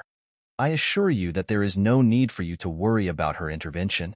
How will this guarantee that balance of the world that you've been talking of? Rowan retorted. With Kaido and Blackbeard defeated, indeed, there only remains 3 emperors. However, Shanks grinned, so are the Marine. They've been weakened by far too much, and the position of 7 warlords still hasn't fully been filled yet. 3 is the perfect number to balance all out. That way, my goal will be achieved, and so will be yours. Instead of that title of the Emperor of the Paradise, which is given by those cipher Pauls, you will be renowned as the actual emperor whom the world cannot dare to oppose. Rowan never knew that Shanks viewed Teach as such a threat. Although he has acquired a strange feeling regarding Teach when he first saw the latter in the Impel Down, the situation was too dire for him to check if Teach has died. If Teach indeed has the second devil fruit, then perhaps that explains how he managed to survive within that chaos. Rowan decided to focus on the present. Realistically looking, Kaido and Big Mom still harbors the will to become the Pirate King. If one falls, the other will seize that opportunity to his or her advantage. Could he trust Beckman's word that Big Mom won't intervene? Teach is a bigger threat than Big Mom can ever be. And trust me, they won't touch Teach when he arrives in the new world. Shanks said with keen eyes, in the long past, Big Mom and Kaido were a part of Xebec's crew. Teach, who harbors Xebec's will, is none other than Xebec's one and only son. Rox D. Xebec this and that, and how come none of us knew about him? Carmen said to herself, as she found herself stupefied by the fact that many powerhouses were somehow related to the name Xebec. Rowan, taking in a deep breath after hearing such information, looked at Shanks with a resolution, Kaido's mine. Although the events seemed to be escalating, right from the formation of the alliance, Rowan's goal was simple, defeat Kaido. Shanks nodded firmly.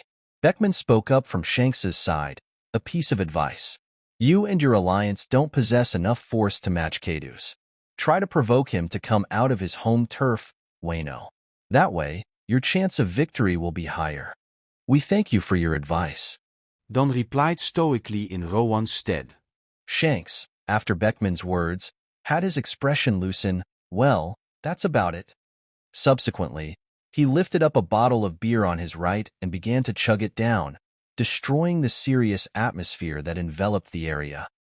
What a headache. Rowan sat down on the nearby chair and groaned. He needed some rest. 2 days after, August 9th, 1522, if you have time, feel free to visit us in Not Sure. Shanks rubbed the back of his head sheepishly. Rowan simply waved his hand off. Yeah, don't worry. Not feeling like seeing you again. That hurts. Shanks exclaimed with a fake pained expression. Ha ha ha. You got rejected, Captain. The Red Hair Pirates, who were already aboard their ship, Red Force, laughed at their captain with no control. Dahaha.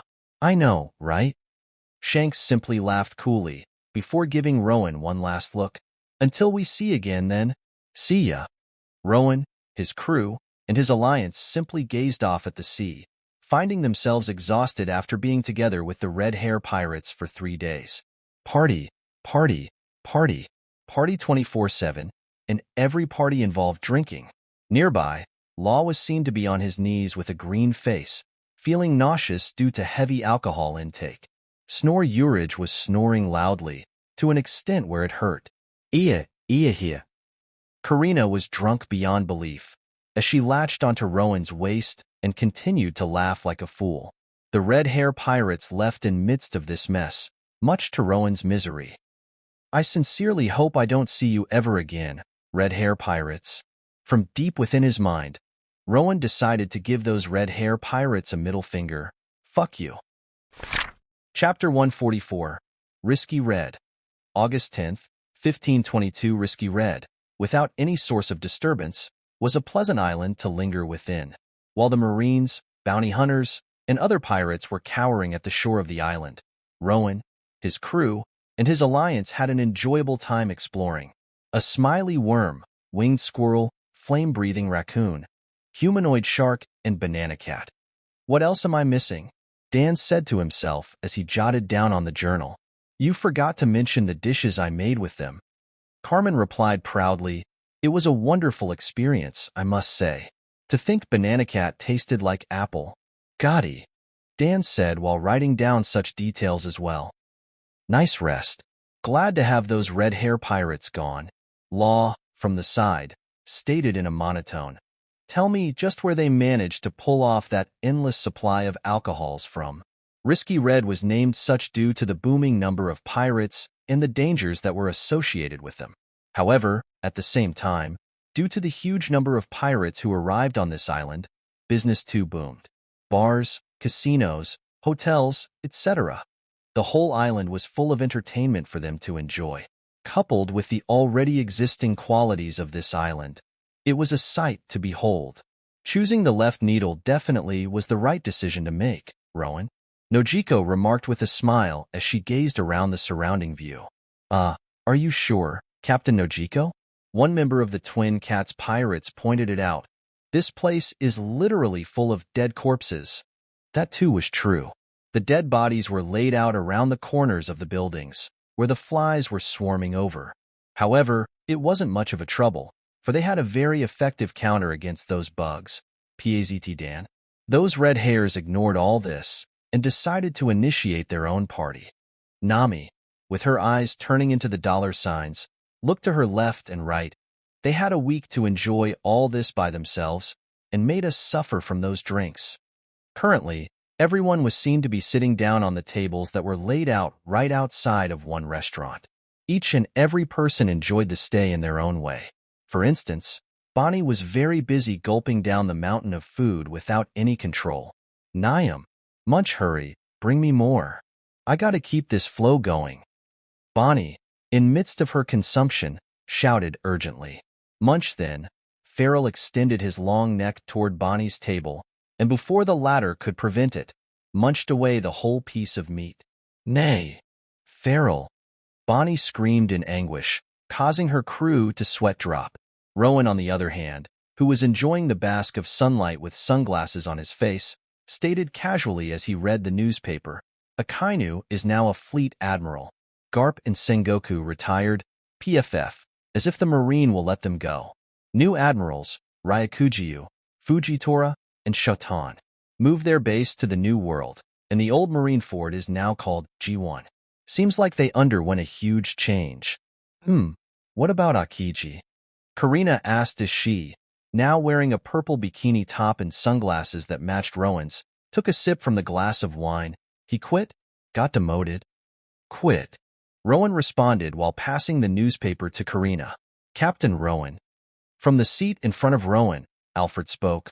What do you think of the destiny that red hair talked of? The question was abrupt, but it was something that Rowan had in his mind for some time. The white orb-like being that he saw prior to reincarnation.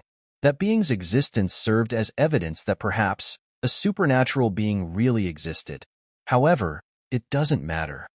If Rowan were to summarize his thought about this in one sentence, it would be, I don't care. After all, what was the point of worrying beyond what he was capable of controlling? Being able to sail in the sea freely, enjoy the delicacies, and explore awe-striking islands. He felt none of those destiny craps being involved in those.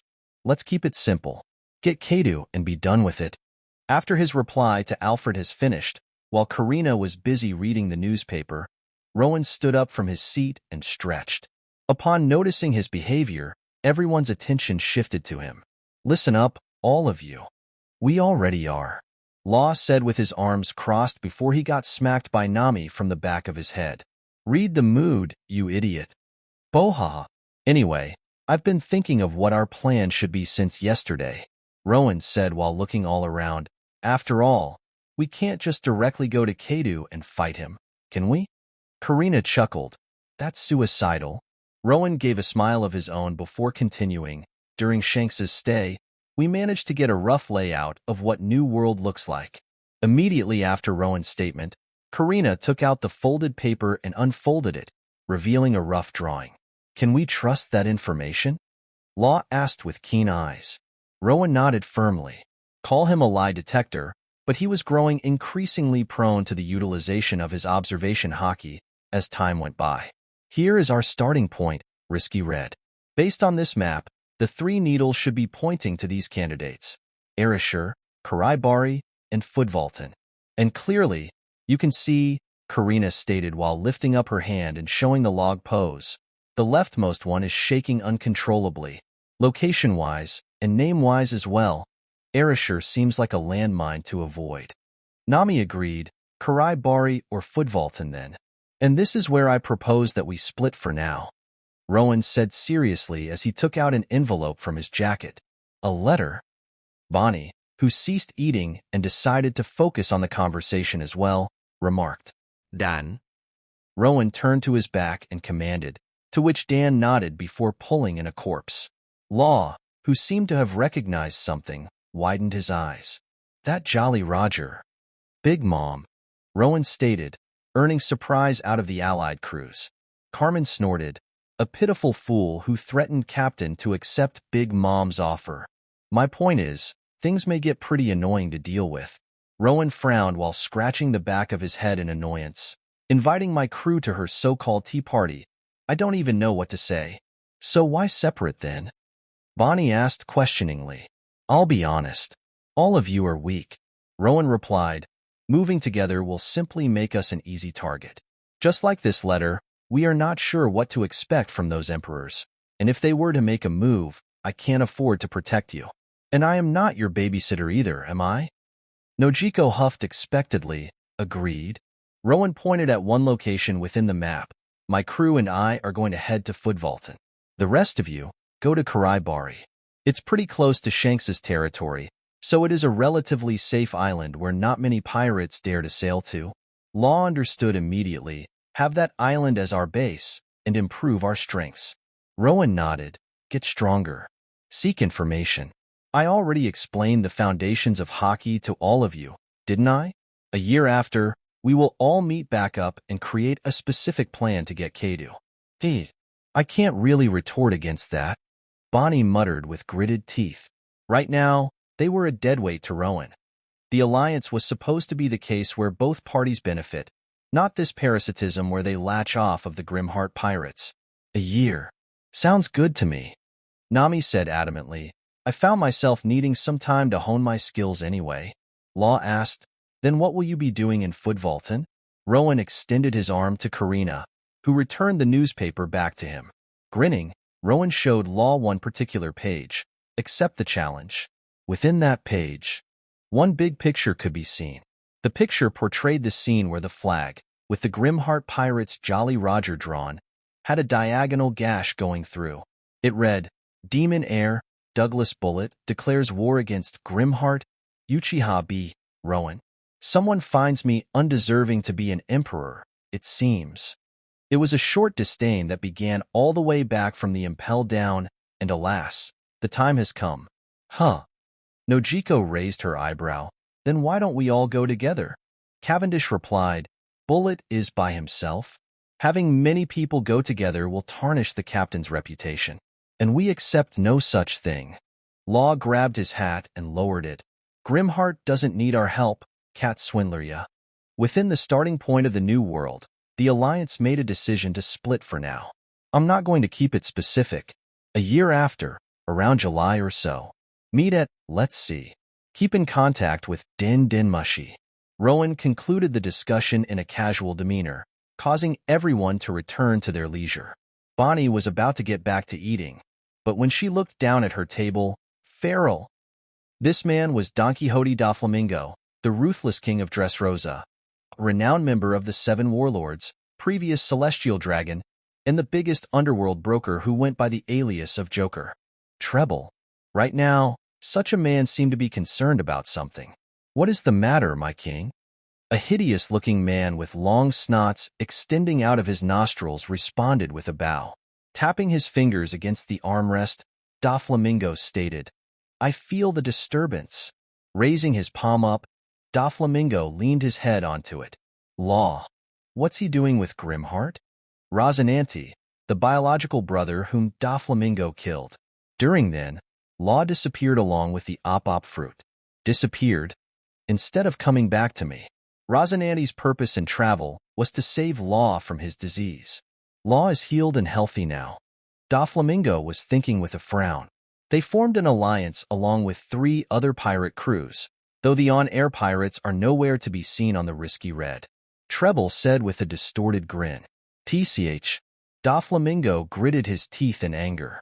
He could only draw one conclusion from Law's actions. "Law, are you trying to revenge Rosinante?" Doflamingo snarled in anger. "By using Grimheart's strength?" Doflamingo couldn't help but feel the dread. Back in the Summit War of Marineford, one punch from Rowan was enough for him to realize just how strong the latter was. If such a being was to arrive at Dressrosa with the intention to end his life, Doflamingo won't be able to do anything. "He isn't someone that I am able to handle."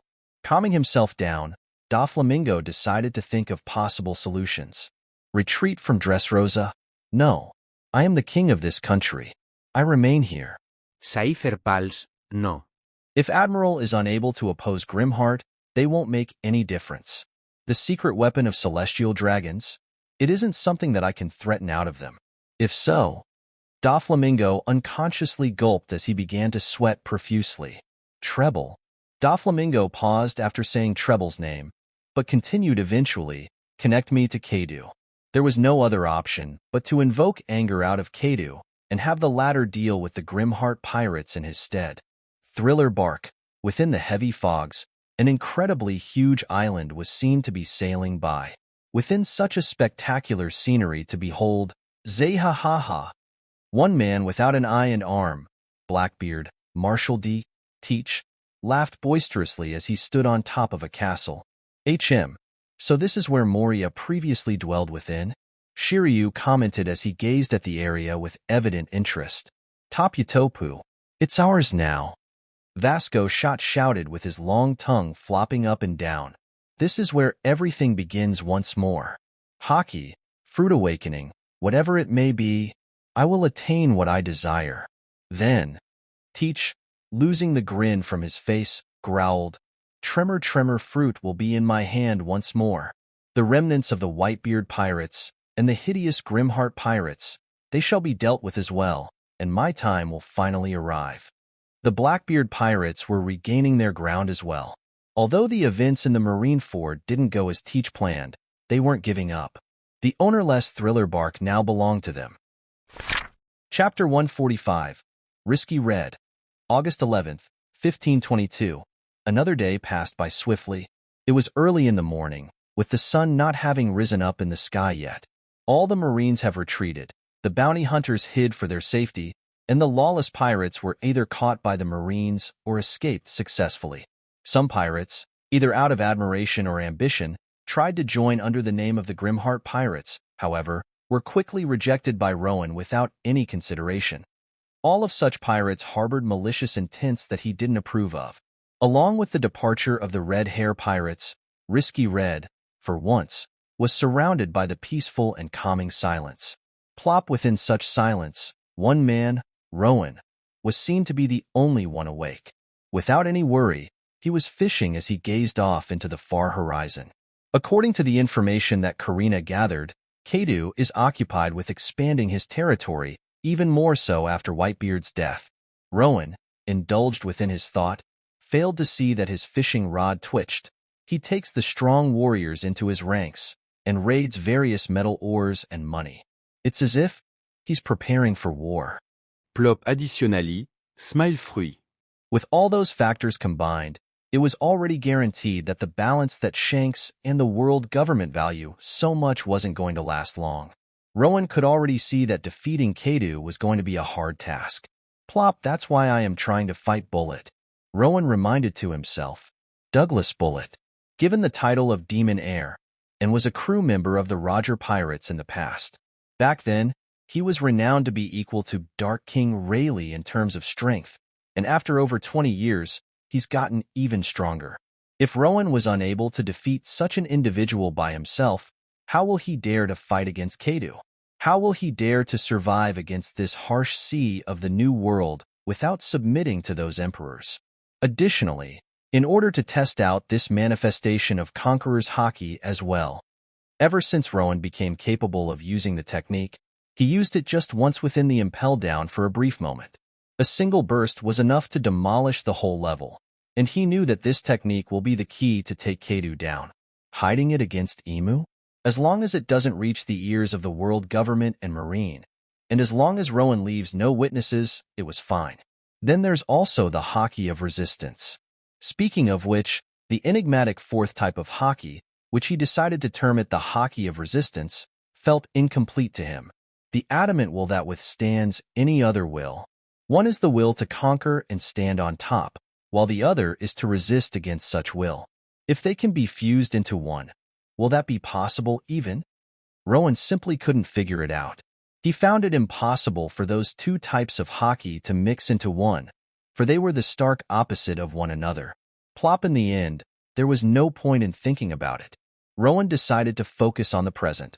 That such present is that he and his crew will reach Footvaulton. Then, while his crew closes off the area from the eyes that peer into the battle, he will combat Bullet. Back in the Impel Down, he was wearing a sea stone cuff as well. He too is a devil fruit user. An anomaly to consider there. However, it didn't matter. Back in the Impel Down, through the operation of his observation Haki, Rowan knew that he was at least equal to Bullet. Now, after having his ocular abilities enhanced to the next level, regardless of how burly and fearsome Bullet may be, there's no way in hell that I'm losing against him. Plop, plop, plop, ah, I almost missed it. Coming back to reality upon hearing the plopping sound, Rowan hurriedly pulled the fishing rod skillfully. Splash with a violent surge of water. A gigantic azure-colored fish has revealed its body. It was an extremely vigorous one, for it continued to flop potently even when its whole body was now laid on the ground, deprived of water. Rowan looked at the dying fish with thoughtful eyes. Coconut seal, in the middle of the white and puffy-looking island. A tea kettle-like hot air balloon seemed to be sitting idly. Although it may look underwhelming, this hot air balloon was none other than the headquarters of the World Economy newspaper. Big news! Big news! Within the enticing scenery, a birdman exclaimed in excitement. This man was Morgans, the president of the World Economy newspaper. Grimheart accepts Demon Heir's challenge. In the Footvaulton, the war for the throne of an emperor will ensue. This belongs to the title page. Morgan shouted while dancing around in joy. He looked unable to conceal his joy. Footvaulton, Footvaulton. How coincidental. Coconut Seal is literally the island right after Footvaulton. How exciting. Big news. But, Morgans hummed as he gazed at the slip containing the information that he acquired. Grimheart doesn't accept any spectator. How troublesome. Now, within the underworld, Rowan has become famous for his mastery over the observation Haki. From the logical viewpoint, Rowan seemed to surpass even Charlotte Katakuri's. Morgans knew that any attempt to sneak in a view will not work against such an individual. Is there really no choice but to wait until the conclusion has been drawn out? In the end, Morgans couldn't figure out a way to get around it. Risky Red. Few hours later, food. Check. Water. Check. Filled the tank to the maximum. Power. We literally have a human battery aboard. Think that's about it, Karina stated as she stared at the list that was written down on the piece of paper. Yes, I think so too. Robin, who was going through the list with Karina, nodded in agreement. And of course, one more thing, Karina smiled cheekily. Money.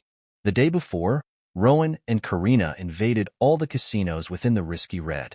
With their exceptional observation Hakis and Rowan's ability to bounce the objects remotely, those games were a piece of cake to them. From the deck, Urage questioned with a grin. Just how much is all that even? Dan shrugged. We gave up counting a long time ago. I assume that it should amount to 2 billion or so in total. Karina placed her hands on her waist and turned to Rowan. Rowan, we are ready to go. Rowan gave an okay sign to Karina before shifting his attention to the captains of the other crews, Nojiko, Nami, Law, and Bonnie. Stay safe. Also here, Rowan distributed his Vivra cards to them. Forget Din Din Mushi. They can be eavesdropped on by special breeds.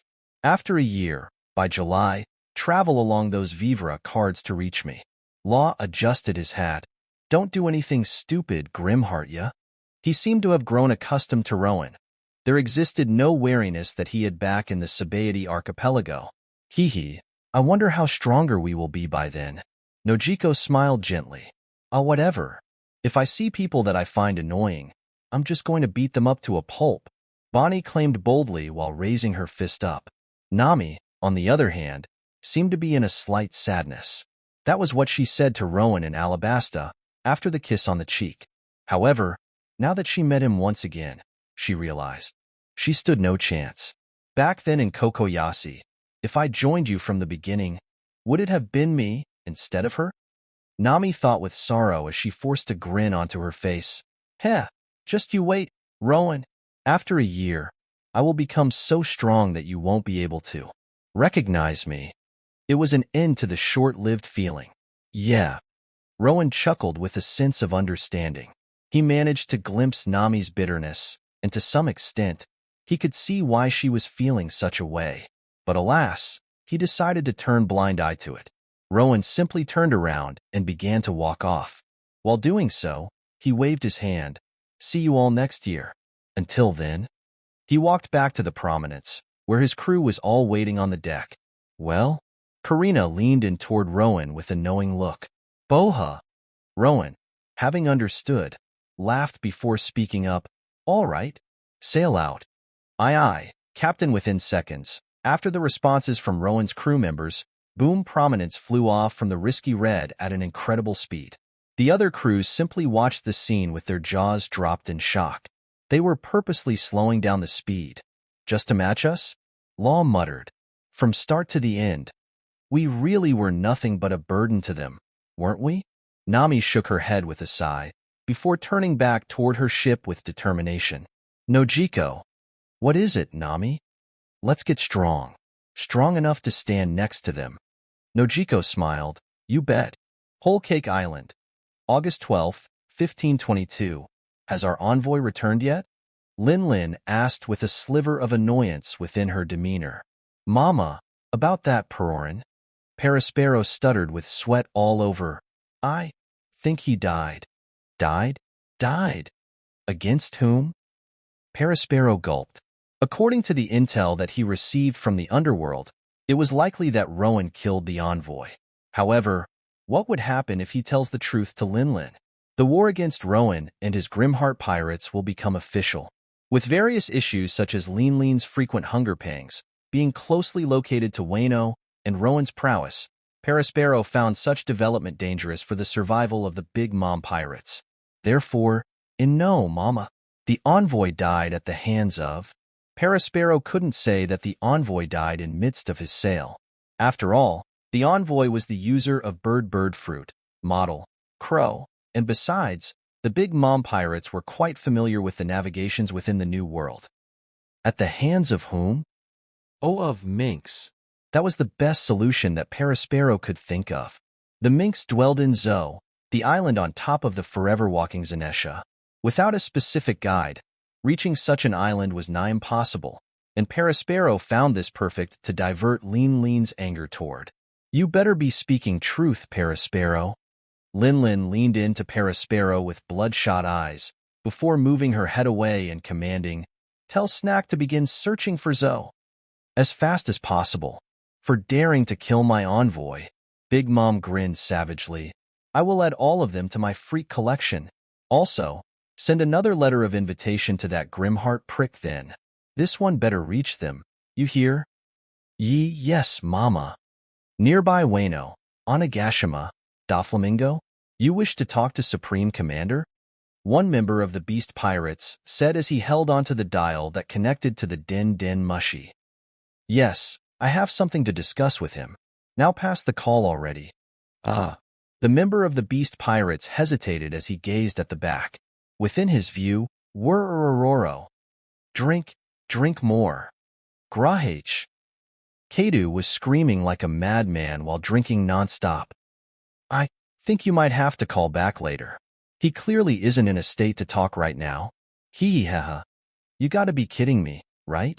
Doflamingo's voice was heard with a deep frown of din mushy. Wasn't it the same yesterday? The member of the Beast Pirates scratched the back of his head before speaking. Trust me, Doflamingo. One wrong word while Supreme Commander is this drunk, and you are going to be killed within seconds. Something like, oh, you are so weak.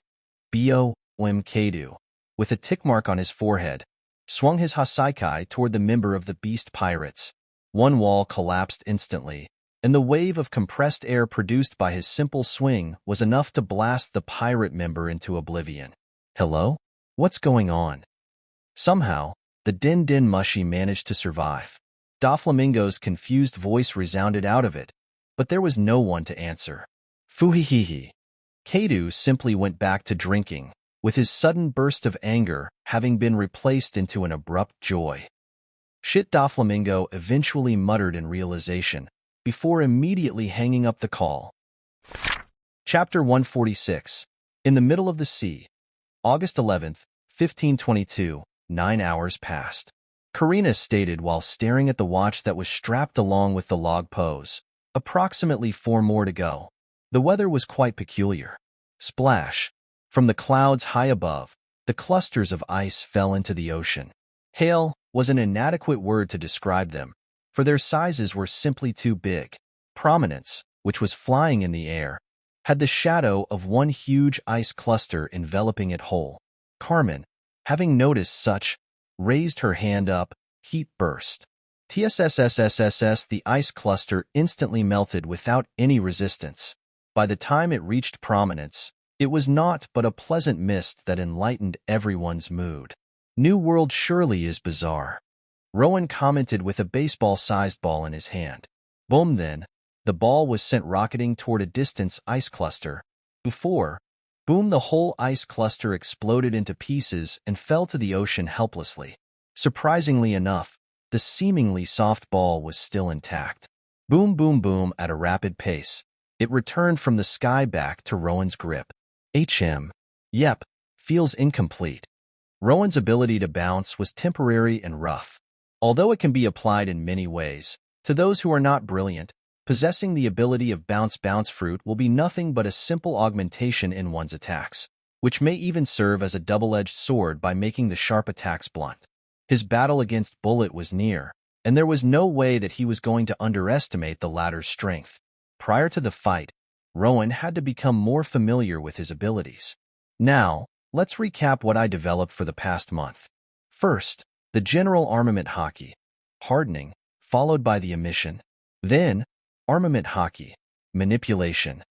Rowan's right eye shifted into a golden color as the golden emission of the armament haki began to morph according to his will. The golden emission around Rowan's right arm thickened to an astonishing size. And finally, it was time to take a step forward. Conqueror's haki, infusion. Rowan's enveloped right fist began to crackle in black lightning. However, this was just the beginning, as Rowan's left eye began to turn into a rich red in color. Conqueror's manifestation. The golden emission on Rowan's right fist was encased by a deep and violent black that crackled with immense potency. PAZT, as the crew members watched the scene with anticipation, Rowan took a deep breath in. Then, with calm eyes, Rowan raised his haki-encased right fist before clenching it tight. Spread. The potent armor of haki around his right fist began to spread throughout his whole body. In matter of seconds, Rowan was fully enveloped by the incredible manifestation of Conqueror's haki, as well as the emission of armament haki underneath. Whoa, watch out there. Seeing that Robin has unconsciously swayed from side to side, Urich quickly came to the former's aid. Heh, that's pretty cool, Captain. Dan grinned while wiping the sweat from his forehead. Rowan inspected his arms and found that they were entirely covered by the layer of haki. Manifestation. Conqueror's haki itself gains a physical property and thus can serve as armor. Also, thanks to the manipulation of armament haki underneath, The layers of haki on Rowan's right arm morphed into a sharp needle-like shape. I can freely morph its shape. Rowan wondered if this could be considered as a mere haki anymore. After all, this has gone way beyond what one's will was capable of, even in the standard of One Piece world. I suppose I'll call this, Each and every crew member expressed their thought on this matter. Nightshade. From Karina, Haki armor. From Carmen, Black Lightning armor. From Dan, Dark Lord Emergence. From Cavendish, name isn't a necessity. From Alfred, Inanne. From Farrell, Netherworld Knight, Fufu. From Robin, Last Resort, Moksha. And from Urich, Rowan, not liking any of the suggestions, lit up with an idea. Grimlock. That's cringe. Kake. Rowan fell comically, but eventually stood back up. Whatever, I don't care. Calming himself down, Rowan began to process the next step. Now, Rowan began to operate haki within his body as well, prior to utilizing his already developed technique, B.A. Bump Grimheart. Cringe. I said, I don't care. Besides, why didn't you say that before, huh? Because we were in a war, Captain. Carmen answered the question with a smirk.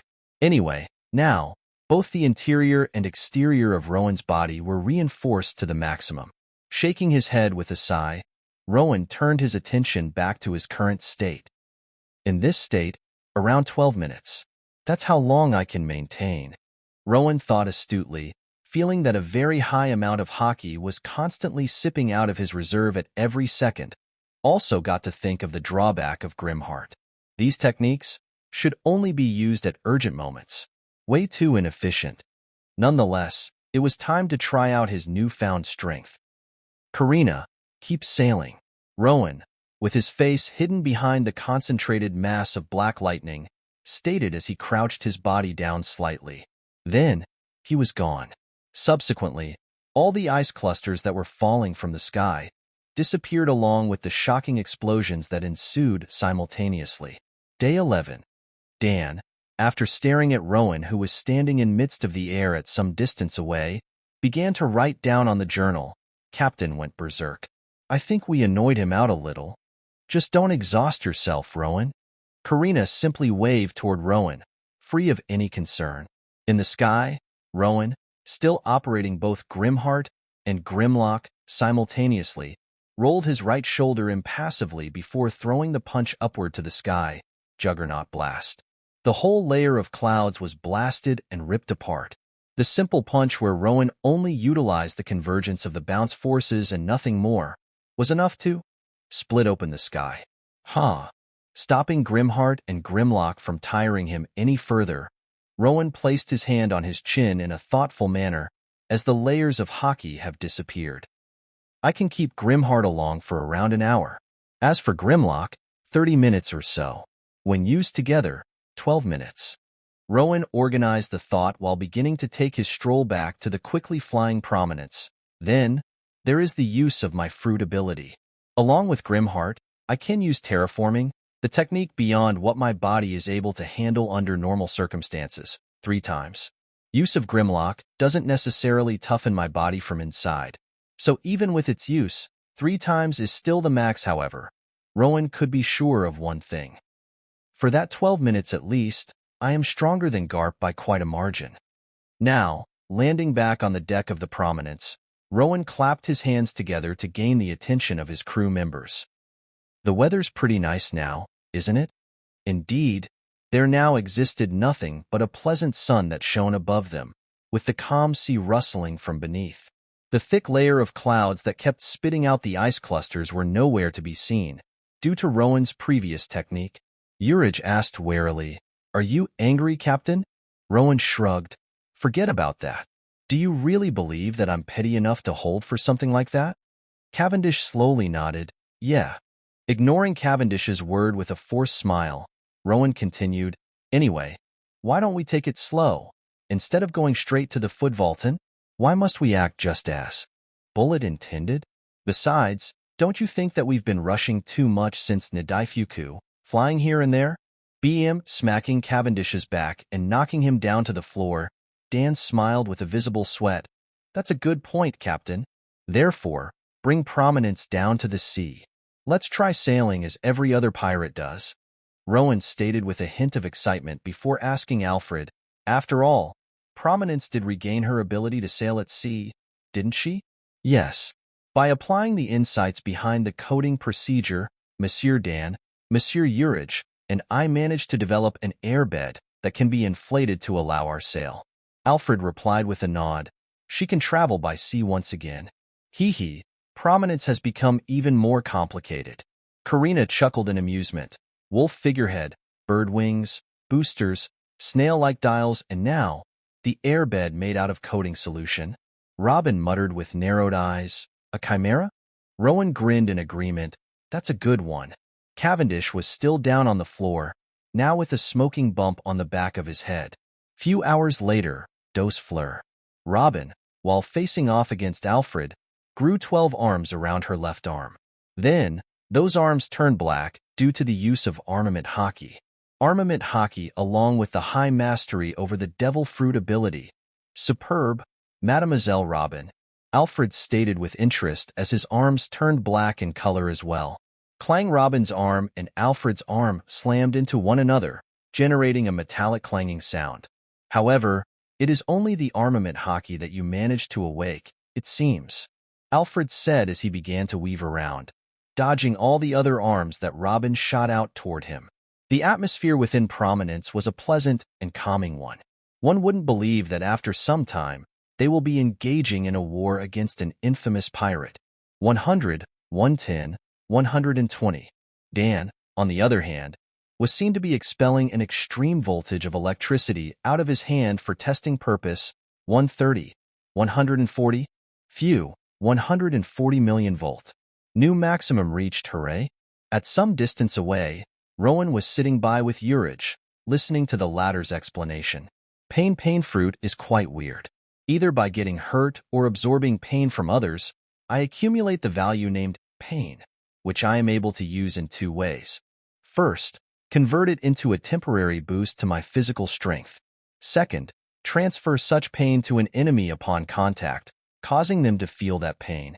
The true definition of what doesn't kill me makes me strong. Rowan remarked. Sahaha, that's right. Additionally, I can be considered the painkiller of the crew. Big help for Dan over there. Urage laughed. However, the pain is strictly physical. Mental distress doesn't count as pain to my ability, and I am unable to control it. I see. As for Carmen, she was demonstrating her ability to Karina. Look, I've only managed to do this today, so thought I might as well show it to you. Carmen was holding up a knife by its hilt, and its blade was lit up on the flame. It isn't melting, Karina noted with an interest. A new level of mastery over my power. Carmen transferred the flame from the knife to the paper that was sitting nearby. Contrary to how the flame usually behaves, the paper didn't turn into ashes, and the flame on top of it simply burned gently. As long as I wish for no harm, the flame shall destroy nothing. Carmen stated while lifting up the paper, however, if I command to do so. At the next moment, the whole paper was engulfed by a potent flame and disappeared without a trace. It will. Oh wow. Karina clapped with a sense of amazement. That's pretty cool. Will come in handy at a party? Carmen barked with a tick mark on her forehead. Don't take this as a joke, will you? Hee, just kidding. Karina smiled cheekily. Then let me show you something as well. What is it? Karina's smile turned into a mocking one as she coated her left arm with armament haki. Ah! Carmen screamed hysterically before lashing out against Karina. Come here, you little prick. And finally, up in the sky, Cavendish was riding on top of Farrell. Gwahahaha. Now this is life, right, Farrell? Nay. Prominence was sailing at an extremely slow speed, and thanks to Rowan's domineering presence, the usually fearless sea creatures didn't even dare to approach them. Such was the convenient part of possessing the Conqueror's haki. We are barely moving at all. At this speed, Karina gazed at the log pose on her wrist while evading Carmen with ease. It's going to take around 3 weeks or so. What if Bullet ended up leaving? That was Rowan's answer back then, and the Grimheart pirates trusted it without a doubt. Footvolton, 2 weeks after. August 25th, 1522. Did they run away? Bullet muttered with an evident annoyance. According to the information, they left Risky Red already, and their ship is known to travel at a very fast pace. Yet, why are you still not here, Grimheart? The short clash in the Impel Down in the past, Bullet still remembered the occasion. There, he could feel just how potent Rowan's haki was, and after having been imprisoned for 21 years, Bullet wanted a thrilling battle that will quench his thirst for blood. "Ha, no matter," Bullet stated as he stood up from the rock that he was sitting on. "I've been waiting for 21 years. For a time as short as this, I have no qualms in waiting for a little more." Within the surrounding, there existed nothing but ruination. It was incredulous to think that this island used to be under Whitebeard's protection in the past. From this scenery, Bullet walked out, searching for food. Perhaps I shouldn't have destroyed everything in sight. Bullet's stomach growled as his face darkened. Chapter 147. Footvolton, 8 days after. September 2nd, 1522. Within a desolate island, at one particular shore, there existed the ripped flag of Whitebeard pirates that sat powerlessly. Beyond the shore, many trees have fell in a disordered manner, which highlighted that something big must have happened. At some point of the island, the cliffs were seen to have various dents on them, and on the ground right below such cliffs, there existed the remains of the flag that had the Jolly Roger of Grimheart pirates drawn. And just today, the Grimheart pirates finally arrived to such a gloomy island. The weather itself was gloomy, with the thick layer of cloud darkening the entire area. "Ha! It seems like there wasn't even a need to close off the area," Rowan exclaimed with a snort. "Those brash reporters already suffered by the hands of Bullet, it seems." The past 3 weeks were pleasant to spin by. After sailing along with the other crews for a month or so, Rowan forgot how enjoyable it is to sail without a care.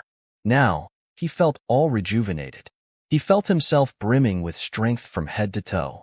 Dan, who stood at the crow's nest above, momentarily closed his eyes. Using the combination of his observation haki and fruit ability, he was able to monitor this moderately sized island. "Leave the rest to us," Karina stated with confidence. "With Dan's perception and my ability, no information will be leaked out from this island." Rowan nodded firmly before hopping off of the prominence. "I'll be back soon." From the center of the island, Rowan could feel one strong will that pulsed vigorously. Someone really wants to fight. As Rowan approached to the inner section of the island, "Heh, so you've finally come."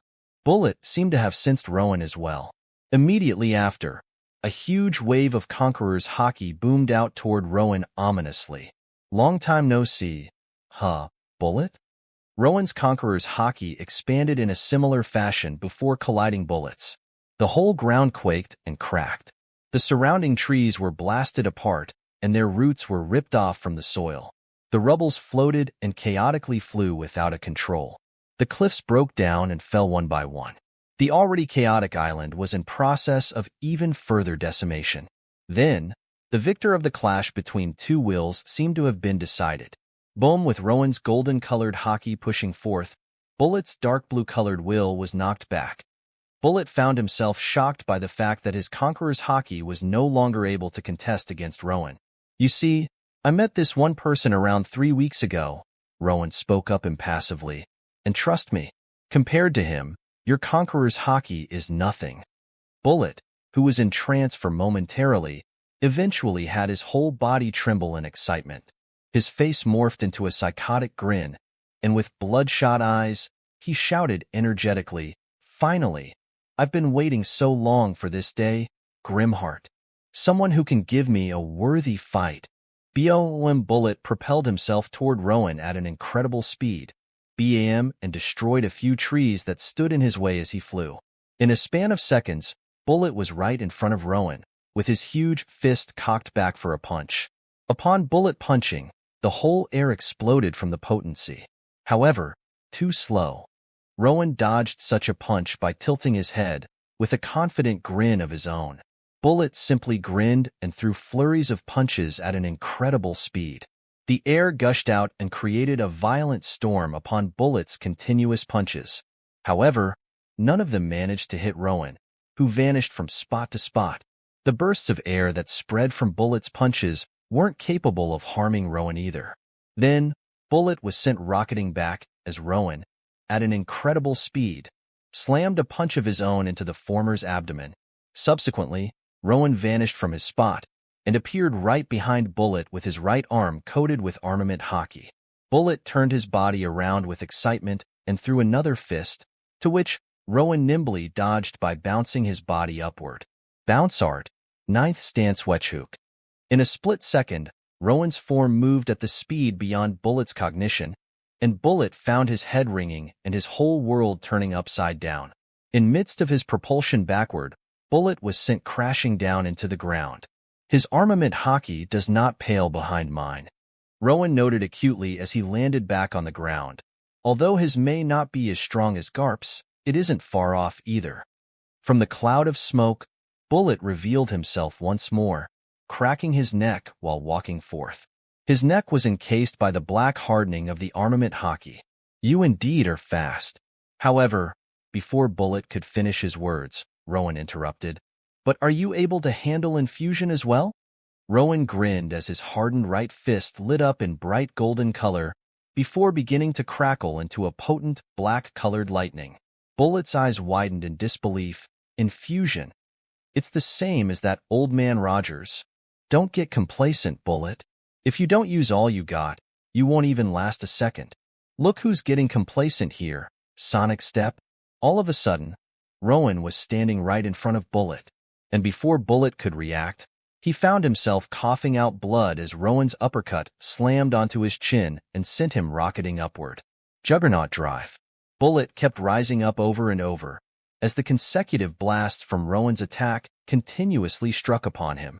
All he could do was to operate his armament hockey to maximum with hardening and emission and endure. As the blasts finally died down, Bullet found himself huffing. His eyes were unfocused, and his nose was bleeding due to the shock. His jaw, too, was bruised and swollen. However, ha ha ha ha ha ha ha. Bullet laughed maniacally as he began to fall from the sky, not bothered by the pain that moving his jaw brought to him. I knew it. I knew it's you, Grimheart. If I can defeat you, I will be one step closer to becoming the strongest. Rowan watched Bullets fall intently. No need to go as far as the use of Grimheart and suffer from its side effect when unnecessary. Bullet landed on the ground with his legs coated in armament hockey to prevent the fall from harming him.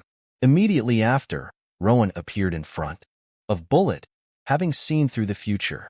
Let's see if you can handle this as well. I'm not stupid enough to stand by and watch, Rowan stated as he slammed his palm onto Bullet's chest. Due to his sudden strike, Bullet found himself losing balance and fell with his back touching the ground. Bullet's eyes widened in amazement. What? Unlike you, I don't enjoy fighting as much. What matters is that I win. Then, Rowan's eyes blazed up in rich red as his conqueror's hockey-infused fist began to thicken and develop an extremely violent layer of armor. Manifestation. What is this? Bullet couldn't help but shout urgently with bloodshot eyes. He was sweating profusely from the immense pressure that he felt from Rowan's palm that was in contact with his chest. Juggernaut drive, armor penetration. The whole ground below Bullet cracked and in a spiderweb-like way, and Bullet's jaw opened wide from the pain that he felt. The nearby ground split into pieces, and Bullet's strongest suit, armament hockey, began to weaken and wear down. Bullet began to emit blood from all his holes due to Rowan's attack getting through his defense and destroying him from the inside. Then, as the whole island itself was severed into pieces, Bullet, with his eyes whitened out, began to fall helplessly down to the exposed body of water. He's not dead yet, huh? Rowan muttered in realization, and just as he said so, Bullet regained his consciousness and embedded his right hand onto the wall before he fell into the water.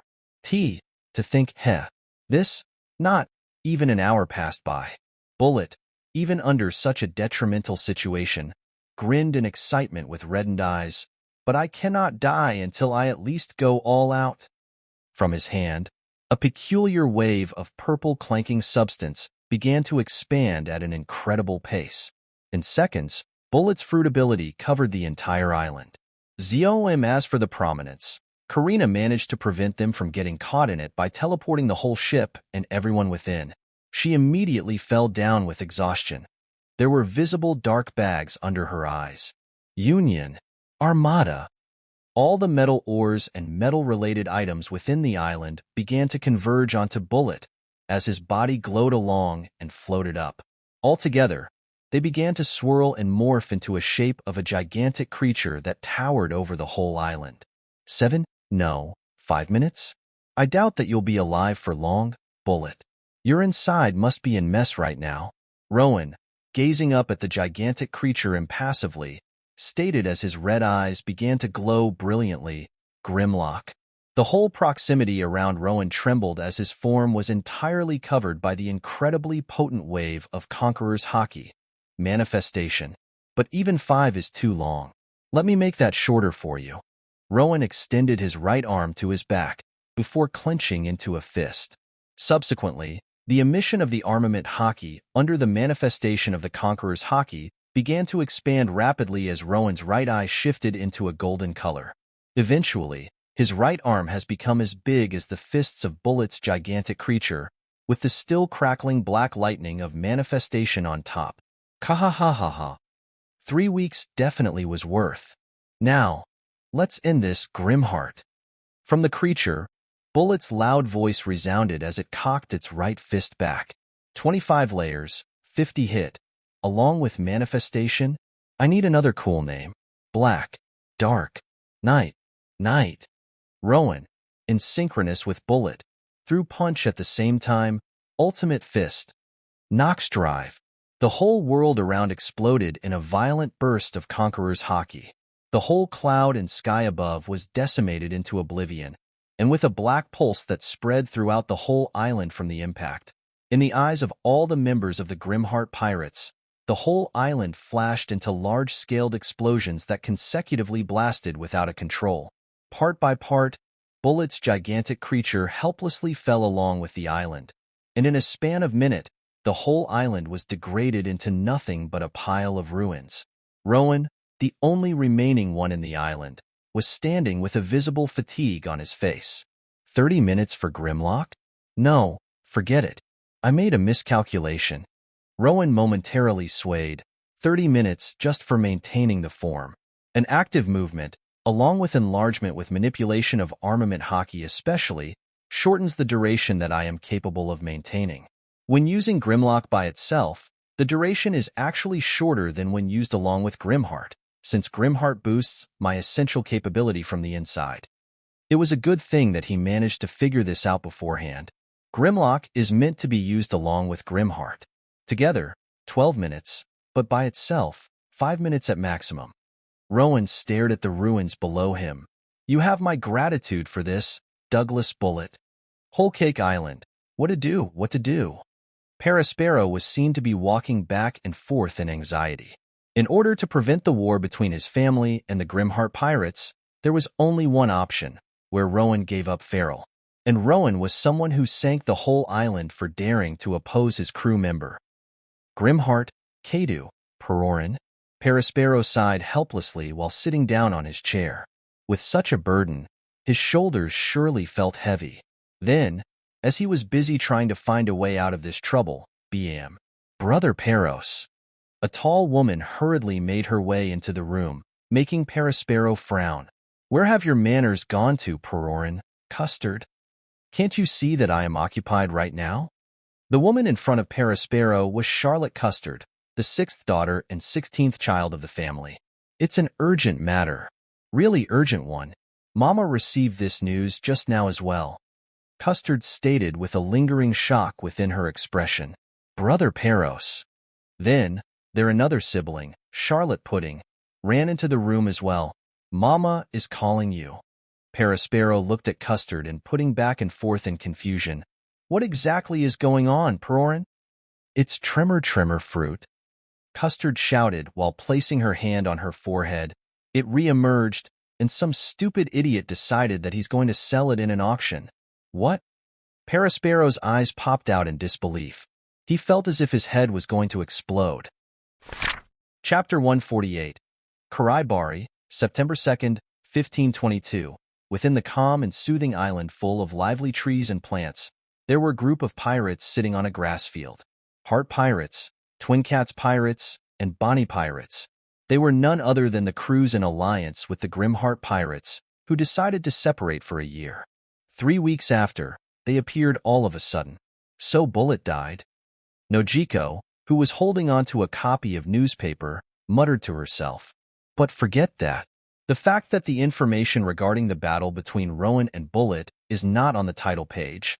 The page that Nojiko read just now was the second page of the newspaper. Not only did the 3-week delay of the fight lower the interest, but also, Tremor Fruit. It's too good to be real. Nojiko couldn't help but state while shaking her head. The fruit that many claims to be the strongest among the paramecia-type fruits is being held for an auction publicly. Who even is the seller here? Law, who was leaning onto his sheathed sword with serious expression, commented, "The whole world is roused up. The location where the auction will be held is none other than Coconut Seal, an island in proximity to Footvalton, Wholecake, and Wano. It's simply too convenient for those who desire the Tremor Fruit." Nami spoke up while raising her eyebrow. "Are you saying that this is a trap? Trap? Against the emperors?" Law let out a hollow laugh. "Not 1, not 2, but 3? Whoever the seller is, he or she must be suicidal." Bonnie frowned with her arms crossed. Tremor Fruit. Those despicable world government agents are bound to make their appearances as well.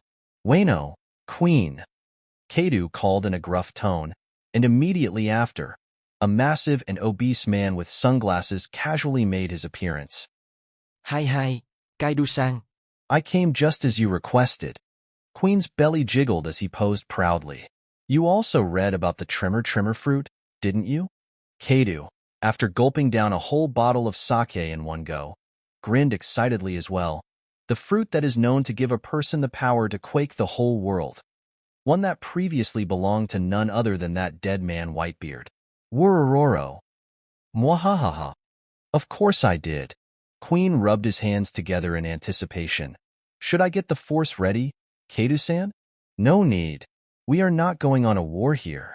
Kaido stood up and lifted up his weapon, Hasaikai. "You said that you know how to feed devil fruit to my Hasaikai? Oh ho, so you still do remember." Queen pointed his thumb to himself proudly. "Of course I can. I am the best scientist of the whole world." Best scientist? More like the fattiest slob ever. From the corner of the room, King, who was leaning onto the wall with his arms crossed, bickered. "What did you say, you sadistic bitch?" Queen snarled with a tick mark. "Calm down, you two." Kaido, emptying another bottle of sake, stated as he placed his Hasaikai on his shoulder. "King, you are in charge of Wano until I return. Queen, you are coming with me." Spinks, Marco. Ace, crumbling up the newspaper in his hands, said with uneasiness in his tone, "It's Pop's fruit." "Yeah." Marco nodded as he took off his glasses. That last moment in the Marine Ford, no, Blackbeard, definitely was up to something. He was trying to take Pop's corpse, and what can that power-hungry maniac be interested in other than Pop's devil fruit power? Marco shifted his head to where Newgate's gravestone lied, before standing up with a determination. "I believe that Blackbeard will make his appearance there, no matter what." Vista grinned as he too stood up. "Then what are we waiting for?" One hand wasn't enough. Blackbeard still didn't pay the full price for killing the member of our family, Jozu stated while bumping his fists together. "Rest in peace, Pops." Marco, giving one last glance at Newgate's graveyard, turned around. "Let's go, boys. We have an unfinished business." "Mariehua, Pangea Castle, Tremor Fruit? Is the information accurate?" One elder asked with sharpened eyes, unable to believe what he just heard. "A public auction out of all possibility? In New World even? It doesn't matter if the information is true." Another elder stated with a frown as he massaged his forehead. "We have no choice but to go. If we fail to prevent it from landing into a hand of a strong pirate, the world may witness the birth of a second Whitebeard. We have no choice but to deploy as much force as possible.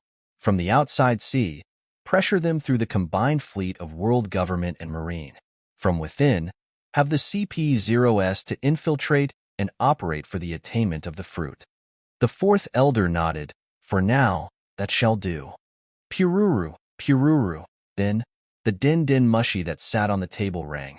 The fifth elder with glasses picked it up. Report. Cypherpool Aegis 0 reporting. Monkey D. Luffy seized and the rest of his crew members dead. All witnesses took care of. Within a month, we will be able to deliver the criminal to the Mariehua. Well done.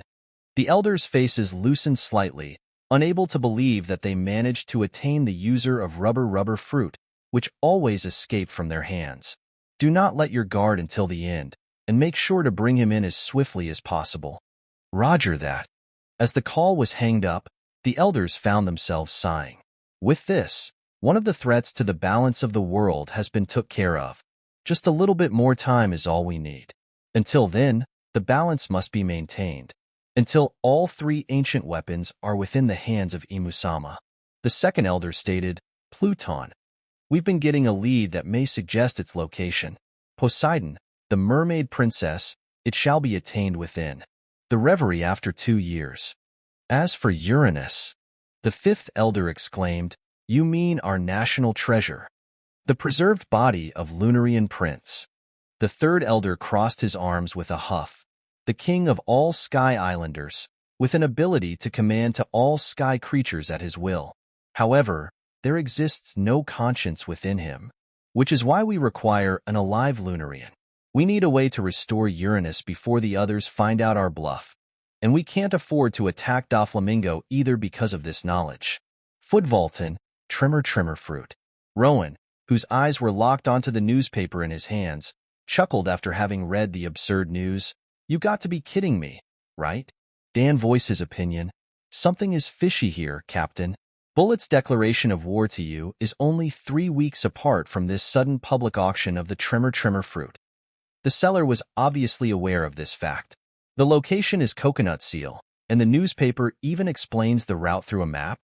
It sounds like a trap, Karina stated seriously as she looked at her log pose, a carefully set trap by an ambitious pirate crew. But at the same time, this doesn't make sense. An attempt to defeat one emperor may be understandable, but spreading this news everywhere. No, there is no way that plotting against all the strong individuals of the world will work. It's debatable in the end. Rowan sighed. The problem is, we got no choice but to go. Trimmer Fruit. Even if there is 1% of the information being true, we can't have that fruit go into the hands of Big Mom, Kaido, world government, or marine. That will be troublesome. The thought of someone like Garp eating the Trimmer Fruit dreaded him. Coconutial. Along with us, at least the Big Mom pirates, beast pirates, marines, and the world government agents will make their appearance. Then, there may be other players such as the supernovas, bounty hunters, underworld dealers, and more. Robin said thoughtfully. Auction is not of an importance. The penniless pirates won't even bother to bid, but straight off attempt to snatch the fruit. The question is, if our crew was to seize the fruit, Carmen voiced up, who's going to eat it? After Carmen's statement, everyone turned to Alfred and Farrell. Alfred, do you want it? Rowan asked. No, Captain Rowan. Farrell, do you want it? No. Prominence, do you want it?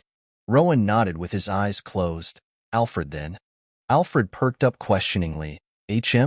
I thought I said no. Congrats on eating one of the strongest fruit to exist, Alfred. Urich clapped with a grin. Seems like we are about to have an earthquake man in our crew. Dan stated with a smile. Earthquakeman? Gwahaha, that's a wrong statement. Cavendish laughed. Alfred is going to become a vibrator. Stop. Just stop, Cave. Carmen, with a deadpan, interrupted Cavendish in the middle. Stop calling me Cave. Cavendish barked out comically, which earned laughter out of all the other crew members, except for Alfred. Alfred seemed to have found this whole situation confusing. I believe that I said no. I want that hobby fruit. Bohaha, I was just joking. Rowan laughed while calming Alfred down. No worries. Those Phoenix pirates will probably make their appearance there as well. We don't necessarily have to get that fruit for ourselves, but simply prevent our enemies from attaining it. Coconut seal. Nice work, Morgans. To think you were in this island of all possibilities. Ah, what a blessing. The surrounding was comfy and pleasant looking. The island itself emanated a warm feeling. However, within this scenery, the president of the World Economy newspaper, Morgans, seemed to be in a tough spot. Shockingly enough, Morgans's appearance actually seemed human for once. This was due to the fact that his wrists were locked by a sea stone cuff. As he weakly looked up, one middle-aged man with black-colored afro hair was standing with a distorted grin. Buena. Festa. Morgans managed to speak weakly. To think that you were alive. Festa, snorting at Morgans's disbelief, gazed down at the small wooden box in his hands. Tremor fruit. To some people, it is a treasure greater than even one piece. By attracting all the strong pirates of the world, I will put an end to Roger's great age of pirates and begin a new one through the biggest festival of all time. Morgans, although anxious of his circumstance, couldn't help but become interested in the upcoming big news. As for the compensation for cooperating with me, let me tell you a secret. Festa, with a shady smile, leaned down to where Morgan's ear lied. I don't have the tremor fruit. Morgan's eyes widened in disbelief. Then what exactly is the devil fruit in this chest? I don't know. Ha ha ha ha ha.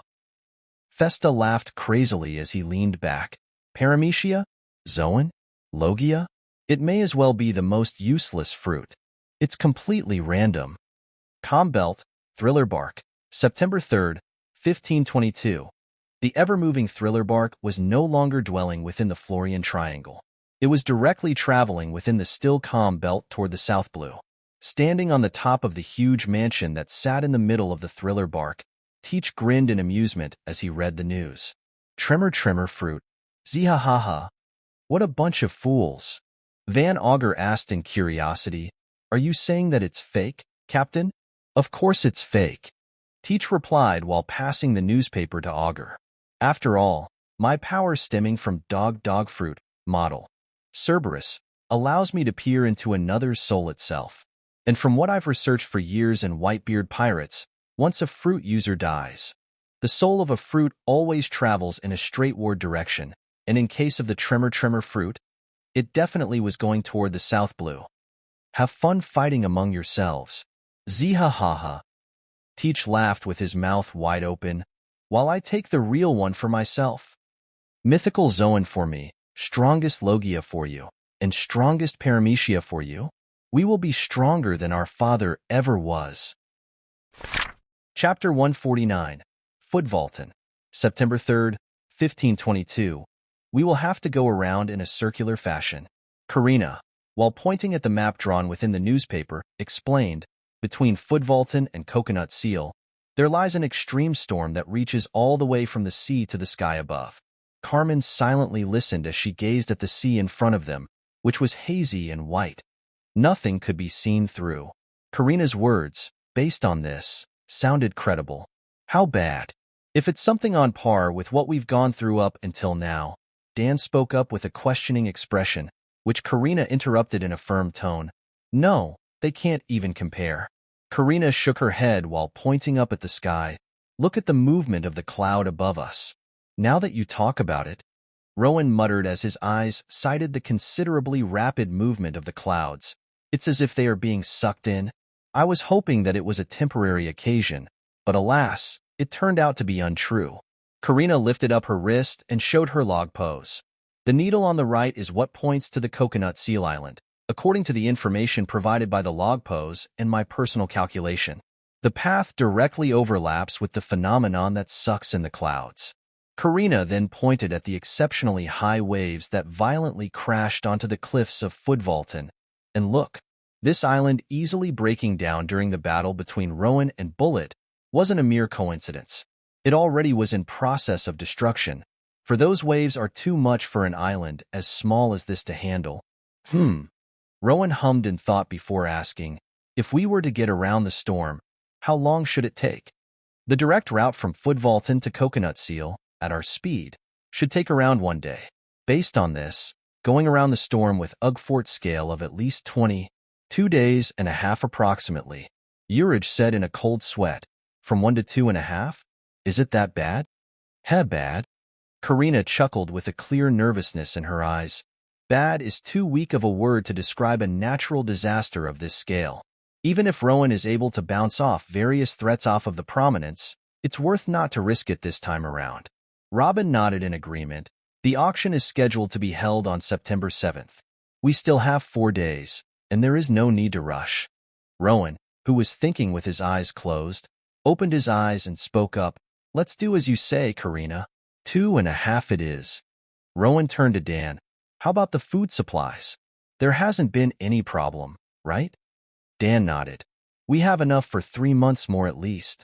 The newly designed food preservation system is working as intended as well. Medication? Same as when we left the Fishman Island. No one was injured for necessary treatment, after all. Rowan asked Alfred, what about Prominence's condition?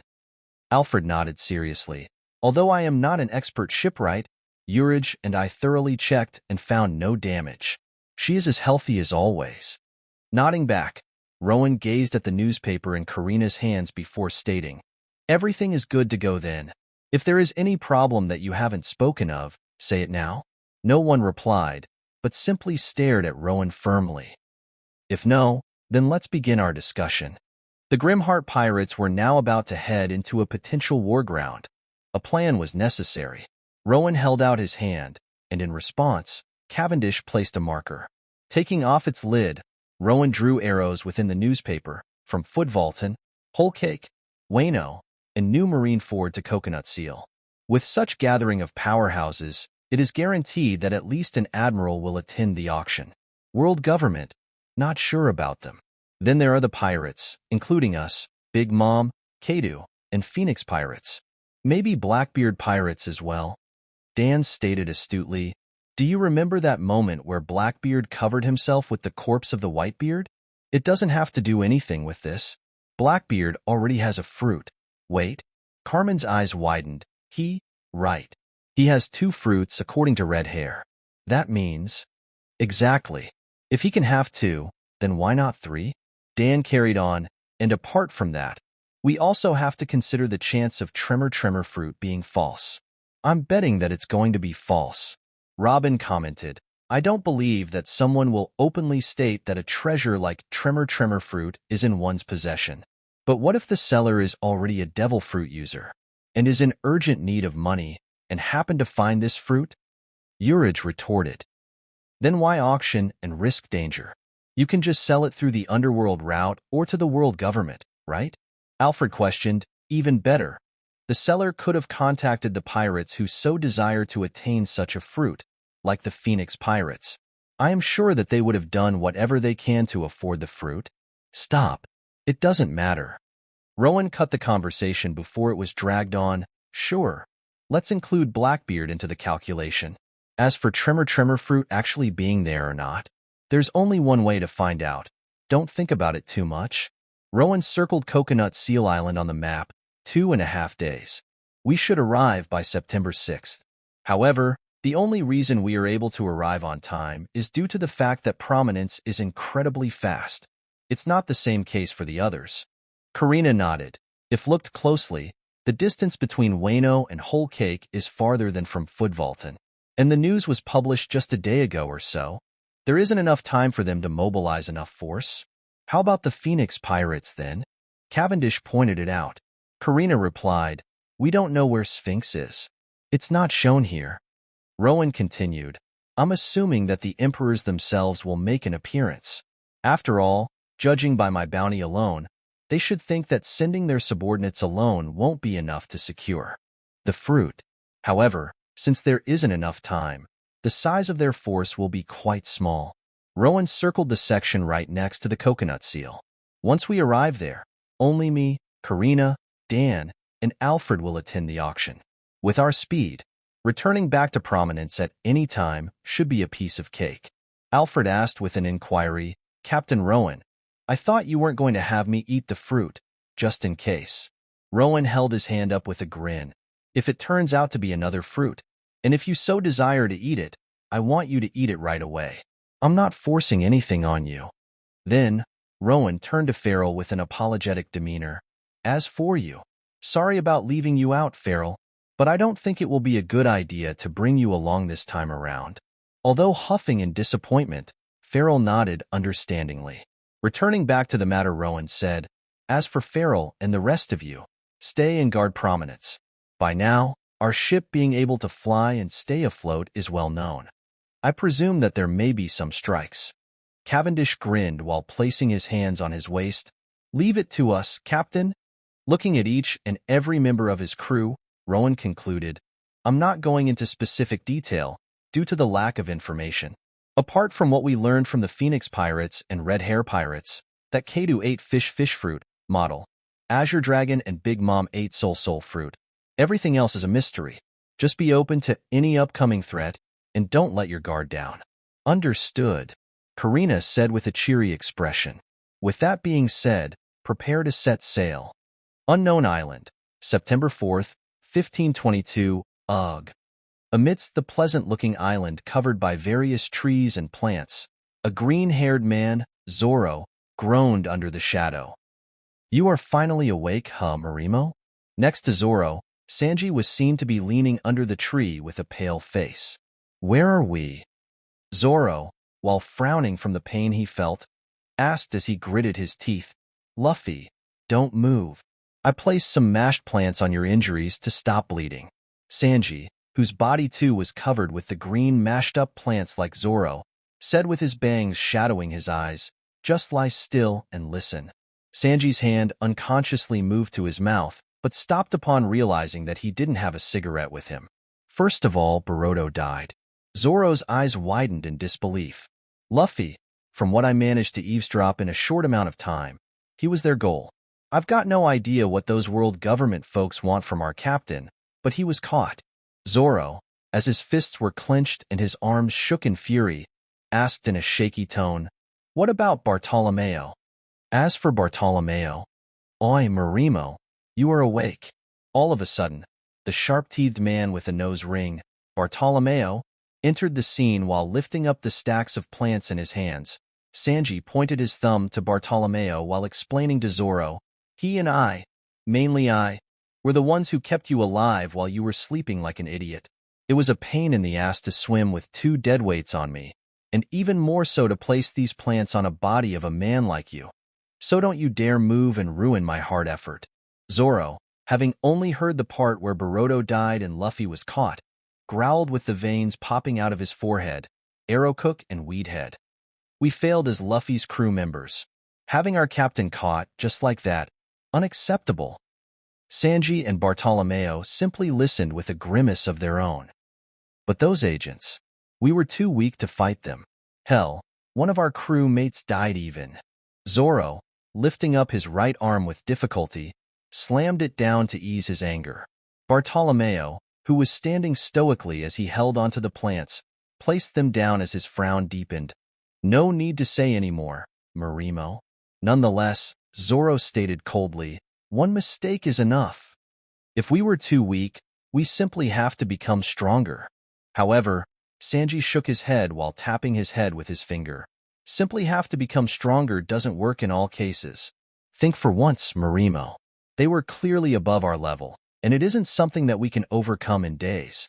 Therefore, we have to bring in others into this matter. Bartolomeo raised his eyebrow, such as? Luffy's full name is Monkey D. Luffy. And remember the news we read some time ago? Sanji stated with certainty, the Vice Admiral who was responsible for the momentary imprisonment of Grimheart. Monkey D. Garp. Monkey D. Garp, yes. I do remember Luffy saying that Garp is his grandfather. Zoro muttered in realization. The way our enemies dress, I've seen similar attire once before. The ones who caught Luffy were none other than the world government cipher pals. Sanji continued, and they wanted to kill us and all the others in Jinren for one reason.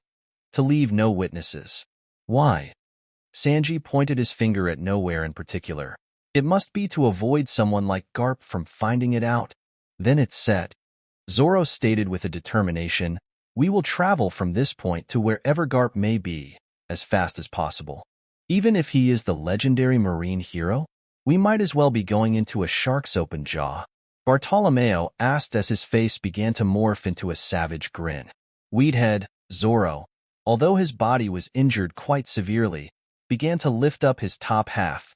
"It's just a marine hero, and nothing more. What's there to be scared of?"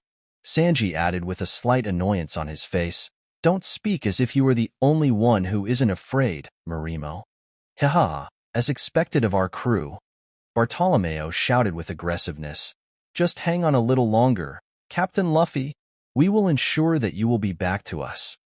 Also, Zoro's eyes gleamed murderously. "That world government will pay for killing our friend." Contrary to the report made by the CP0s, Zoro, Sanji, and Bartolomeo managed to survive. With their spirit renewed, the goal of retrieving Luffy back has been established. However, there lied one issue. "So," Sanji spoke impassively, "how are we going to navigate our way through?" Chapter 150, Coconut Seal, September 6, 1522. The island itself was constituted of a white and puffy platform that resembled a pudding. By its first glance alone, Coconut Seal seemed to be a pleasant and fun island to live by. And yet, there existed no civilization. When looked closely enough, it was a barren land with naught but strange-looking coconuts that were washed up to a shore. This was due to the fact that there existed a huge storm at some distance away, and that the land of Coconut Seal simply wasn't nutritious enough to grow crops. However, in comparison to its usual scenery, Coconut Seal today was booming with the countless number of people, whether they were the pirates, bounty hunters, or something else. For many of them, it was the worst scenario that they could encounter. No building to shelter themselves, no way to restock their ship for the next sail, and surrounded by their enemies all over. In addition, they were all competing for one thing in the end: Tremor Fruit. In such a situation, what will happen? Boom die Kling. Kill, plunder, take everything that they got. They fight. Tremor Fruit is ours. It isn't a place that a weakling like you can compete for. One pirate shouted as he slammed his mace onto the fallen pirate's body, ending the latter's life brutally. This was the current state of the Coconut Seal. The previously white and puffy platform was rapidly being stained with red, and the numerous mutilated corpses were laid across the whole island. Every single person on the island was crazed for blood, and the true powerhouses, whom Buena Festa was intending to gather up, weren't a part of such a chaotic battlefield. Instead, they simply stayed on their ships on the outskirts of the island. "Are the Grimheart pirates here yet?" Marco, who stoically gazed at the gory sight in the front, asked Ace. "I don't think so." "Hey, why are you asking me, Marco?" Ace tilted his head in confusion. "You are the one who can fly, not me. You'd have a better chance of sighting them, because Marco doesn't have any attention to spare." Vista replied in Marco's stead, just at the other sides of the island. "There are 3 noteworthy forces waiting by, just like us. Currently, our ship is on the west side of the island, the Marines are on the north, Big Mom is on the east, and Kaido is on the south." Jozu gritted his teeth in a cold sweat. "So the emperors themselves have made an appearance here." Ace couldn't help but speak up. "Are you sure that we will be able to attain the fruit? Against them?" Narrowing his eyes, Ace subsequently asked in suspicion, "Don't tell me that we are going to rely on the Grimheart pirates just like the last time. We already owe our lives to them, and now we are going to ask them to give us the fruit? There's no way we are stooping that low, are we?" For a moment, Marco didn't answer but continued to stay alert in a stoic manner. Eventually, he sighed, "I don't know, Yua. At this point, we can only hope that the Tremor Fruit here isn't real."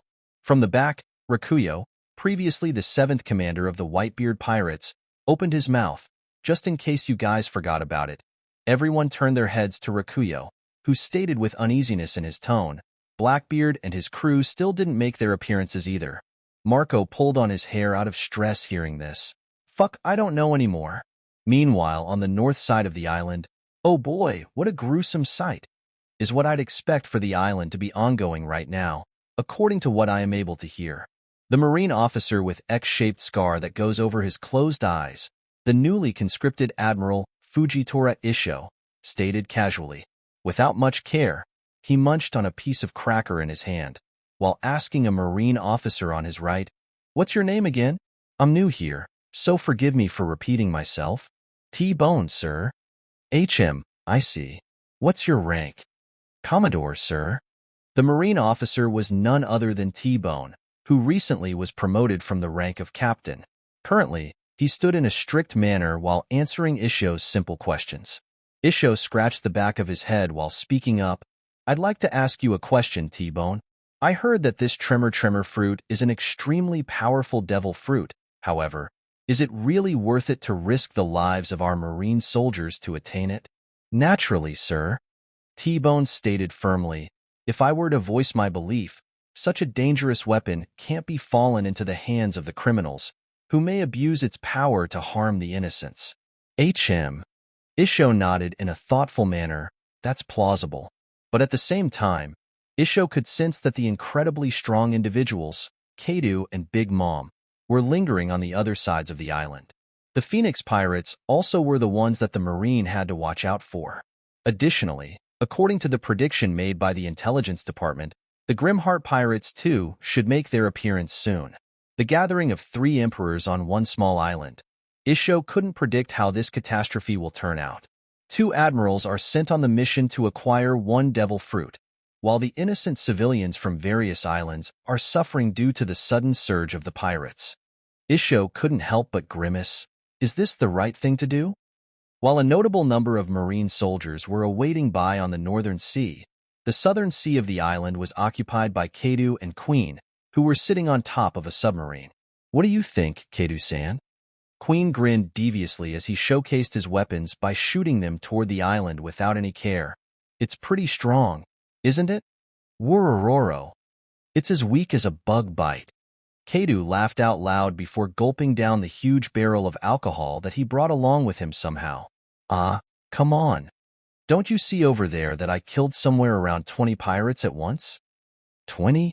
Only 20? Worororo." Kaido's laugh didn't know when to cease, and judging by the blush on his cheeks, he seemed to be drunk. Much to Queen's annoyance, Kaido rolled on top of the submarine, finding himself amused. "That was a good one, Queen." "Humph. Fine. I'll simply kill more then." Queen growled childishly before blasting his weapons in an uncontrolled manner. The pirates who were fighting among themselves helplessly died as Queen's attacks bombarded the island nonstop. "Watch, Kaido-san. I must have killed more than 100 by now. 20 or 100. It doesn't matter." Kaido's mood abruptly switched into an angry one as he snorted, before lifting up his barrel once again. "Do you count the number of bugs that you kill, Queen?" Ignoring Queen's rants, Kaido shifted his eyes to the eastern sea of the island. "Lin. So you came as well, I see." And finally, on the eastern sea, Mamama, even that Kaido brat is here. Lin, who was standing on top of a giant cloud-like entity, Zeus, clapped in excitement while looking around. "I can't wait. When will the highlight of this event arrive?" "The acquisition of tremor fruit." "Ha! How blissful it must be. The very thought of having the Whitebeard's power for myself. Mama. Lin sighed in happiness as she placed her hands on her face, drooling as she imagined what may possibly be a future. And then Grimheart. If they're going to arrive, so will that feral. Mama, I truly can't wait for tomorrow. And on Lin's side, one ferocious-looking man with short, spiky, crimson-colored hair and a ragged scarf, Charlotte Katakuri, the strongest among the 4 sweet commanders, sat by with his legs crossed. Those were the words that Perispero spoke to Katakuri prior to their departure. Due to the urgent case where not much time remained, Lin traveled on top of Zeus, and only one person was able to go along with her. It was Lin herself who decided to bring along her strongest child. And thus, the whole commotion within the Coconut Seal Island has grown to an astonishing extent, and now, no one knew what will be happening on the day after. Miles away from the Coconut Seal, we stop here. Rowan raised his hand up calmly as Prominence was flying at a high altitude. Phoenix Pirates, Marine Fleet, and those two individuals with the strengths above any other. They must be Big Mom and Kaido. Something felt wrong to Rowan. Within the island, there are the mindless killings of one another, with no particular area safe. The fact that they don't have a particular target means that Tremor Fruit has not made its appearance yet. If so, the seller isn't on the island right now. Even with the maximum operation of his observation haki and his eyesight, he couldn't find any other presence of life around the island. The seller plans to stay anonymous. Rowan placed his hand on his chin while thinking, just as Prominence came to a stop. Rowan, Karina called in a serious manner. Is Kaido over there? Rowan nodded stoically. Kaido and Big Mom as well, as far as I can deduce. Carmen frowned. Now that sounds dangerous. Sighing, Rowan turned his head away from the direction where the island lied. No matter. Whether the Tremor Fruit turns out to be true or not will be decided when the time actually comes by. Take a good rest for now, and ready yourselves for potential combat at any second. Unknown location. Haha, how convenient. Being able to escape by the sky. I'm luckier than ever, all thanks to you, Morgans.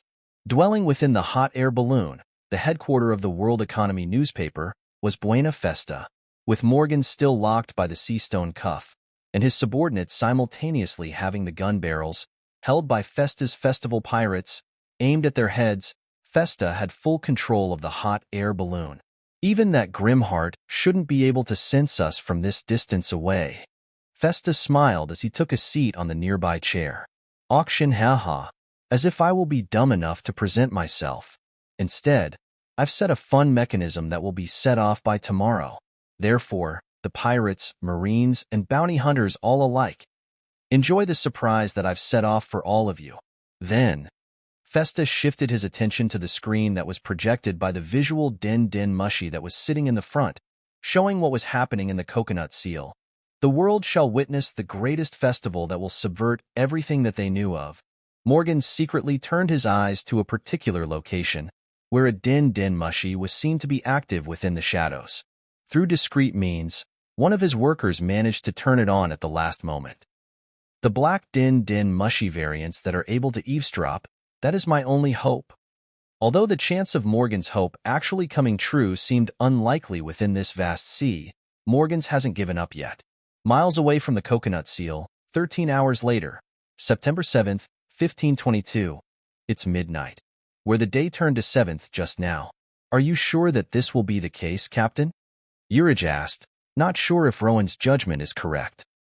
The seller intentionally gathered all of us up here, Urij. Rowan replied as he gazed off toward the island unviewable to the rest of his crew. I doubt that such a person will be patient enough to wait for a second longer. Looking around at each and every single member of his crew, all who looked ready to follow his command, Rowan spoke up while lifting up his palm. Listen well. The booming sounds blasted out from Rowan's palm subtly. When you hear this at a much larger scale, bring Prominence toward the island as fast as you can. This signal indicates that we aren't in a position where we are able to escape from the scene by ourselves. After all, even Karina wasn't able to teleport them from this distance in one go. The scope of her ability relied on her observation haki, and hers wasn't as wide-ranged as Rowan's. Just then, from the coconut seal, the quaking sound was heard. Something underground was moving and shifting, stressing the whole island. Then, an incredible pillar of water surged from in the middle of the night. Subsequently, the puffy white platform of coconut seal began to glow brightly, illuminating the scenery. It seemed that the festival pirates surely had a lot of time to arrange their plan. That's our cue. Rowan clearly saw one chest that was floating atop, and he could tell right away that whether the news of Tremor Fruit was real or not. The truth will only be found out when the chest was opened. Charina, Dan, Alfred. Let's go. From the Prominence, for individuals shot out from the Prominence toward the island at an incredible pace. And just in time, Zeus. Bring me up there, right now. Wurororo. This is going to be fun. You guys, block the Marines. Leave the fruit to me. The auction, where the bidding is done through one's strength instead of one's wealth, has begun. Chapter 151. A Treasure Chest? From the coconut seal, many pirates shouted out urgently. One treasure chest sat atop the pillar of water that continuously shot out toward the sky. "Look at the emperors!" One pirate shouted with fear as he stared up at the sky. And in accordance with such a pirate's fear, two fearful beings were seen to be flying toward the rising treasure chest. One was a huge and long azure-colored dragon, while the other was a huge cloud that was crackling madly. "Kaido, that fruit is mine." Lin, having noticed Kaido's dragon form rising upward next to her, screamed madly, "You old hag, get your eyes off of my fruit." Kaido simultaneously shouted with bloodshot eyes as he continued to travel toward the treasure chest. From afar, Isho was calmly standing on top of his warship. Has the fruit appeared?" Isho asked in a casual manner. Although he had a good mastery over the observation haki, he seemed to be prone to asking the others as a habit that stemmed from his lack of vision. "Admiral Isho, it's a treasure chest. We are unable to confirm if it's a devil fruit even." T-Bone quickly responded as he unsheathed his sword. "Shall we pursue after it as well?" Isho grimaced while speaking up, "Perhaps after." Isho's sword clashed against Jozu's diamond-turned fist, who suddenly appeared from the dark. "These ones are dealt with. You Marines won't even get a chance to do so," Jozu boldly claimed as his fist struggled against Isho's sword. "Yahoo! Let's have some fun, boys." The other members of the crew dropped down from the dark as well, ready to engage within the enemy ships. The succeeding pirate crew of the Whitebeard Pirates, Phoenix Pirates. Isho spoke up, "We were expecting you here." Jozu faked a grin as he continued to struggle against Isho's sword, which was gradually becoming heavier for him to defend against. "Marco, hurry!" Isho and Jozu both flinched upon hearing the booming sound from nowhere. Turning to the source of the sound, Jozu's eyes widened. "The Grimheart Pirates. Grimheart has made his appearance." Isho immediately shouted, "Hold your ground and wait for the second unit. They will locate the Grimheart Pirates' flying ship to cut off their escape route, before joining us to acquire the fruit as well." Meanwhile, Juggernaut, Blast, Kaido and Lin, who were flying upward to seize the treasure chest, found themselves rocketing back to the ground all of a sudden. Although dark, the bright light from the coconut seal managed them to catch a glimpse of one man who was floating on top of the sky with his eyes glowing in golden color. Lin shouted in realization, "You brat! You must be that Grimheart." Kaido and Lin crashed into the ground, giving a rise to a cloud of dust that covered the view. Mama. Katakuri's eyes narrowed as he looked at his fallen mother. Then, his eyes flashed in red, indicating the use of his observation haki, before he tilted his head to the side. Immediately after, Karina suddenly appeared on sight with her left hand, which was holding onto a haki-imbued knife, outstretched toward where Katakuri's head previously lied. "You're not going anywhere, Charlotte Katakuri." Karina smiled confidently as she flipped her knife while retracting her left arm back. "That treasure chest is ours." Katakuri clicked his tongue. "Phantom. Nearby. Who do you think you are?"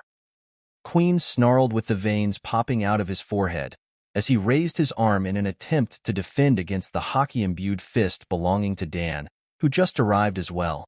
However, contrary to Queen's belief that he will be able to dodge Dan's strike, Dan's fist suddenly transformed into lightning before electrocuting Queen, who was caught off guard. 100 million volt. Electromaniac. "Yo!" Queen screamed as his body twitched from the intense burst of lightning. However, contrary to Queen's reaction, Dan quickly moved back to dodge Queen's powerful punch. "What's with that body of his?" Dan narrowed his eyes in suspicion as he lowered his body, readying for a tough fight. On the other hand, Alfred was seen at a high point in the sky, using Jeppo to reach the treasure chest. "Wurrororo. So you are that infamous Grimheart." From the cloud of smoke, Kaido's boisterous laugh boomed across the whole island. Then, two emperors both shot out simultaneously toward Rowan with murderous eyes. "Grimheart. Lin shrieked, "Where's Feral?" However, before Lin could reach Rowan, Undying Thistle, Marco, who came flying in his phoenix form, intercepted Lin. Subsequently, Ace, who was seen to be on Marco's back, waved at Rowan from below. "Hey Rowan, what do you think of teaming up again?" Ace asked cheekily, to which Rowan couldn't help but chuckle. "What about that treasure chest then? As long as the enemies don't get it, we're good." Ace jumped off from Marco's back and clenched his fist before falling toward Lin, who was seen with an annoyed expression on her face. "Tekken." Iron Fist. Lin, who didn't seem to be fazed by Ace's punch, growled as the veins popped off of her forehead. "Don't get in my way." Then, Lin swung her alive sword, Napoleon, and slammed its blade onto Ace, sending the latter blasting sideways. However, before he has flown too far, Marco quickly extended his flame talon and caught Ace. "Rowan, leave Big Mom to us." Marco then placed his index and middle fingers forward at Lin. "Bluebird." "Huh?" Lin exclaimed in confusion at the sight of a large ball of yellow-green flame shooting toward her. Then, it pushed her off of Zeus, which subsequently resulted in her plummeting back to the ground. Marku Worororo. Now this is going to be fun, isn't it? On the other hand, Kaido, not even paying a single bit of attention to Lin, Marco, and Ace, grinned excitedly while staring at Rowan. Rowan cracked his knuckle and momentarily turned his head up to check that Alfred managed to attain the chest in a quick span of time. "I doubt it," Rowan replied impassively. Then, Kaido's gigantic body shot upward toward Rowan, with his open mouth glowing up from the intense gathering of flame. Rowan had to block this attack no matter what. Directly above, Alfred was trying to get away from the crossfire as he could, but Kaido's attack, from what he predicted through the use of his observation haki, had an incredible range and scale. "Kaido of the Beast, let's see how strong you are." At the next moment, Rowan quickly took out the bullets from his pocket and sped them up through the use of his bounce, all in a span of a second. What cost him almost a minute in the past now only took that much time for preparation. Then, both Rowan and Kaido attacked at the same time toward one another. Entropic Blast. Blast Breath.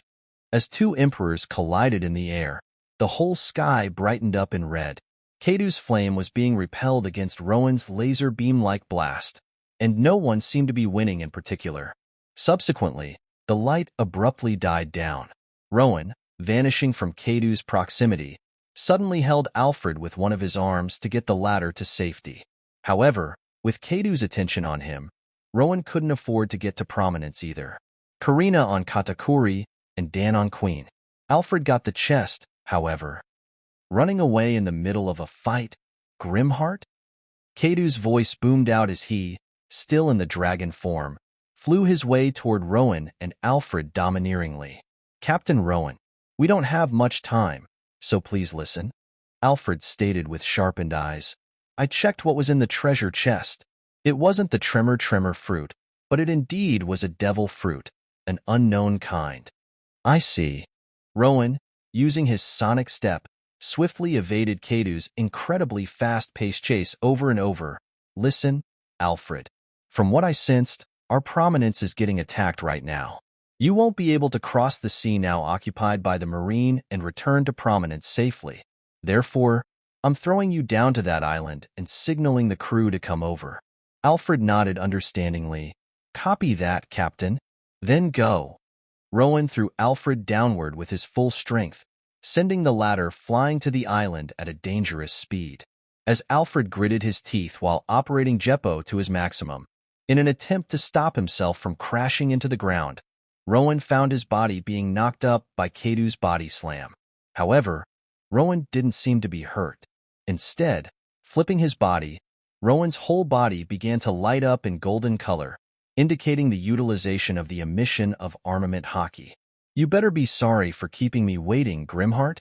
Kaido snorted in his dragon form, producing a spark of flame that came out from his nostrils. "Assuming that everything will be fast-paced, I don't have to care about long-term consequences right now." If so, Rowan's heart began to beat vigorously as his whole body emitted steam. He activated Grimheart, that can last for an hour at max: strength, endurance, speed, reflex, fruit mastery, and haki. Rowan felt a cold sweat dripping down from his back. Kaido was a well-rounded being. With the exception of speed, reflex, and perhaps haki, Kaido was superior in all the other qualities than Rowan. Hold on. It isn't that bad then. Kaido, at an incredible speed, coiled up his body around Rowan, who quickly used his enhanced physical prowess to escape from the latter's grasp. Then, Dragon Twister. Several tornadoes made their appearances around Rowan and spun in a destructive manner. Bounce. Impact. Rowan blasted a huge burst of bounce from all over his body at once, causing those twisters to be destroyed single-handedly. Immediately after, he was forced to use his superb reflex to dodge the fast wind blades that Kaido generated consecutively. Whirrororo. Not bad, Grimheart. Without any moment to take a breather, Kaido, who suddenly changed back to his human form, appeared behind Rowan while holding onto his weapon, Hasaikai. However, Rowan managed to see the future once again. The future further than what Kaido was able to see. Juggernaut Drive. Thunder Bellow Bagua. Abruptly twisting his body, Rowan slammed his fist against Kaido's outstretched Hasaikai. The air around exploded in stress as two techniques clashed against one another. With both of their attacks infused by the Conqueror's haki, the black lightning wildly crackled around, and the sky above them split in half. Even during the dark night where the glowing platform of the coconut seal was the only source of light, such a sight was vivid in everyone's eyes. However, this wasn't the end of Rowan's attack. Drive. It was a name that Rowan used to classify his attacks. If Blast only used convergence, Drive used convergence and consecutive bounce simultaneously. Oh ho! Kaido grinned in excitement as he felt another blast from Rowan's fist, which caused him to lose his momentum and begin to fall downward. Kaido, who was unable to fly in his human form, changed his body to a dragon form once again. The blasting forces didn't cease. It continued to pummel him down. And yet, Kaido seemed to be enjoying such a challenge. Huh. You gotta be kidding me, right? Rowan couldn't help but chuckle as he gazed down. Kaido managed to withstand his attack, although a sliver of blood trickled from his mouth. Shanks was prone at hockey. Big Mom over there has an incredible fruit power. Kaido? His endurance is off the chart. Stop thinking in the middle of the battle, Grimheart. Then, Rowan found himself in a trouble with Kaido's large mouth opened in front of him. When did he get above me? It was one of Rowan's bad habits. Relying on his incredible reflex, he tended to think a lot in midst of a battle. Now, he was paying the price for it. Blast breath. Rowan was sent blasting down to the ground without any control. Within a millisecond, Rowan crashed into the ruins where Kaido and Lin Lin previously crashed into, creating another round of dust. And now that we're standing on the ground, Kaido, dropping all the way from high up in the sky to the ground in a human beast form now, stated excitedly as he placed his Hasaikai on his shoulder. Show me what you truly are capable of, Grimheart. Then, after beating you up, I shall retrieve the tremor fruit for myself.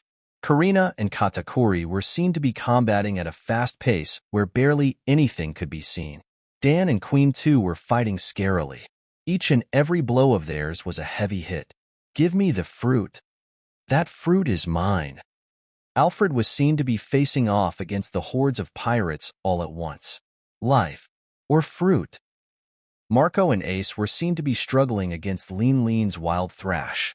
In midst of this chaos, as the dust cleared, Rowan was seen to be standing with his clothes tattered. Silently, while locking his eyes onto Kaido, Rowan raised hand up. Whatever you say, Skyworm. Chapter 152. Miles away from the coconut seal. September 7th, 1522. Within the dark, cloudy night, Prominence was seen to be floating in the middle of nowhere in particular. All remaining members of the Grimheart Pirates awaited their captain's signal while inspecting their surroundings in caution. However, such a peaceful night wasn't long-lasting. Cave. Carmen stated with narrowed eyes as her palm lit up in flame.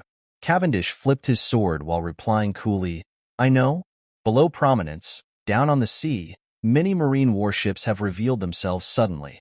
It was none other than the troop led by Admiral Kake, also known as Shatan. The flying ship with wolf figurehead, and that Jolly Roger. It's the Grimheart pirates without a doubt, Admiral Kake. One marine officer reported while all marine ships flashed their light at where Prominence lied, revealing it in sight. Kake smiled casually while unsheathing his sword. Let's go easy, yeah? The situation may be dire, and we have to quickly arrest them to join Isho, but acting rash will act against us. Slowly raising his sword, Kake's sword found itself blocking Cavendish's sword, Durandal. While what? The marine officer immediately backed off with a shock, for if Cavendish's target was him instead, he would have been dead already. So you took Borsalino's fruit. That's going to be troublesome, isn't it? Kake grinned knowingly. Prince Cavendish? Oh, Shaitan, Cavendish stated with slight amusement in his tone. Wasn't expecting to see you as an admiral here, my fan. And I wasn't expecting that you will be a wanted criminal either when I last saw you. Kake, with astute eyes, blocked the incredibly fast strikes from Cavendish, still unable to control that ghost within you? Gwahahaha. I've conquered the demon within me a long time ago, Cavendish replied confidently as his sword began to glow brightly. Kake, whose face still seemed relaxed, leaped back and readied himself for Cavendish's strike. As the two of them were engaging against one another, fire! All marine warships were busy firing their cannonballs toward the Prominence above. Due to the high altitude that Prominence sat upon, only few cannons were able to aim. However, the Marines continued to do their best to sink Prominence regardless. Unfortunately for Marine, Carmen was standing on the rail of the ship, watching as the cannonballs approached them. Flame arrow. Around Carmen, the flaming arrows burst into existence out of thin air. Immediately after, they shot out toward each and every single cannonball, causing them to explode before managing to reach Prominence. However, Carmen wasn't done. Raising her hand up, Carmen clenched it. Just when she did so, the flames produced from the explosions began to swirl and cluster into one intense ball of flame. What is that?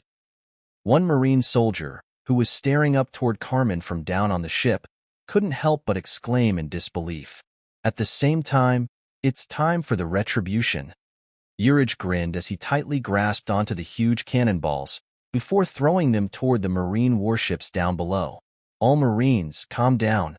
Cease the cannons, for they are only serving to empower the enemies. All capable officers, step forward and defend against Mad Monk's assaults. Having watched Carmen and Urich's techniques, the two vice admirals, Doberman and Stainless, swiftly ordered before leaping toward Carmen with their swords unsheathed. Simultaneously, many other lower-ranked Marine officers stepped forth to block Urich's cannonballs. This, is just like Vice Admiral Garp's meteor fist, although they were knocked back by the pure strength that was packed behind it. Don't think that we will sit by and wait for you to strike. Flame Empress. Apart from those Marines, Doberman shouted as he rapidly flew toward the ball of flame with Jeppo, intending to shred it apart before it could result in a dire situation. Cien Fleur. Robin, who was standing behind Carmen and had her eyes locked onto Doberman, crossed her arms while producing a mass number of arms all over Doberman. Devil Child. The arms all over Doberman began to converge into thick, strong limbs before they were encased within the black hardening of the armament hockey. Clutch. Tekai. Doberman focused on protecting his body from Robin's clutch, but due to placing all his focus there, was unable to operate Jeppo. In the end, he dropped from the sky into the water. Stainless eyes widened upon noticing that Doberman fell due to Robin's interruption, but gritted his teeth as he continued to advance toward Carmen's ball of flame alone. Carmen's eyes narrowed as she brought her hand down. Inferno. The ball of flame, at the next moment, blasted in a form of a laser beam. Stainless quickly brought his hockey-imbued sword and began to struggle against Carmen's technique. However, much to his demise, Carmen's flame was simply too hot. His sword, although imbued by the armament hockey, began to melt. The flame. Stainless realized. Carmen's flame was being supplied continuously. There was no end to it. Before, the swirl of the flame prior to the generation of the ball of flame wasn't for a mere aestheticism. Carmen intentionally made the air dry and hot in order to maximize her production of flame. Move the ship away from the attack. One rear admiral, having realized at the same time, quickly ordered to men, Vice Admiral can't hold by himself for longer. As if, Cavendish, who suddenly appeared with his eyes glowing in hollow blue, grinned maniacally as he swung his sword toward the rear admiral. Kake, at the next second, quickly appeared and blocked Cavendish's sword with his own, preventing the death of the rear admiral. "Ah, come on, Prince Cavendish. I thought I was your opponent here." Cavendish smirked. "I might as well take the advantage of fighting on the enemy's ground." Then, his sword brightened up in yellow light. "Noble phantasm, Durandal." Kake casually smiled. Surprisingly enough, the blob of mud was expelled out of his sword-holding hand, before completely encasing his sword as a whole. The deck below was soaking up the mud that was dripping from Kake's hand. Muddy trouble. The muffled sound of metal clanging to one another was heard, due to the thick layer of mud.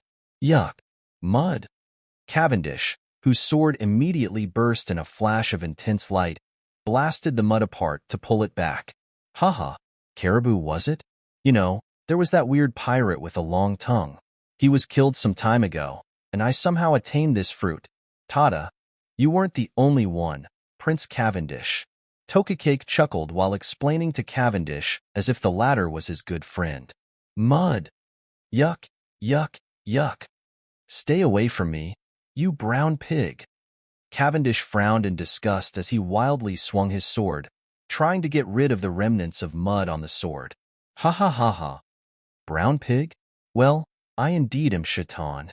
Kake laughed uncontrollably with tears, as if having forgotten the battle itself.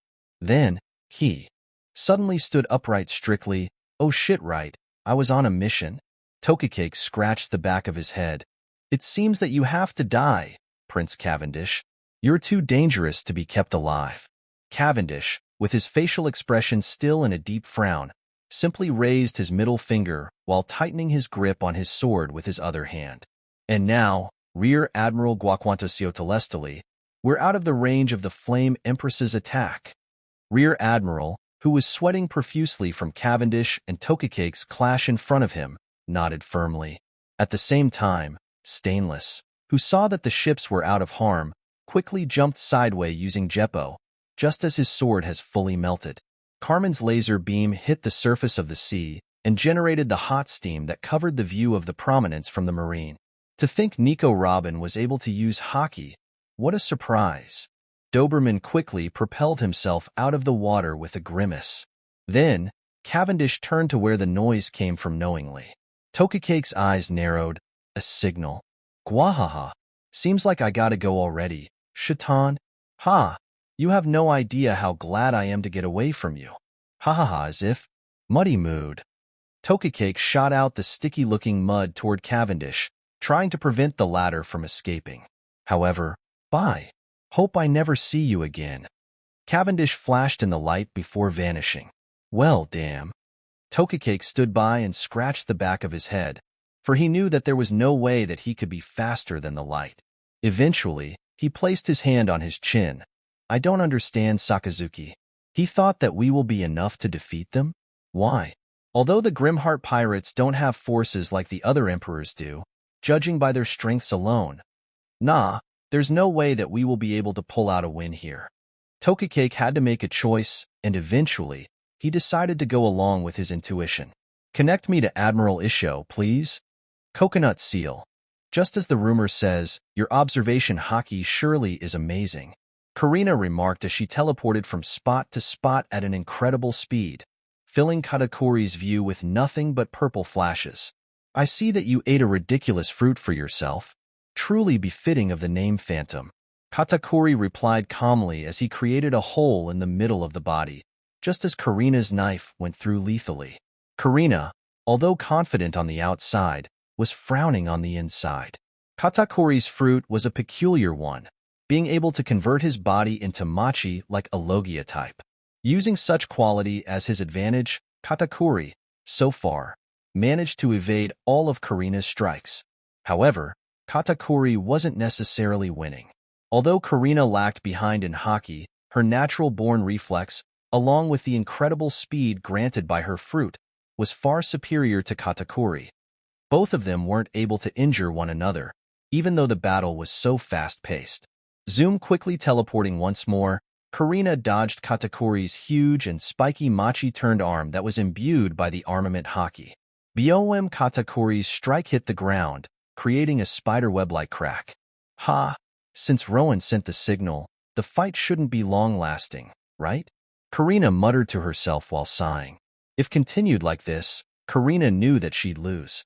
It was time to up the game. Katakuri, whose eyes flashed in red to see through the future, raised his guard in caution all of a sudden. And just as he did so, the knives that Karina held onto began to glow in rich purple. It's all about precision, which is related to one's mastery over the fruit. Although Karina didn't bother to tell Carmen back then, she too developed a new method of using her fruit. The method was incredibly lethal, but at the same time, sipped her a huge amount of stamina just to maintain it. It all began from one inquiry. If she can teleport something other than herself, then how about a part of it? Instead of teleporting a person as a whole, just that person's arm. If that was possible, her knives will be sharper than any other, won't they? Dimension Blade. Around Karina's knives, the purple aura burst into existence and encased each and every single one of them. Although Katakuri didn't face it yet, he could feel that it would be dangerous to let it touch him even once. By quickly morphing his arm into machi, Katakuri let Karina's knife slide past it. Katakuri, with all his senses warning of an upcoming danger, decided to put his awakened fruit ability to its use. Defending machi. From all his sides, the walls of machi rose for the defending purpose. And just as he did so, with the incredibly fast-paced purple flashes bursting in succession to one another, the machi walls disappeared in a span of a second. She disintegrated my machi walls by teleporting part by part. Katakuri, not even having realized that his scarf around his mouth fell down, gritted his teeth while leaping backward to dodge Karina's slash. Ignoring the gap between the two of them, Karina appeared right in front of Katakuri all of a sudden, with all 10 knives in her hands, flash style. Starry Night. Katakuri found himself sweating profusely for once. All knives slashed and stabbed at an incredible speed, and along with the incorporation of teleportations, he had trouble trying to dodge all of them. Then, one knife managed to stab onto. Chapter 153. Unknown Location. Festa, who was watching the scene in the coconut seal, couldn't help but exclaim in disbelief. Kua ha ha ha. Morgans, whose eyes were half-lidded, couldn't help but laugh upon seeing the screen as well. The fruit was a mythical Zoan out of all possibilities? Festa shouted with widened eyes. Then, such a shocked expression began to morph into an exhilarated grin. If so? The other emperors, imagine their anger of having missed the opportunity to attain the treasure like that. Their anger will be focused onto Grimheart. It was an unexpected turn of events, but Festa believed that such an unexpected turnout led to a better result. Yes, it is happening. It is, hey. From Festa's back, an unfamiliar voice was heard. Festa, wondering who the person may be, turned around with an intrigue. What are you doing here? Upon seeing the man, Festa scrambled back immediately while sweating profusely, for the man in front of him was a well-known executive of the Revolutionary Army. The number 2 of the Revolutionary Army, Sabo. Sabo, while spinning his metal pipe casually, grabbed onto the active din mushy that was hidden by the shadow, before revealing it to Festa. One of ours happened to eavesdrop. After all, Coconut Seal wasn't far away from the hidden island, Baltigo, the headquarters of the Revolutionary Army. Don't give me that face, Buena Festa. It was us who were more shocked than you currently are, after having heard that you were alive after all these years. Festa didn't seem to hear Sabo with a sane mind. Instead, he angrily glared at Morgans in realization. Morgans! It was you, wasn't it? Kuaha, ha ha ha ha ha. Tisich, Why is the Revolutionary Army helping Morgans in the first place? Festa gritted his teeth as he looked to his left and right, trying to find a way to escape. Sabo smiled while grabbing the edge of his hat. How do you think the Revolutionary Army managed to stay hidden for so long? Festa understood immediately. You? No matter. In accordance with all crimes that you committed, Buena Festa. Then, Sabo's metal pipe was impaled right through Festa's heart, causing a mouthful of blood to flow out of his mouth. The only fate that you deserve is death. Kokonutsel, what? The pirate holding the knife couldn't help but gulp in fear. The knife that he was sure of to kill Alfred has shattered into pieces instead. Interesting, isn't it? Alfred gazed at the pirate right in front of him. His eyes were frightening, for if looked closely, his pupils were vertically slitted. The tremor fruit that we were competing for wasn't here in the first place. However, to think that this fruit was something that may be just as worthy. Alfred, whose strength seemed to have increased by several folds all of a sudden, grabbed the pirate by the hair and lifted up the latter calmly. Just what exactly was the fruit that Alfred ate? Right now, Alfred's demeanor was drastically different than the minutes ago. There no longer existed a trace of fatigue. Perhaps his newfound pride refused to let out his exhaustion. Then, in front of everyone's eyes, his body began to enlarge at a rapid pace. His hands and feet were morphed into the claws, and the black furs began to grow all over from his body. Within seconds, he was an incredibly huge wolf, who growled while glaring downward toward the terrified horde of pirates. Dog fruit, model, Finrer. The fruit that Alfred ate was none other than a mythical Zoan, the rarest type of devil fruit. My body transformed on its own. Alfred found himself shocked, for the sudden transformation wasn't meant to be. Then, his body began to move on its own, lashing out toward the horde of pirates without any warning. It's just like what Monsieur Ichiro went through. A monster. It's a monster. One pirate shrieked, "Run! Forget revenge. Run for your lives." The fruit was a mythical Zoan, the type of fruit that I've been searching for years. Kaido, in his human beast form, whose Hasaikai collided against Rowan's hockey-encased fist, shouted with a fury. I let such a valuable treasure escape under my eyes, and to the rookie pirate crew like yours? As if I will accept this. Kaido felt a dent in his pride. The situation has flowed in a way that Rowan preferred, right from the beginning of his intervention, and Kaido was too full of himself to let the Grimheart pirates freely escape. His strength. Rowan found it increasingly difficult to block Kaido's attacks. Not only did Kaido's human beast form grant him an incredible endurance, but also the boost in his strength. Up until now, where Kaido has truly become angry, Kaido was more interested in enjoying a good fight against Rowan. Now, Kaido simply wished to kill Rowan and all his crew. Rowan could see the murderous gleam within Kaido's glance. Manipulation. Rowan's armament hockey emission expanded in front of Rowan, whose eyes glowed in golden, having predicted the future. Kaido, with the veins popped off from his forehead and his eyes now shadowed, lifted up his Hasaikai above his head. Said Hasaikai, which was already infused by the Conqueror's haki, began to emit an even more intense burst of black lightning. Conqueror of the three worlds. Simultaneously, the shield in front of Rowan too began to crackle in black lightning, indicating the potent infusion of the Conqueror's haki, Aegis. Kaido, subsequently, slammed down his Hasaikai onto Rowan's shield. Ragnaroku, the whole ground below them split into pieces just from the impact itself. Rowan felt his whole body shaking from the tremendously strong blow, and as the impact faded away, the strongest creature of the world, Rowan momentarily swayed as he placed his right hand on his forehead, but gritted his teeth while quickly bringing his fist up. Rowan's fist blasted away Kaido's quick strike, which didn't have as much strength as the previous one. And Kaido wasn't done. Kundali Dragon Swarm. Kaido began to swing his Hasaikai non-stop, delivering an incredible barrage onto Rowan. Rowan, whose hands were crackling in black lightning, immediately responded with a barrage of his own, Blast Barrage. Every time their attack met, the whole world quaked from the shock within this non-ending barrage. The entire surrounding was demolished beyond recognition.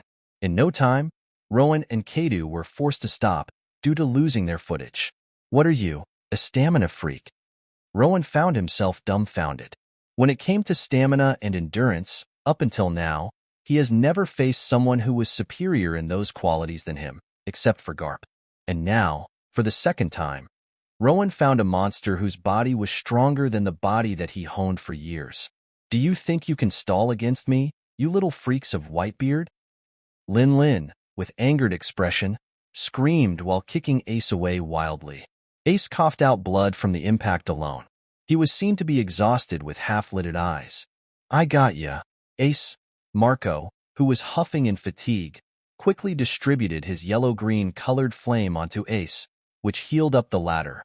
Marco definitely wasn't having a fun time. Up until now, he utilized the superiority of his flame to subdue Lin's Prometheus consistently while healing Ace over and over. There was no end to this. Full metal. Ace's fist began to crackle in black lightning, indicating the infusion of the Conqueror's haki. However, it died down due to Ace's enervation. The only way that Marco and Ace could deal damage to Lin was to maximize the use of Ace's infusion of the Conqueror's haki. However, every single time, Lin countered Ace's haki with her own, and right after, her cloudy servant, Zeus, would shoot a concentrated blast of lightning toward Ace. Both Marco and Ace reached their limit, for Lin's stamina was beyond a normal human being's limit. Zeus? With the intention to finish Marco and Ace at the same time, Lin commanded with a growl. Yes, Mama. Zeus responded with a savage grin as his cloudy body began to turn dark black, indicating that it has been charged up for another blast of lightning. Then, the horizontal beam of lightning was shot toward the helpless Marco and Ace, who simply gritted their teeth as they gazed at the approaching attack. They were too exhausted to move their body. Indra. The lightning has struck upon the defenseless too, and Marco and Ace were sent blasting back, unconscious. Lin, having seen that two pirates were out of commission, didn't hesitate for a single second to propel herself toward an incredibly huge wolf, Alfred. That fruit doesn't belong to you, Grimheart pirates. Alfred was still struggling to regain the control. He had no idea how Nojiko was able to control her fruit right from the beginning. It was as if another soul has entered his body. Big Mom, don't tell me that Monsieur Marco and Monsieur Ace were defeated. In the kingdom of Nadaifuku, Aoki Ichiro, who ate the mythical Zoan fruit, Tsuchigumi, had to endure for a long time just to regain his sense. Alfred couldn't afford to have the same thing happen to him, especially in the moment like this. Prometheus. Yes, Mama. Above Lin, the regenerated cluster of flame began to expand domineeringly. Then, Lin grabbed it with her right hand, before throwing the entire flame toward Alfred. Heavenly fire. Alfred attempted to return back to his human form. He repeatedly commanded from his mind over and over, in an attempt to reduce his size and dodge Lin's attack. However, it didn't work as he intended. Now, the flame was right in front of Alfred. It seemed to about to burn him in any second. Juggernaut blast. Then, Rowan suddenly appeared right in front of Alfred, before shredding Prometheus with one punch. Just as it happened, Alfred's huge body finally began to shrink rapidly, before revealing his human-like body once again. I have disappointed you, Captain Rowan. Alfred, huffing in exhaustion, spoke with some difficulty. You've done more than enough, Alfred. Rowan, who glared at Lin, replied quickly, Prominence is coming by. Help Karina and Dan, and get onto the Prominence immediately when it comes by. As for those two emperors, Rowan's eyes began to blaze up in red. Leave them to me. Alfred's eyes wavered. He knew the importance of concealing Rowan's red-colored eyes, for once the information has been leaked out, the world government will realize Rowan's identity as Vasilia. Yet, Rowan decided to use it in the coconut seal, where many were within to tell the tale. Captain Rowan, whose body was fully encased within the incredible manifestation of Conqueror's haki, slammed his fist onto the rapidly approaching Kaido's face while dodging the latter's Hasaikai. Go, Alfred! A Koku! Subsequently, Lin's hat, Napoleon, transformed into a sharp sword as she grabbed onto its hilt, before she swung the sword with an infusion of Conqueror's Haki, sovereignty. Nox Aegis. In front of Rowan, the crackling black lightning shield rapidly came into the existence before completely shutting off Lin's attack. Leave it to me, Captain. Alfred, whose breathing calmed down to some extent, stood up as he nodded firmly. Then, he used Saru to quickly travel to where Dan was engaging Queen. Butler RRR. Leave my fruit. Lin immediately began to chase after Alfred through Zeus underneath her feet. However, Rowan smashed the punch onto Lin's exposed cheek, causing the latter to be knocked off from Zeus and crash onto the already ruined ground. Destroyer of Death. Subsequently, Rowan twisted his body and slammed his fist onto Kado's outstretched Hasaikai. Diatoka Thunder Bagua. Nox Drive. The whole scenery exploded in a flash upon the clash between the two. The island of Coconut Seal was going under the same step as the Footvoltan, as the black-colored waves pulsed with each and every single explosion that ensued one after the other. Kado, who was within the center of the attack, found that Rowan's attack was unending just like the last time, with Juggernaut Drive. The difference was such, Kado, who shrugged off the Juggernaut Drive, was screaming in pain, and the explosions was still ongoing. When the explosions finally died down, there only remained few pieces of the island that provided the footings. As for the rest, they collapsed into the sea powerlessly. Ugh, that strike just now. Along with that armor of yours, how is it possible for Haki to be used in such a way? Kado, whose front was now injured with purple bruises all over, frowned deeply. As Lin lifted her body back up from the rubble, Kado continued, only a handful amount of individuals are able to fight me. Roger, Whitebeard, Odin, and Zebek, are you saying that you are someone who stands on the equal ground as them? Then, Kado's whole body was enveloped by the gray-colored emission of armament Haki. Having done so on his already tough skin, Kado's endurance has now become even greater. Grimheart. On the other hand, Lin snarled at Rowan as her whole body trembled in anger. How dare you steal my treasure? Turning to Kado, Lin stated boldly, Kado, I'm after Grimheart. Get out of my way. Kado raised his eyebrow with a displeased expression. That's something that I should be saying, Lin. Rowan, who was operating Grimheart and Grimlock, silently gazed off to the side. Prominence was rapidly approaching. 11 minutes left, and 2 emperors to face. Rowan was facing the situation more dangerous than ever. No time to waste, eh? Swoosh Rowan, not wasting any more time, vanished his spot. Then, BOM his fist, which wasn't touching, was slammed onto Lin, who let her guard down, once again, causing the latter to cry out in pain as Zeus under her momentarily became disfigured, being unable to handle the force behind Rowan's blow. Within 11 minutes, hold off Kado and Big Mom at the same time, safely evacuate the crew, and get out of here. He decided not to focus on the Phoenix Pirates. Taking care of his crew was difficult enough. Besides, escaping shouldn't be hard for them, since Kado and Lin locked their eyes onto him and his crew. Heh. I accept the challenge. Chapter 154. Oh, yes, Tokakake. What's the matter? While effortlessly handling Jozu with his sword, which had an immense increase in its weight due to Isho's ability to maneuver gravity, Isho spoke into the dial connected to the Den Mushi. Heya, Isho. We've failed to prevent the other members of the Grimheart Pirates from escaping. They should be coming in your way. What? That's a serious matter. Isho, with a surprised expression, replied. Jozu, whose diamond-turned arm was pushing against Isho's sword, gazed up and saw that from the distant sky, Prominence was rapidly flying toward the island. Along with the loud explosions from the island, he was getting more and more uneasy as time passed by. So, don't you think we're wasting time here? From Den Mushi, Tokakake's casual voice was heard. You want to run? HM, what about Sakazuki's order? Isho asked in inquiry. I'm pretty new here, but isn't this an act of disobedience? Nada. All right then. Subsequently, Jozu, Marco, and Ace are out toward the marine warships that Jozu and the other members of the Phoenix Pirates who were busy fighting against the Marines. The large ship belonging to the Phoenix Pirates was rapidly approaching. On top of its deck, Vista was standing with his swords unsheathed. Boys, the fruit went into the Grimheart Pirates' hands. It's time for us to get out of here.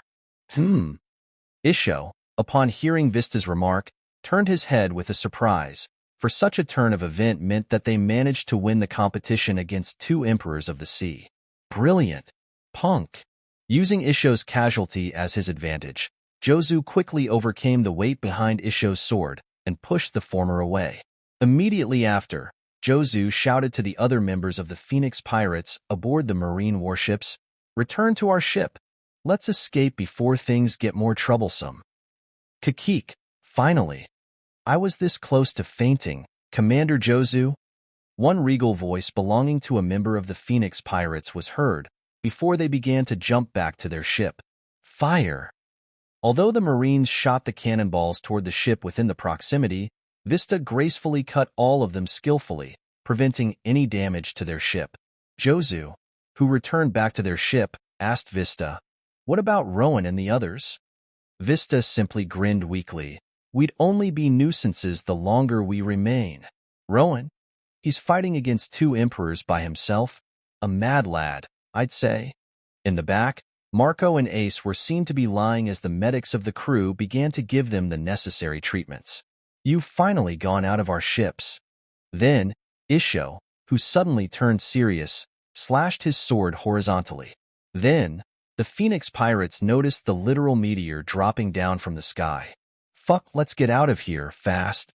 The Phoenix Pirates were facing a trouble of their own. Now, the coconut seal was nothing but the ruined island where the floating remnants existed as the only possible footings. The island could no longer be called an island, and it was a matter of time before those remains too sank into the sea. Rowan, whose body was fully covered by the manifestation of the Conqueror's haki, was seen to be battling against two emperors, Kaido and Lin, at the same time. Slamming a kick into Kaido's face, Rowan bounced himself sideways to dodge the lightning blast from Lin. Not spending a second to rest, Rowan backflipped to dodge Kaido's headbutt, before propelling himself to the distant Lin and giving her a punch in the abdomen. Blast! At the same time, Rowan found himself huffing in fatigue as he felt his back heating up.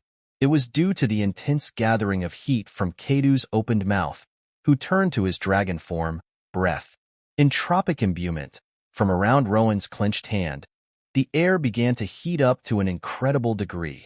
Just before Kaido's flame impacted upon Rowan, Rowan struck his fist forward, Nox Blast. With a single blow, Kaido's blast breath was instantly demolished, before Kaido himself was knocked back. One after the other, there's no end.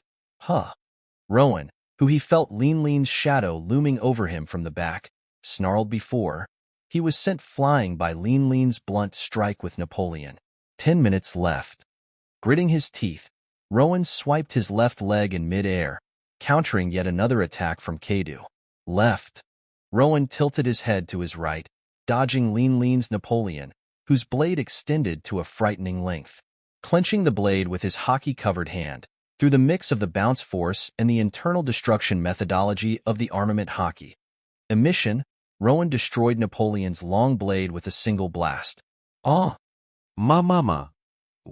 Napoleon, whose hilt was held on by Lin, cried in pain, He cut me in half." Napoleon, my hut. Lin screamed in anger. Her voice itself has become a lethal weapon that boomed forth in a form of a sound wave.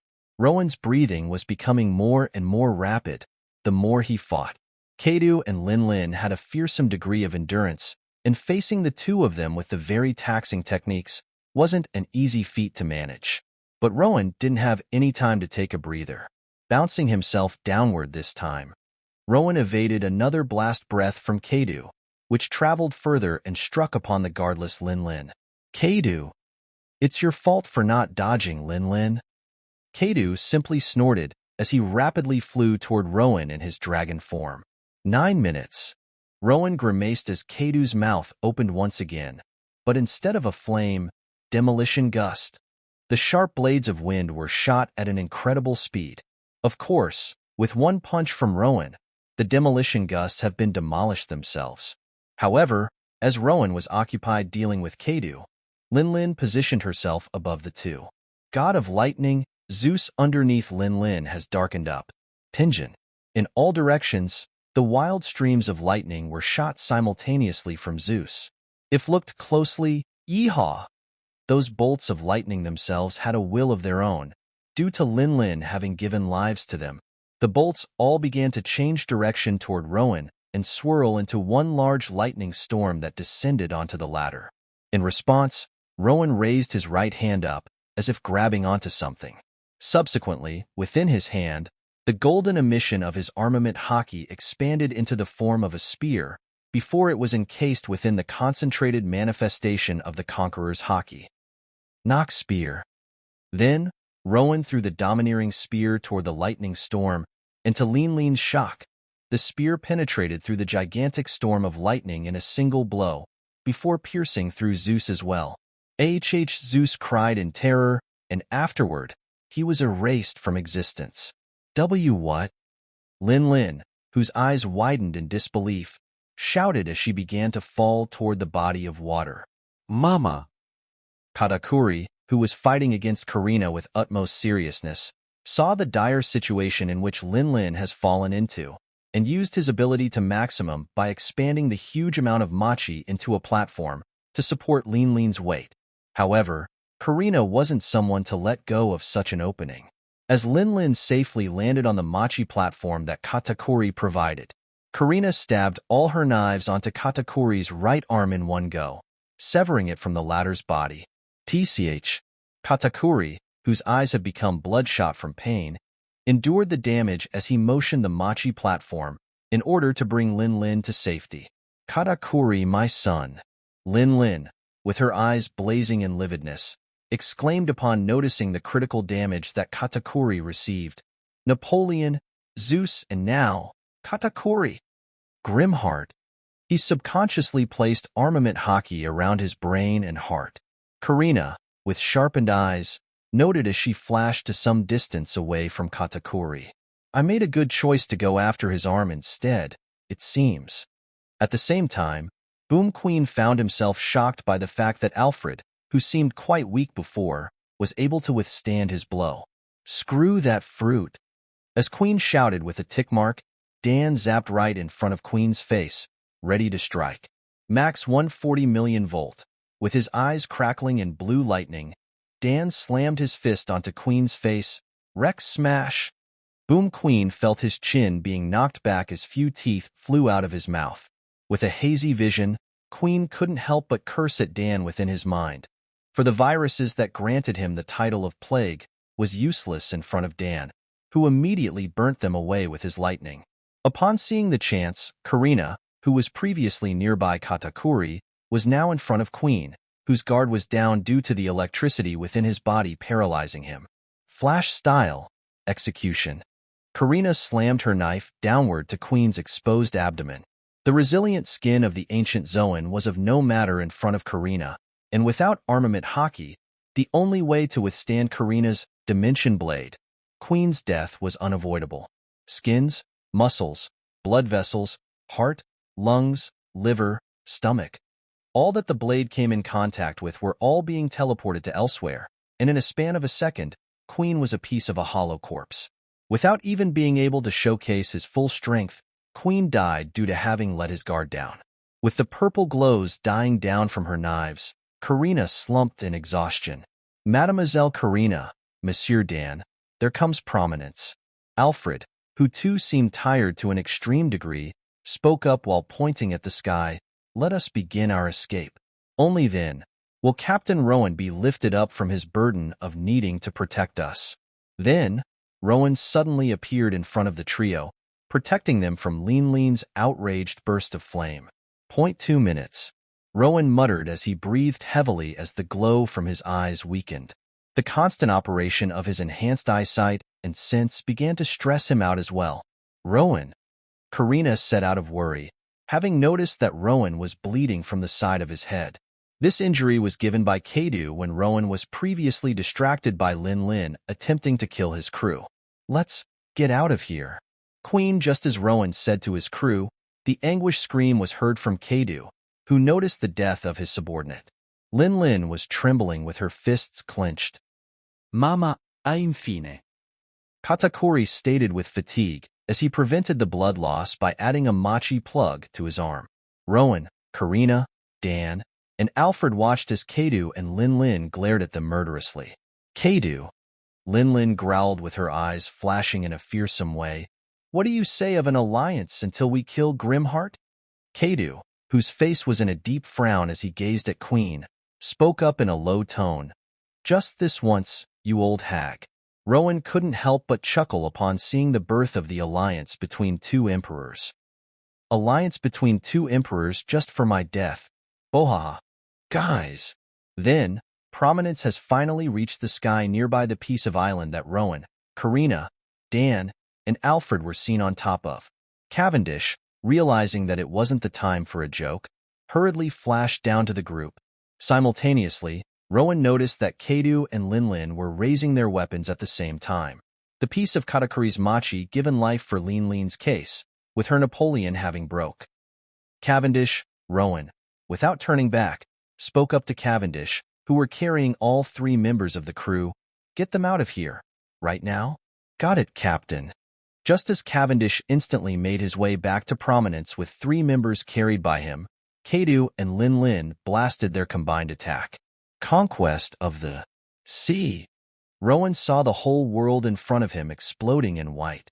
The gigantic and ferocious blast of pure strength was about to engulf him and his whole crew behind. However, without a pint of fear, Rowan clenched his right fist. The manifestation of Conqueror's haki began to crackle more vigorously, and his fist itself began to light up brilliantly, signaling the use of entropic imbuement. Without holding anything back, Rowan slammed his punch forward, meeting Kaido and Lin with the will of his own. Terraforming. Nothing could be heard. The only phenomenon that was present in everyone's eyes was naught but the succession of domineering explosions that engulfed the whole sea over and over, not even leaving one piece of rubble remaining. Then, time over, it seems. In midst of such explosions, Rowan, whose right arm was seen to be broken due to the stress of punching against Kaido and Lin's technique, was sent propelling upward, powerlessly. The effects of Grimheart and Grimlock died down, and Rowan found himself unable to move even the tip of his finger. I got you, Captain. Cavendish quickly held onto Rowan after traveling by the speed of light, and safely brought the latter back onto the prominence. Hurry. Rowan, in a hoarse voice, stated while coughing out blood, get out of here right now. Just as Rowan said so, Flame Dragon Torch. Kaido's enraged voice was heard within the explosions, before an incredibly huge flame dragon, greater than any other that Rowan has ever seen, rocketed out to the sky above. Lin, on the other hand, couldn't be seen. This was due to her decision to protect Katakuri instead of chasing after the Grimheart pirates. What the fuck? Carmen exclaimed with widened eyes. Shit, get the wheel. Cavendish hurriedly grabbed the ropes attached to the sails. He is a natural disaster, Robin exclaimed with a cold sweat while crossing her arms. Many hands sprouted out all over the ship, aiding all the necessary processes. I got the wheel. Urich, with a grin, remarked in a cold sweat as he grabbed onto the steering wheel tight. Kaido truly was incredible. Although his body was full of injuries, he still was able to pull off such a mighty technique. And now, Grimheart the flame dragon that encased Kaido roared, ready to chase after the Grimheart pirates. Rowan, who was lying down on the deck, then ordered his crew with a resolute tone, head toward the storm between Footvolton and Coconut Seal. There was only one way to get rid of Kaido. Chapter 155. You sure about this, Captain? Urich, as he held onto the steering wheel tightly, asked Rowan, who was sprawled on top of the deck, still unable to move his body. You saw how dangerous that storm was as we navigated around it. Heh, it's one way or the other. Rowan replied with a weak grin, with his breathing having returned to normal. And I'd rather try something new, you know? Dan, what time is it? Dan, who was sitting in exhaustion, chuckled while shaking his head. Adventure time. If it applies here as well. Prominence was rapidly heading toward the chaotic storm that lied just ahead. Its ferociousness was greater than any other that Rowan breezed through in the past. The Grimheart pirates couldn't guarantee their survival within such a disaster.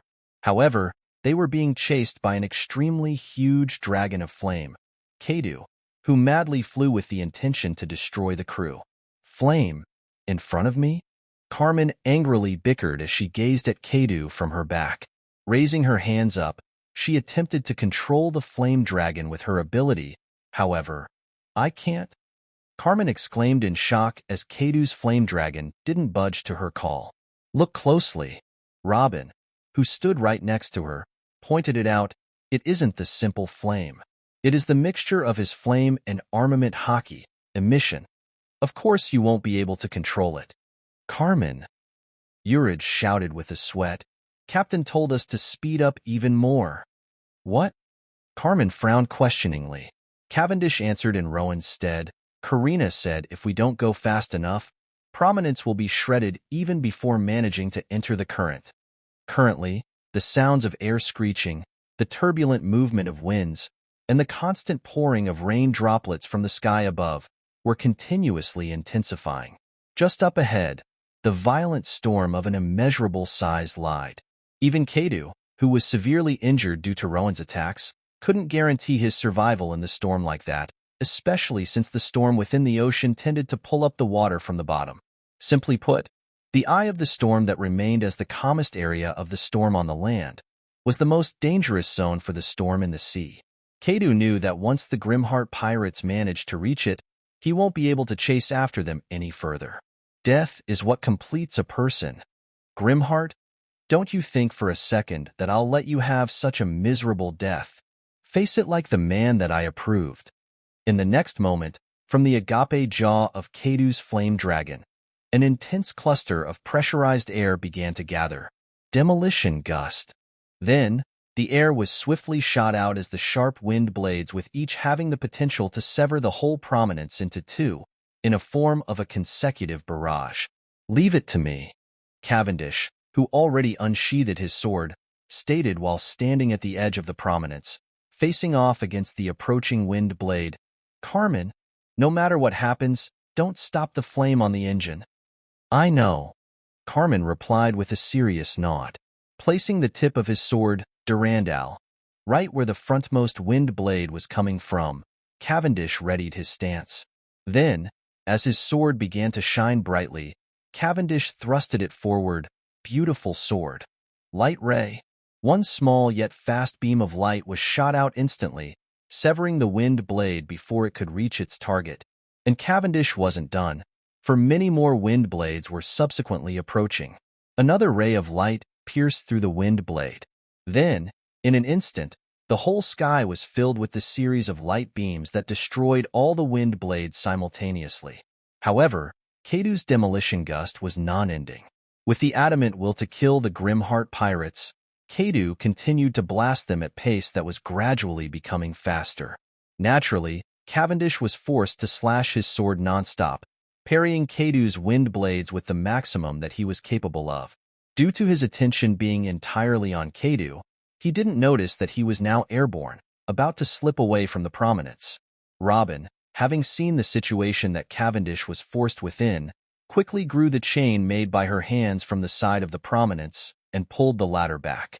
Now, Prominence was seconds away from entering the storm. Rowan, in surprise to everyone, began to stand up wobbly. Urage, leave the wheel and get everyone in the Tempest.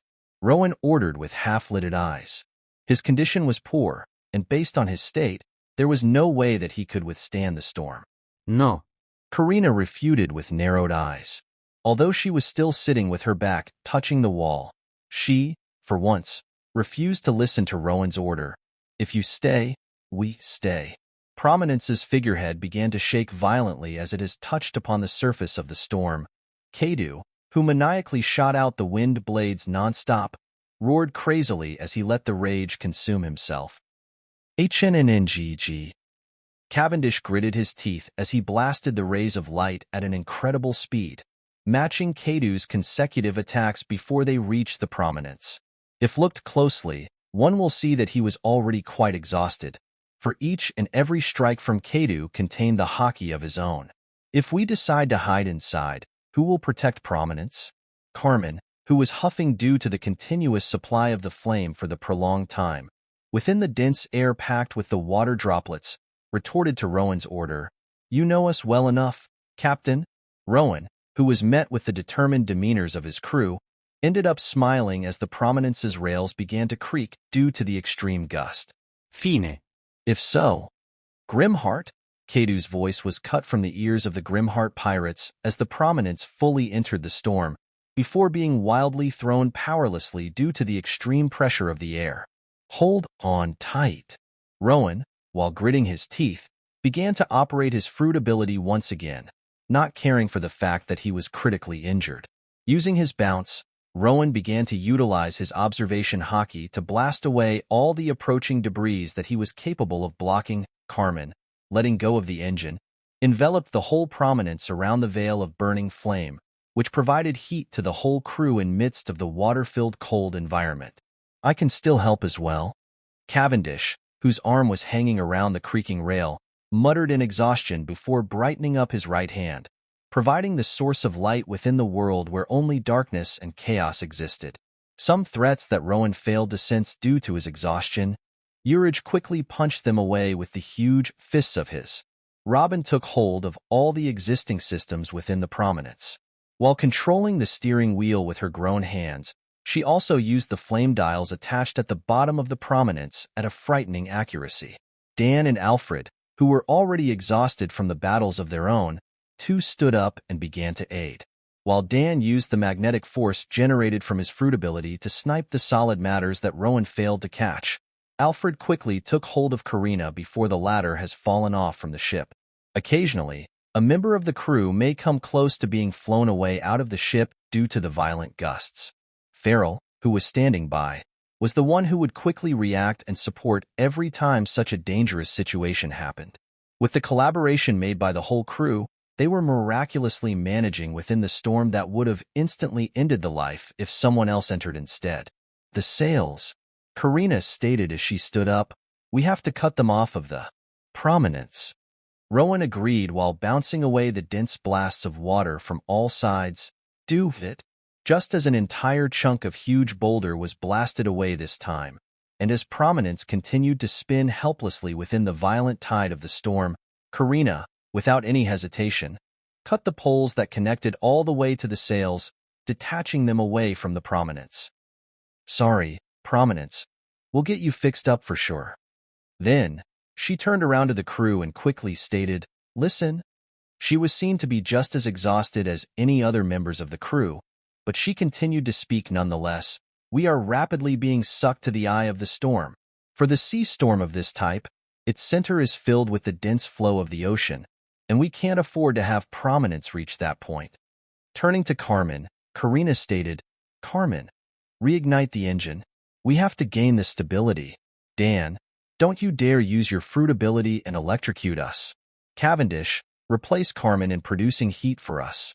Then Karina shifted her eyes onto Rowan with a gaze full of trust. Rowan, although sweating profusely and his legs wobbling and his face pale, grinned confidently.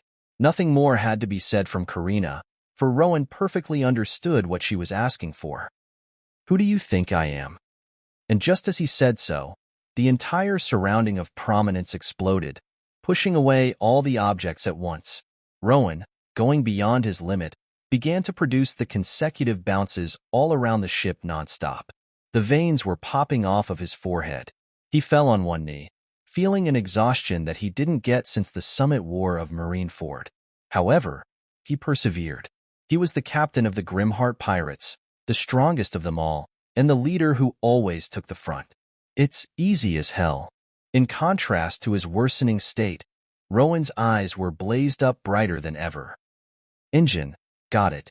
Carmen, releasing the veil of flame, breathed heavily in fatigue as she placed her shaking hand on top of the engines before resupplying them with the vigorous flames.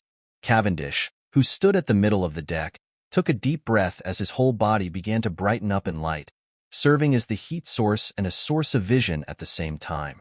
Robin, while biting her lips, generated several pairs of hockey-imbued arms below each and every member, and gripped onto their ankles to keep them intact on the prominence. We're rapidly approaching the eye of the storm. Keep speeding up, Carmen. Rowan, when the time arrives, we need you to bounce the dense body of water just when we are about to skim through it. Urge, we need you at the front, blocking the potential blasts that may be damaging to the ship. Can you do it? Karina, who momentarily gazed at her log pose, where its needles all went haywire, quickly stated with a loud voice, "Leave it to me." Urge shouted at his lung as he positioned himself at the leftmost side of the prominence. Rowan was barely holding on, and it wasn't even clear if he was awake at this point. The only evidence that he was clinging onto his consciousness at this point was the consecutive bounces that blasted in every direction at once. Those bounces' forces were potent to an extent where a dome-like shell was formed around prominence. And now, here, it comes. Just as Karina said so, the Grimheart pirates saw, vroom, the gigantic pillar of water that shot above in midst of the chaos. Prominence was circling around the vast circumference of the pillar at an incredible speed, with Carmen continuously supplying the engine with what she was capable of. Prominence, every time it revolved around, was closing onto the surface of the water pillar that skyrocketed to the sky. Everyone in the prominence could see. If they get sucked into that body of water, it was an instant game over. Rowan now. Just as Urge's exposed front was slammed with the concentrated blast of water, Karina stated in an urgent tone. Rowan, whose eyes were becoming hazy and unfocused, suddenly gained the light as his surrounding exploded in a potent black lightning of Conqueror's hockey. An incredible blast occurred at the left side of the prominence. After a brief tanking by Urge and Rowan's propulsion against the current, the incredible power of engine supplied by Carmen pushed prominence out of the flow of the gust. Without stopping, Rowan clenched his fists and endured like he never has, as he began to focus all of his bounce forces at the back of the ship, adding the momentum toward the already fast prominence. Robin, whose arms were trembling from extreme stress, maintained her arms in a crossed position, adamantly holding onto the ankles of all members of the crew. Within the incredible storm, one shining ship was driving its way out of storm. It was an unbelievable sight, which only came possible with the teamwork of the Grimheart pirates. And finally, Prominence has escaped from the turbulent storm and came in sight to the dark and gloomy sky where the lightnings were continuously pummeling over. Not being able to maintain its flight, Prominence plummeted to the sea, and just as it did so, all members of the Grimheart pirates were knocked out from exhaustion. The lightnings continued to strike over and over. Although they were out of the immense danger, they weren't even in safety either, and there seemed to be no one to defend against those lightnings. Rowan, who didn't seem to be conscious with his eyes whitened out, wobbly stood up from his spot. The blood was trickling from his lips, his broken right arm was powerlessly hanging, and his face was pale. His clothes were tattered, and around him, the other members of the Grimheart pirates were lying by. Another lightning struck onto the surface of the water, right next to the Prominence. As Prominence was facing another threatening situation, "Stop!" One word was muttered from Rowan's mouth. Immediately following, an incredible Conqueror's hockey dominated the whole surrounding. Although there was no one to spectate, the turbulent weather ceased instantly. The clouds disappeared without any trace. The lightning ceased. Now, there existed only the bright sun that shone above the damaged Prominence without the sails. On top of such a ship, Thud Rowan finally fell face first, leaving nothing but a calm sea that embraced the crew with warm light. Chapter 156, Mariehua, Pangea Castle, September 8, 1522. Silence. All 5 elders, who were dwelling within the room, were seen to be in deep thoughts of their own. They've just received the report of the incident of the coconut seal from the Marines. They tried to deny one particular possibility over and over. They wished to believe that it wasn't true. However, eventually, they were forced to admit Vasilia continues to exist. One elder among the five slowly stated with shaky tone, "There was no way that they won't know about this. Their ancestors, who governed the whole world under the immortal king, Emu, have thoroughly recorded the danger of the heritage named Vasilia and highlighted the extent in which they went just for the purpose of ensuring the complete annihilation of the kingdom. The family of outstanding strength, whom the 20 other royalties didn't dare to oppose until the sudden arrival of Emu. Among them, the heir of each generation was said to have the mystical eyes named the Eyes of Gorgon, which granted their users an incredible augmentation of the conqueror's haki. But how did they survive? According to the records, our ancestors searched the whole world over and over until their deaths, and such a pursuit has continued for generations after them. Is there really no other explanation for Grimheart's case? Are those with the surname of Uchiha truly the descendants of Vasilia? Face the truth. The tall elder with long mustache shook his head solemnly. Grimheart, Uchiha B. Rowan. He is the heir to the family of Vasilia. But it isn't too late. We still have the chance. Another elder, the only one with glasses, stated seriously, Red? We asked the informant countless times if such is the right way to depict the color of his eyes. We even acquired the photograph, and we've confirmed. His eyes, they haven't fully matured yet. The final elder with curvy mustache and bald hair, who hasn't spoken yet, asked stoically, should we inform this matter to Imu-sama? All four elders froze as if they heard something ridiculous. No. We can't have Imu-sama to find such a critical fault within the works of our ancestors. You know just what kind of king he is. An elder with short blonde hair said grimly, he is a ruthless one. The failure in which our ancestors weren't punished for will fall upon us instead. Am I bad? The elder with curvy mustache nodded as he sweated profusely. Right now, we have to catch Grimheart and all his family members, who go by the name Uchiha, as quick as possible. Our agents, marines, mercenaries, anything. We have to use all we got. Just when we thought that everything was going smoothly, with the primary candidate of Joy Boy being caught, Vasilia of all had to resurface. The elder with glasses and bald head took in a deep breath, calming himself down. Then, with cold gleam, he spoke up stoically, calm yourselves. It isn't the end of the world yet. Vasilia, in the end, is bound to collapse as long as their king is gone from the picture. Grimheart, he's the only one whom we should be focusing on. Moreover, Grimheart, so far, has made numerous enemies. Blackbeard, Marine, us, and now, 2 emperors, Kaido and Big Mom, as well. Hugh, that's right.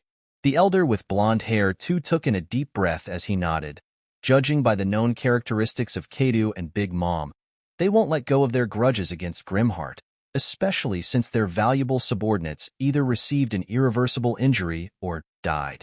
A mutual hatred for one particular individual who also serves as the potential rival for the throne of the Pirate King.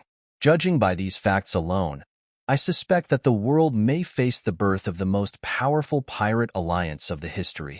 But according to the intel, Grimheart was able to match the combined strengths of them with his own. 2 emperors, I can't believe that I'm saying this, but Kaido and Big Mom may not be enough to bring Grimheart down. The tall elder sighed while wiping his sweat. The elder with glasses narrowed his eyes. Are you saying that he is as dangerous as Rox D. Zebek? If such an assessment is an overestimation of Grimheart's strength, then I'd gladly accept it. No, an overestimation is necessary here. After all, the tall elder gulped. He is the Vasilia. The elder with curvy mustache placed his palm on his forehead and closed his eyes. Massaging his temple to ease his headache, he spoke up in a weak manner. We will have to raise his and his crew's bounties once again. Additionally, call all the warlords to hunt down the Grimheart pirates. Use our underworld connections with Joker as medium to contact with Kaido and Big Mom. Hire the strong mercenaries. Inform the Marine to prioritize the capture of Grimheart over all else. I suppose that about this much is what we are able to do at the current moment. The other 4 elders nodded. Our one final chance. Raijin, 3 days after, September 11th, 1522, Raijin. It was an infamous island that served as one of the 3 possible routes from the Fishman Island. The island was said to be dangerous to all sailors, for its proximity is always struck by the restless bolts of lightning, and it indeed did live up to its reputation, with the whole island being surrounded by countless strikes of lightning. From afar, it seemed unapproachable. However, never did anyone know that at the shore of such an island, one large ship sat by prominence, unbothered by the continuous thunders that rumbled throughout the whole island over and over. 3 members of the Grimheart pirates, Dan, Alfred, and Urich, were seen to be fixing the broken sections of the ship. "Do we have enough, Dan?"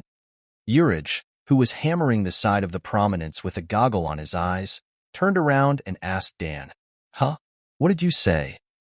However, due to the loud thunders, Dan was unable to hear what Urich said.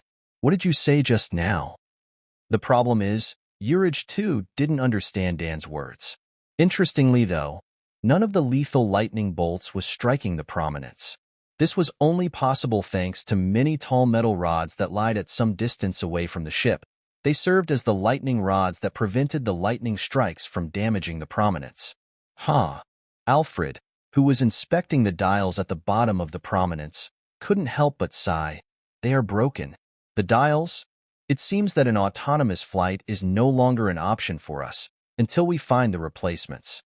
And frankly speaking, there was no way at the current moment to find suitable replacements for those broken dials. In order for the prominence to fly, Rowan's fruit ability has once again become a necessity. While the 3 of them worked on the outside, the other members of the crew were seen to be in a fragile-looking house that was surrounded by the tall metal rods. Rowan, who had the fresh bandages wrapped around his whole body like a mummy, crossed his arms as he squinted his eyes toward the newspaper in Karina's hands. "How?" Cavendish couldn't help but exclaim with a sense of amazement. "Are you saying that the news crew safely went through all these lightning strikes and delivered the newspaper?" "No, save that." Rowan narrowed his eyes. "How did the World Economy newspaper track us down?" Karina chuckled as she showed Rowan the date of the news. "Look, it's the outdated one from 3 days ago. It wasn't that they tracked us down, but that they flew from a place to place until they found us. As for how they managed to get through the lightning, don't ask me." The newspaper primarily contained the thorough information regarding the coconut seal, the intrusion of Buena Festa, the story behind the sudden advertisements of the non-existent auction, gathering of powerhouses, and then a chaotic competition. Among the report, if there was one thing that shocked the whole world, it probably was the fact that Rowan managed to fight 2 emperors on his own. The rate of his growth was simply astounding. For just few months ago, he was a rookie whose strength paled behind a Marine admiral. And it wasn't just him. Along with the previous defeat of Douglas Bullet and the full capability of his crew having been revealed, there now existed no doubt that Rowan was indeed the 4th and final emperor of the New World. Once again, their bounties have received another increase. Flying Feral, wanted alive. Bounty, 800,000 beli. Meelmonk, UAU. Wanted dead or alive. Bounty, 150,000 beli. Devil Child, Nico Robin, wanted dead or alive. Bounty, 171,000 beli. Flame Empress Carmen, wanted dead or alive. Bounty, 490,000 beli. The 4 of them weren't seen to have received much increase in their bounties. After all, they haven't showcased as much in this incident, and the Marine assessed that their prowesses haven't improved as much. However, as for the other 5, Maniacal Butler Alfred, wanted dead or alive. Bounty, 306,000 beli. Alfred, who was identified to have eaten a strong mythical Zoan, had his bounty tripled in one go. Pirate Prince Cavendish, wanted dead or alive. Bounty, 830,000 beli. Cavendish, who managed to go toe-to-toe against the Marine Admiral, Kake, for a brief moment, had his bounty almost doubled. Along with Karina and Dan, He was now considered as one of the 3 most dangerous individuals under Rowan. Gwahaha. Sucks to you, Carmen. Cavendish immediately stood up and started dancing in joy. Carmen was frowning. She seemed to have received a blow on her pride. Black Mask Dan. Wanted dead or alive. Bounty, 10510000000 beli. With Dan being known to the Marine as an individual who was able to hold down Queen and sufficiently damage Ladder, as well as his increasing mastery over the Rumble Fruit, Dan received a bounty that was over 1 billion belly. Cavendish was seen to be standing still with his jaw open wide. If Dan was present, he would have been snickering at the former in mockery. Phantom Decorin. Wanted dead or alive. Bounty, 135000000 beli. The title of the vice captain of the Grimheart Pirates. The user of the versatile fruit named Teleport Fruit. Within this battle, she not only severed Katakuri's arm, but dealt the finishing blow to Queen, who was well known to have a tough body. Therefore, she received a bounty that was just slightly above Queen's bounty prior to his death. And now, as for Rowan, who wasn't only able to go on par with Kaido and Lin by himself, but also had his identity as Vasilia revealed, received a tremendous bounty that the world hasn't seen for a long time. Grimheart, Uchiha B. Rowan. Only dead. Bounty, 4,800,000 beli. It was the second highest bounty of this era. I can see what those bitches up there are thinking. Rowan, who read the newspaper with everyone, chuckled. We not only made those 2 emperors to suffer the terrible losses, but I now have a bounty greater than them.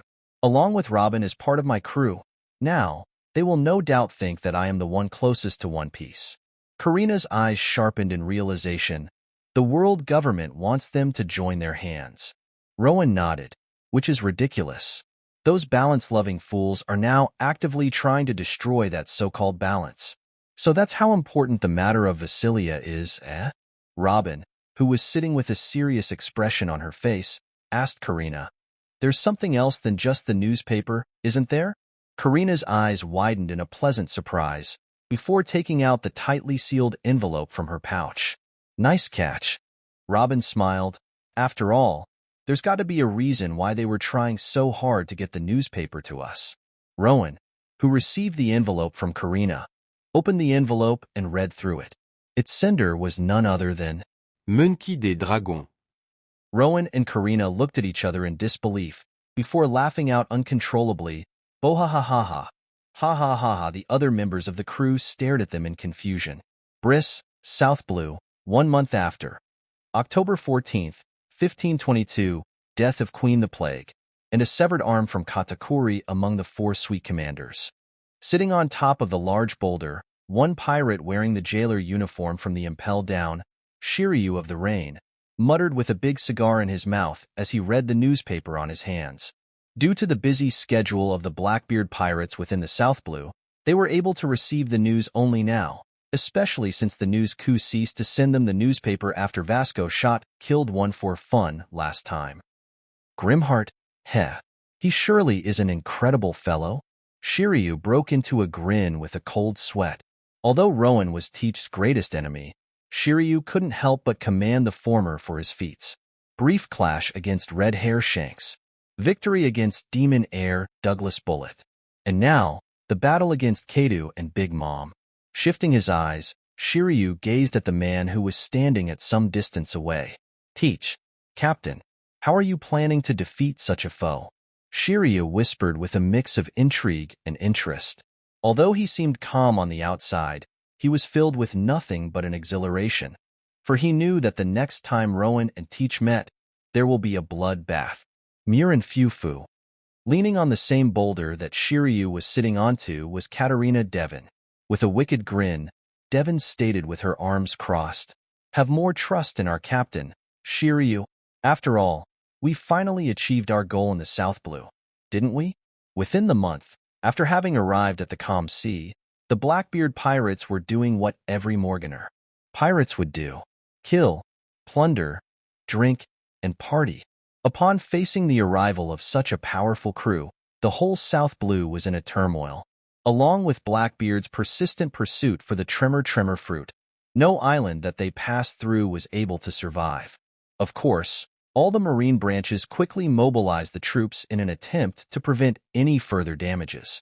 Furthermore, in order to stabilize the South Blue, Sakazuki began to mobilize the troops with Admiral Kake in charge. Can you feel it? Gazing at the distant castle, which was burning and crumbling down, Teach, who stood at the edge of cliff with a dark grin, stated knowingly, "The whole world has noticed our danger.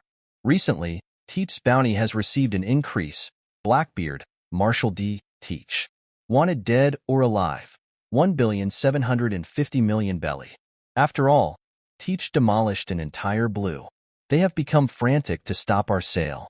However, it's too late for them. Then, Teach clenched his left hand with all his might. In accordance to his action, a potent, circular dome of tremor has come into the existence around his fist. The air around Teach trembled as he pulled his fist back. Without a single moment of hesitation, he punched forward toward the burning castle. The whole castle, within seconds, has sunk into the fine grains. The incredible quakes destroyed the castle and all the civilians within the structure in one go, splattering their blood all over. Teach, ignorant of the deaths of the weak, laughed boisterously as he brought his arms up haughtily. "Zay-ha ha ha. After so long, we've finally attained it. The strongest paramecia of all." The members of his crew, who were all relaxing from his back, too cracked in laughter. Shiryu smirked as he gazed at his hand, which turned invisible at his will. He attained the clear fruit after clearing the lives within the thriller bark, except for one individual. "Let me go, if you won't marry me." A pink-haired woman with large-sized head, Charlotte Lola, was seen to be cuffed and tied around a rope. Now this is what I call an epic comeback.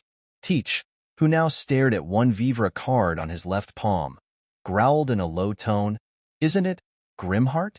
Rice Cracker, Paradise. October 14th, 1522, Wahahaha. Now this is life. Garp, who was seen to be wearing sunglasses, was laughing heartily as he was munching on a rice cracker in his hands. Uncaring of what was going around the world, Garp now enjoyed the life free of any worries, traveling from an island to island with a small boat that he himself built. Although the Marine kept him in the rank with the special title of an instructor, he wasn't someone who'd care. And was it the coincidence? Fuck Marimo. Where are we? From the distance away, Sanji's angered shout was heard. "You told us that you know how to navigate in the sea." "I learned from Baroque." Zoro, who was standing next to Sanji, frowned with his arms crossed. "Trust me, I'm way better than you are, Arrow Cook. We're supposed to arrive at the island named Nice Boat." Sanji barked, "This is freaking Rice Cracker. We've traveled backward, you idiot." Captain Luffy, Captain Luffy, Captain Luffy. Next to Sanji, Bartolomeo was walking in a slouched form as the depressing aura emanated out of him. Then, Garp and the trio noticed each other at the same time. "Huh?" Garp squinted his eyes. "Aren't you Luffy's crew? Aren't you Luffy's grandpa?" Zoro and Sanji said at the same time. "Bwahaha. What a coincidence." Garp grinned excitedly. "So where's Luffy?" Sanji, whose eyes had dark bags underneath, dropped to his knees and sighed in relief. "Thank God." Zoro, who grabbed his arms to stop them from shaking, grinned with a forced confidence. "I told you that I navigated right." Bartolomeo began to wail. "See Captain Luffy's grandpa? Captain Luffy has." It was bizarre. Even if Garp was Luffy's grandfather, he was a renowned Marine. The trio should have panicked after having sighted Garp. However, their reaction was that of a relief, and at this point, Garp knew that something was wrong. What's going on? Chapter 157, Raijin, October 15th, 1522. A month has passed since the Grimheart pirates arrived at the Raijin Island. Although it was a difficult island to approach from the outside, such a fact meant that it was the perfect place for them to hide and recuperate without any worry. As another lightning struck the nearby metal rod, Rowan, who was now completely healed, was in contemplation. The Revolutionary Army? Within the letter sent by Dragon a month ago, there only existed the words regarding the time and place. Dragon, branded as the world's worst criminal, and serves as the leading figure of the Revolutionary Army. Also, his full name really did turn out to be Monkey D. Dragon, the same surname as Luffy and Garp. Revolutionary Army. They are the organization that directly opposes the world government. When judging by the characteristic of that organization, there is no need for us to fight one another. Their goals seem to align with mine. And Dragon did manage to gain his attention anyway. After all, why was the news coup delivering Dragon's letter to him in the first place?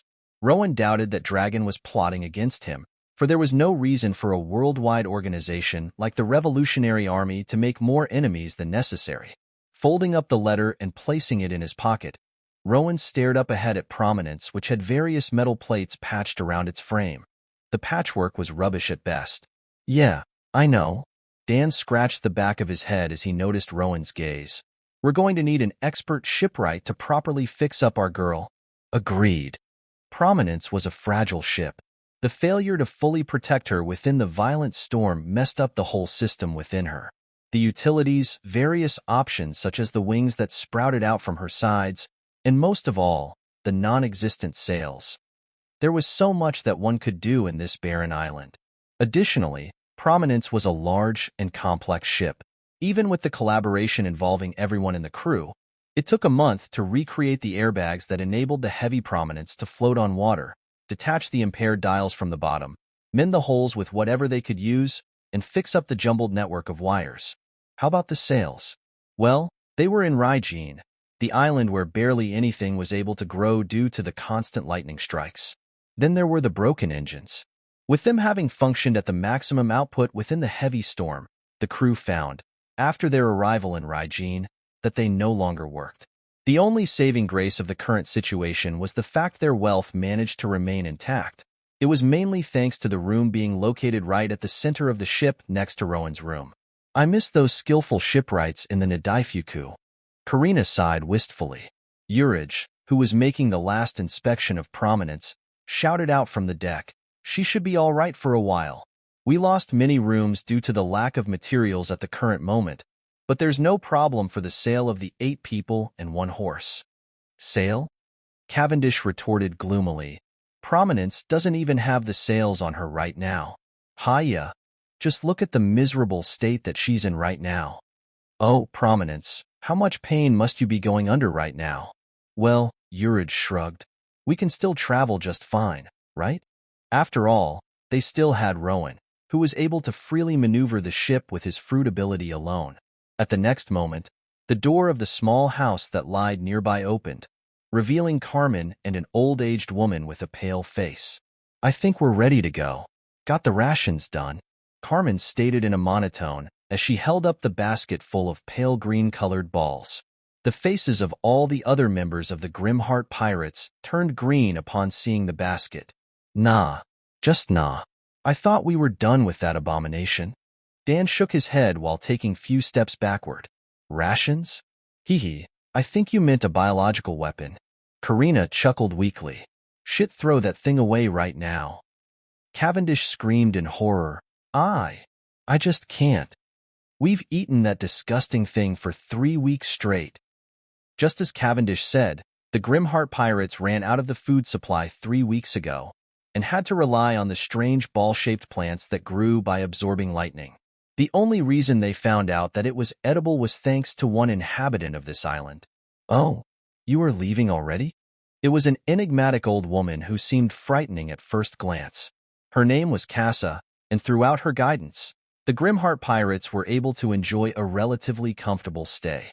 Rowan replied with a shaky smile, "Thank you for your hospitality up until now, Casa." Although Rowan's face twitched in disgust upon staring at the basket in Carmen's hands, he quickly turned his head away to retain his smile. But alas, I think it's time for us to leave. Boha, ha ha ha. Hee hee hee hee. The old woman laughed in a creepy manner. However, regardless of how it seemed to be, she was simply being genuine. No worries. I wish you good luck on your journey ahead. This surely is something to study for. Carmen, who was holding onto the basket, muttered in intrigue. Up until now, I couldn't make this thing taste good. No, I refused to succumb to such thought. At the back, Robin, one member of the crew who tended to maintain her calm in most of the cases, almost puked. Yukiryu, Blackbeard is wreaking havoc in the South Blue. Shanks, who was staring at the most recent copy of the newspaper, muttered with narrowed eyes. It's a blatant provocation to the Marine, Beckman stated calmly. Blackbeard wishes them to dispatch the force. Judging by Marine's lack of manpower right now, at maximum, they should be able to send one admiral. Then what? I'm not going to go as far as trying to guess what's in Blackbeard's mind. The only thing I can tell you, however, is that facing the dispatched fleet of the Marine is safer than the New World right now. Beckman, while taking a sip of his cigarette, shifted his eyes to Shanks. Kaido's arms trade business, contrary to our expectations after Queen's death, has expanded over the month. With more weapons being supplied to the kingdoms at war, the opposing forces, primarily the Revolutionary Army, has been suffering many losses. Meanwhile, Big Mom has begun to take over many islands that were protected by Whitebeard in the past. On September 29th, the Phoenix Pirates fought against the Big Mom Pirates on the island of Sidsat. The result was the former's downright defeat. Beckman paused momentarily as he gazed at the other members of the Red Hair Pirates, before continuing. But that's just the beginning. The mercenary businesses, mainly the Don Quixote family and Germa 66, are thriving more than ever right now. They are mainly hired by the kingdoms to drive the Revolutionary Army out. With the war between the world government and Revolutionary Army beginning to tilt in favor of the former, the Revolutionary Army now have two options to choose from: either to retrieve the forces from the Four Blues or to give up their territories in the New World. Now, the only advantage that they have, perhaps, is the fact that their base of operation is still not found. Along with the official declaration of the alliance between those two emperors, Grimheart has gotten himself into quite a trouble. Kaido and Big Mom, as well as the world government, are slowly increasing their control over the New World. Shanks said to himself with his hand placed under his chin, "What do you think? Do such threats apply to us as well? Or should it be all right for us to leave our territories?" Beckman responded intuitively, "Big Mom and Kaido won't dare to intrude on our ground and turn another emperor against them. After all, they won't want us. Enter the war and even out their opposing side. As for the world government, I assume that you have them covered. However, even if they do take over our territories, Shanks, you aren't someone who'd care as much." Beckman's claim was true. Shanks, unlike Whitebeard, wasn't someone who offers his protection out of kindness. Hell, all his territories were the uninhabited islands. He was an individual driven by three things only: the balance of the world, his friends, and most of all, freedom. Shanks grinned as he stood up. "Well, what are we waiting for then? Let's head out." "Huh?" Yasopp raised his eyebrow questioningly. "We are heading out to the South Blue?" Shanks, draping the black cloak over his back, replied firmly, "I don't feel like doing nothing and letting Blackbeard grow, especially since he decided to sit in the comfy South Blue instead of swiftly entering the New World. At this rate, when Blackbeard arrives at the New World one day, it will be the day where he's gotten confident enough to win against me." All members of the Red Hair Pirates stood up from their spots, ready to sail out. The time has come. Baltigo, October 17th, 1522, in the middle of the vast sea. There lied one barren island that showcased nothing but white soil and rocks. However, if looked closely, one would find a carefully camouflaged building that sat in the middle. This was none other than the headquarters of the Revolutionary Army, which served as the hub of all the information, the center of their communication network. Within one particular room of the building, some of the executive members of the Revolutionary Army, Dragon, Sabo, Ivankov, Koala, and Inazuma, were seen to be sitting around one round table. "Dragon, the situation isn't good right now." Ivankov, who held onto a slip of paper, said grimly, "The rebellion of the Bestolt Kingdom has begun to lose. Same with the Asahi Kingdom." Koala shook her head gloomily. "The world government increased their monetary support on the royalties under a war. They used the money to purchase more weapons and hire mercenaries. Don't let the anxiousness overwhelm you." Sabo, with a calm expression, spoke firmly. "In all, almost every issue that we face leads up to one emperor, Kaido. And Kaido, recently, allied with another emperor, Charlotte Linlin or Big Mom. Sabo placed his hand firmly on top of the table, where the drawn map of the new world lied. We have more cards up in our sleeve than you think. We just have to use them well. First, the Grimheart Pirates. The world government blatantly showed their hostility against them by raising Grimheart Rowan's bounty up by 2.3 billion belly in one go. Not only that, but they are the primary reason why Kaido and Big Mom have gone so active right now. By forming an alliance with them, we will stand a chance. Second, the Phoenix Pirates. The Grimheart Pirates and Phoenix Pirates are well known to be great friends of one another, and the latter crew recently suffered a disgraceful loss against the Big Mom Pirates. They too stand as the potential allies. And finally, Sabo momentarily paused as he stared at one particular point on the map, the Giants of the Elbaf. Although we aren't sure why, they possess a clear hatred for Big Mom. We can attempt to bring them in as well. Dragon, who stayed silent up until now, finally opened his mouth in a low tone. Additionally, you must realize that we have received many good news as well. The situation isn't as detrimental as you three think. Dragon placed 2 envelopes onto the table. The army commander of the East Blue, Bello Betty, reported their complete victory against the corrupt kingdoms. As for the South Blue, although it is regretful that so many innocents suffered at the hands of the Blackbeard pirates, they managed to recruit many soldiers this time around. Now, those 2 armies reported that they will swiftly be able to return as soon as possible. With their arrival, if we can successfully form an alliance with 3 forces that Sabo mentioned, we stand chance against those emperors, and perhaps the world government as well. While the Revolutionary Army discussed their future plan, there lied many bounty posters attached to the wall. However, at the top left of the wall, one bounty stood out from the rest. It was the one belonging to none other than Monkey D. Dragon, Vile Devil Dragon, wanted dead or alive. Bounty, 5214000000 beli. Chapter 158, Amazon Lily, Calm Belt, October 17th, 1522, a blue and clear sky where the clouds freely floated by, a calm sea where not even a slight trickle of movement was seen on its surface. Calm Belt was such a place where the usual sailing ships that rely on the ocean currents and winds to travel were unable to make any progress before suffering utter destruction at the sharp fangs of the Sea Kings. Amazon Lily was an island that lied within this fearsome calm belt. This island was governed by Boa Hancock, who also went by the title of Pirate Empress. With the unique characteristic of calm belt, along with Hancock's well-known strength, the Kuja pirates existed as the fearsome crew who plunder the victims that were trapped within the still sea. However, the usually calm sea nearby the Amazon Lily was filled with noises today. Boa Hancock, for refusing to heed to the order of the Marine to partake in the war against the Whitebeard pirates, we hereby denounce you from the title of warlord as of today. The female Vice Admiral, Gion, who also went by the title of Momosaji, meaning Pink Rabbit, stood by the deck of her warship as she faced Boa Hancock. Hancock, who was standing on top of her cruise ship, Perfume Yuda, glared back at Gion with a haughty demeanor. Humph, as if I care about that. Hancock, with her arms crossed and her chin lifted up high, snorted.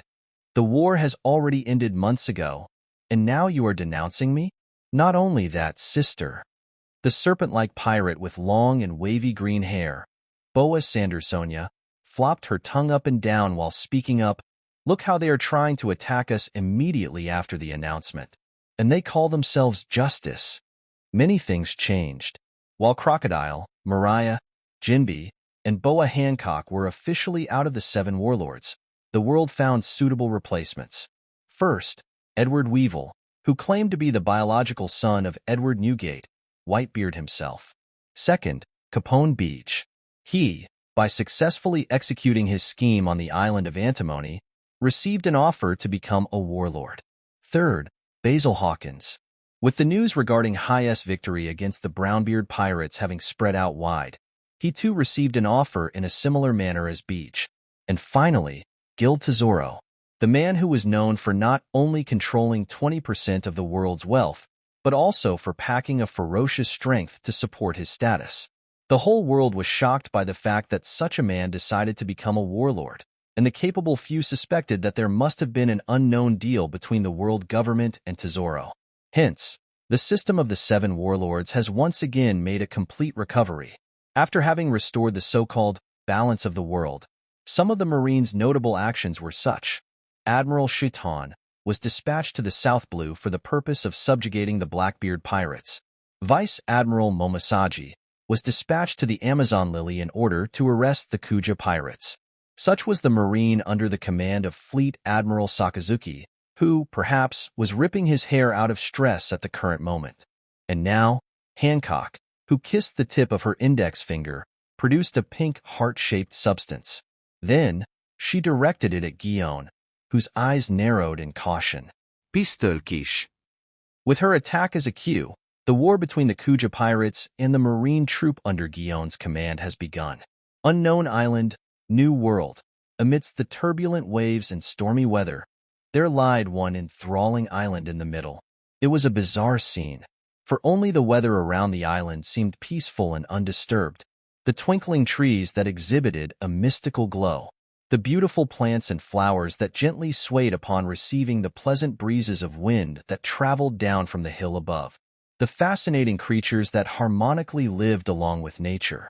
It was a type of an island unlike any other that the Grimheart pirates encountered in their entire journey. No sight of any human civilization, Captain. Dan, who gazed at the island with twinkling eyes, muttered weakly. Of course. Rowan, sitting on the chair casually replied, after all, just what kind of sailor would dare to take the most unstable needle from Raijin?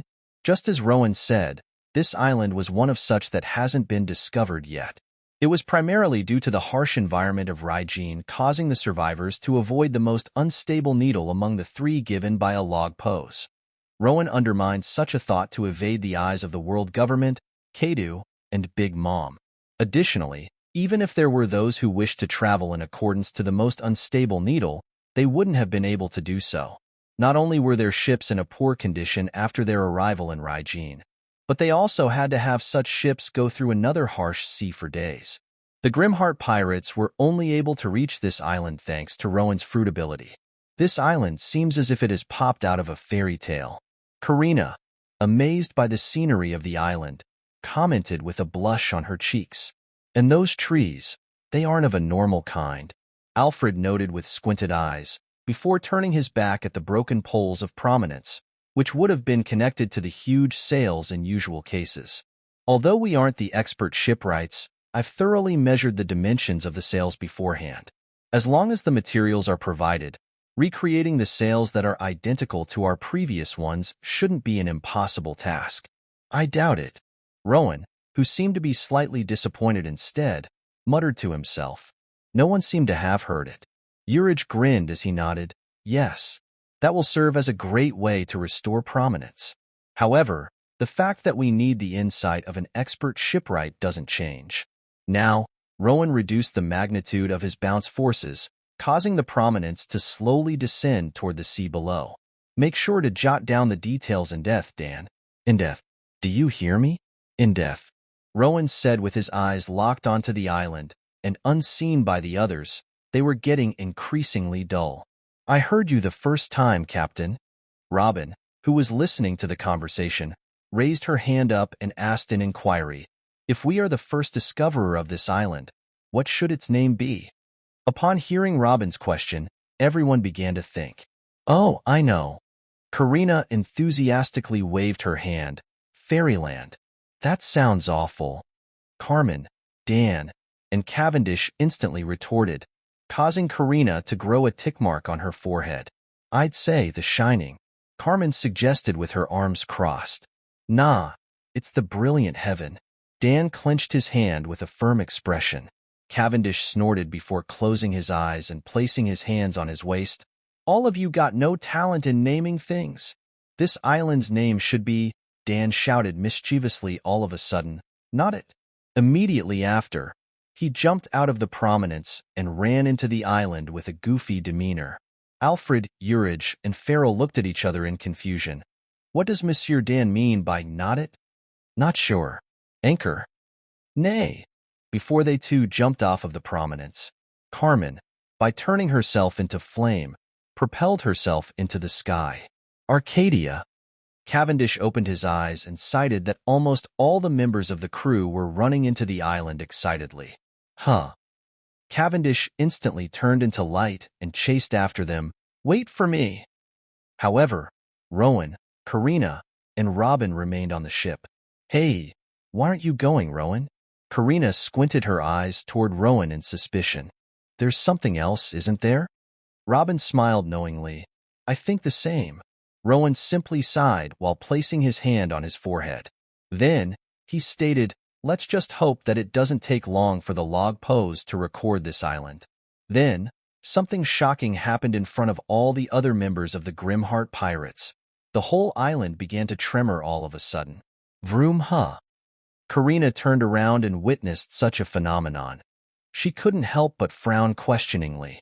Immediately after, the countless number of monstrous and gigantic worms shot out of the ground, KYE, and screeched at the Grimheart Pirates.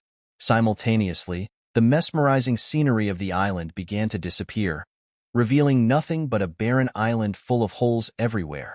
All the members of the Grimheart Pirates on the island, especially Carmen, were shocked by such a scene. What a letdown. Robin, who was standing next to Karina, stated with a hint of disappointment, so it was nothing but a mere illusion. Of course. Karina fell to her knees in depression. It was too good to be real, after all.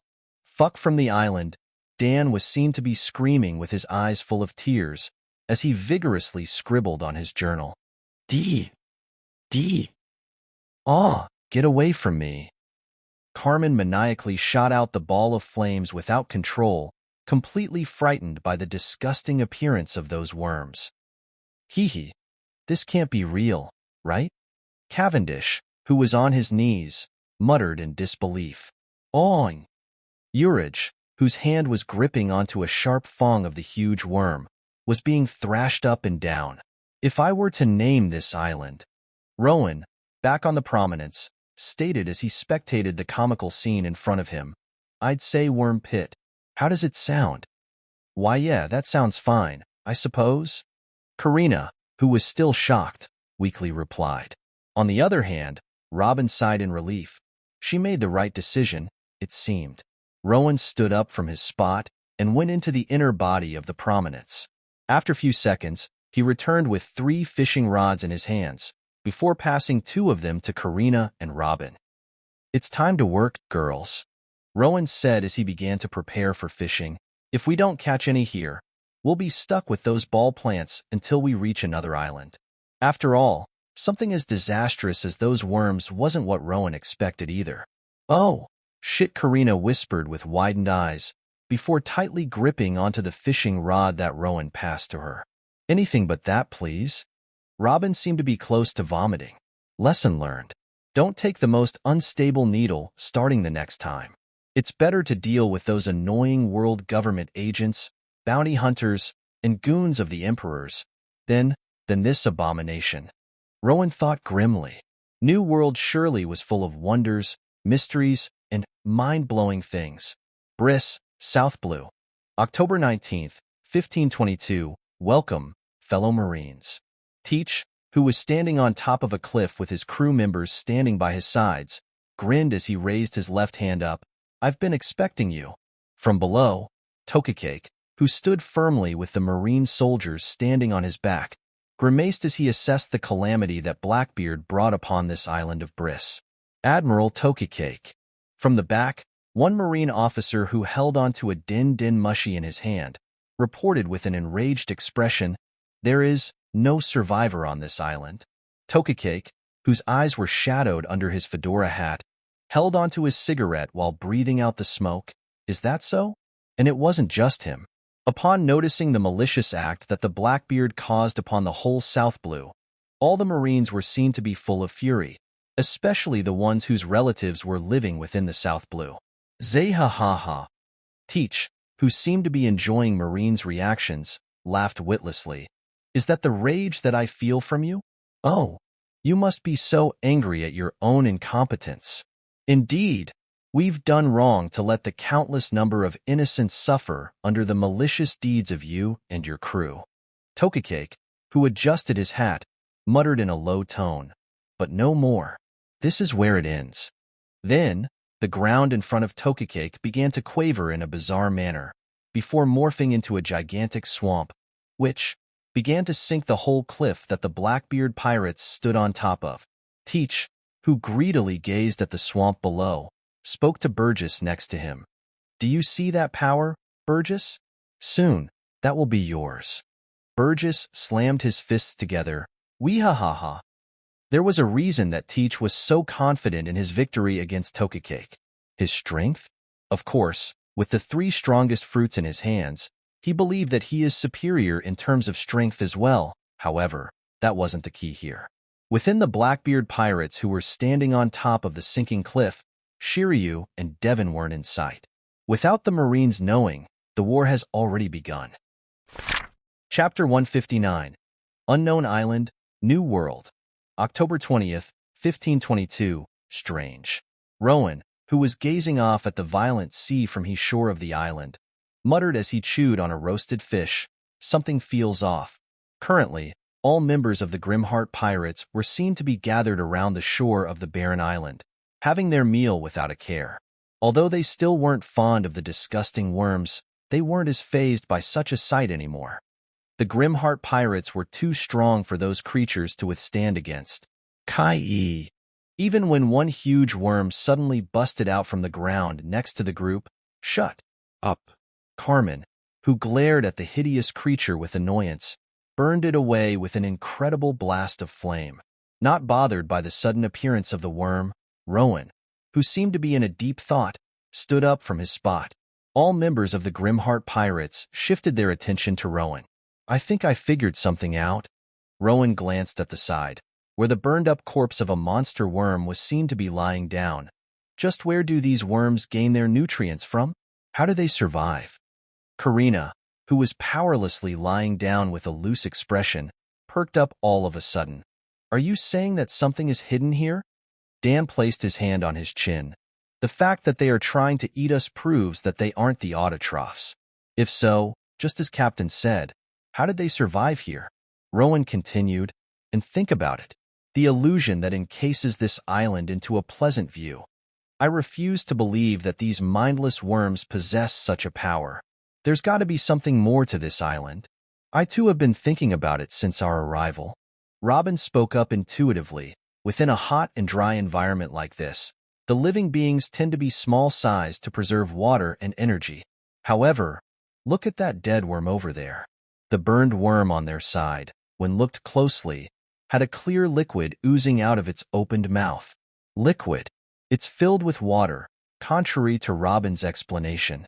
Urich's eyes narrowed. Should we start digging, Captain? Rowan rolled his shoulder as he replied, No need. Just stay seated. Forget the word he said before, that taking the most unstable needle was a bad choice to make. If their speculation indeed was correct, just what lied beneath this island? Now, it was time to unbox. Stepping on the hot sand that sat in the middle of the island, Rowan gently placed his hand on top of it. Then, with a single strike, Rowan's technique bulldozed through the entirety of the island, creating an incredible hole that went deep down.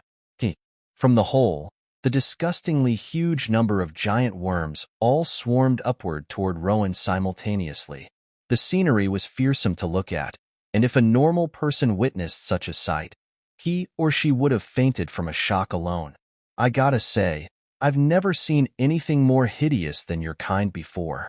Rowan, who simply frowned slightly, clenched his left fist back before slamming it downward toward the horde of the giant worms. In an instant, all of them exploded into the mushy liquids and splattered all across the walls within the hole. With the mobs cleared, there only remained a huge hole that was shrouded by darkness, though it didn't manage to block off Rowan's eyesight. Interesting. Rowan then motioned Robin this time. Robin. Cavendish. Come? Yes, Captain. It's a poneglyph. What? Karina's eyes widened in a surprise.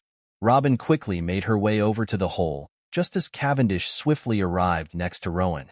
With the help of Cavendish's light, Robin, by crossing her arms, grew an eye out of the circular wall adjacent to the Poneglyph. Uranus, race above the red line, 20 kingdoms.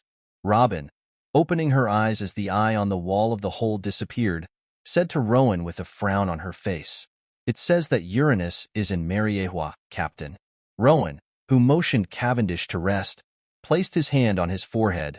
3 ancient weapons. According to what we know so far, Uranus is in possession of the world government. Pluton may be in Kaido's grasp. Poseidon is in the safe hands. Rowan felt that things were getting more complicated. The meaning of D, the kingdom that existed in the past, the ancient weapons strong enough to destroy the world, a man named Joy Boy, and the greatest inquiry of all. Just how much is the world government aware of all this information? However, Rowan decided to put these thoughts aside. After all, get ready to go down. We sighted a tunnel apart from the Poneglyph down there. At the bottommost section of the hole that Rowan dug, there existed a tunnel that led to somewhere. Must I go? Carmen, with wary expression, asked. Karina, on the other hand, rubbed her hands together with a renewed excitement. A treasure? Money? Some sort of hidden artifact? Devil fruit? Just what is lying down there? Alfred ruined Karina's excitement with a statement of his own. I predict a countless number of worm eggs, Mademoiselle Karina. My hunch says no to that. Karina retorted firmly. She looked serious than ever. Carmen perked up all of a sudden. Worm eggs? Can they be used as an ingredient? Dan turned to Carmen with a bewildered expression. You are not going to do that. Oh, maybe I will. Come on. Do you really want all of us to throw up? Rowan, who shook his head with a smile, amused by his crew's conversations, jumped into the dark hole. Bounce. Rowan landed on one knee, superhero landing. Karina, who teleported next to Rowan, squinted her eyes toward him. There was no bounce involved in that. Oh, anything I do is considered as something affiliated to bounce. Rowan smirked. I am a bounce man after all. When it comes to bouncing, I am the best in the world. Karina playfully licked her lips. How can you be so sure when you haven't used such an ability to a full potential yet? Why, are you up for a demonstration? Just as they chattered, the other members of the crew all landed behind them. Light, Dan, from the dark, shouted, Yo, Cave! I can't see anything. Do it yourself? You lazy fuck, Cavendish shouted in annoyance. Use your lightning. Himph, boys. Carmen, shaking her head with a deadpan, lightened up her palm with a bright flame. Watch out for these gooey liquids, everyone. Urage, whose face was slightly pale, gulped as he looked around. Boo. Gah. Then, just when Robin whispered in a low voice, Urage jumped up in a shock, before huffing rapidly as he held onto his heart. Oh, Fufu, you really are afraid of ghosts, aren't you? Robin laughed mischievously. Ghosts? You can't punch them, after all. Urage, who glared at Robin half-heartedly, replied with a shaky voice. Rowan, standing at the front, casually stated as he was about to begin walking into the tunnel. All right, let's move on. Kyee.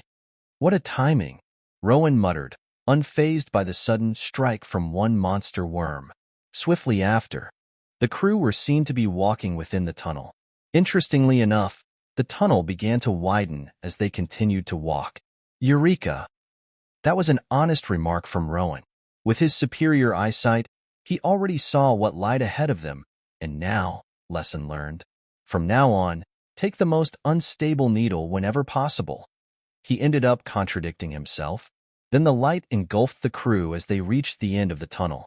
The first thing that they were greeted with was a giant skull? Alfred noted as he locked his eyes on what lied in the center. However, the giant skull was just a beginning. Wow. Karina, who held her hands together, whispered in amazement. Dan, with narrowed eyes, looked to his left and right suspiciously. This isn't another illusion, is it?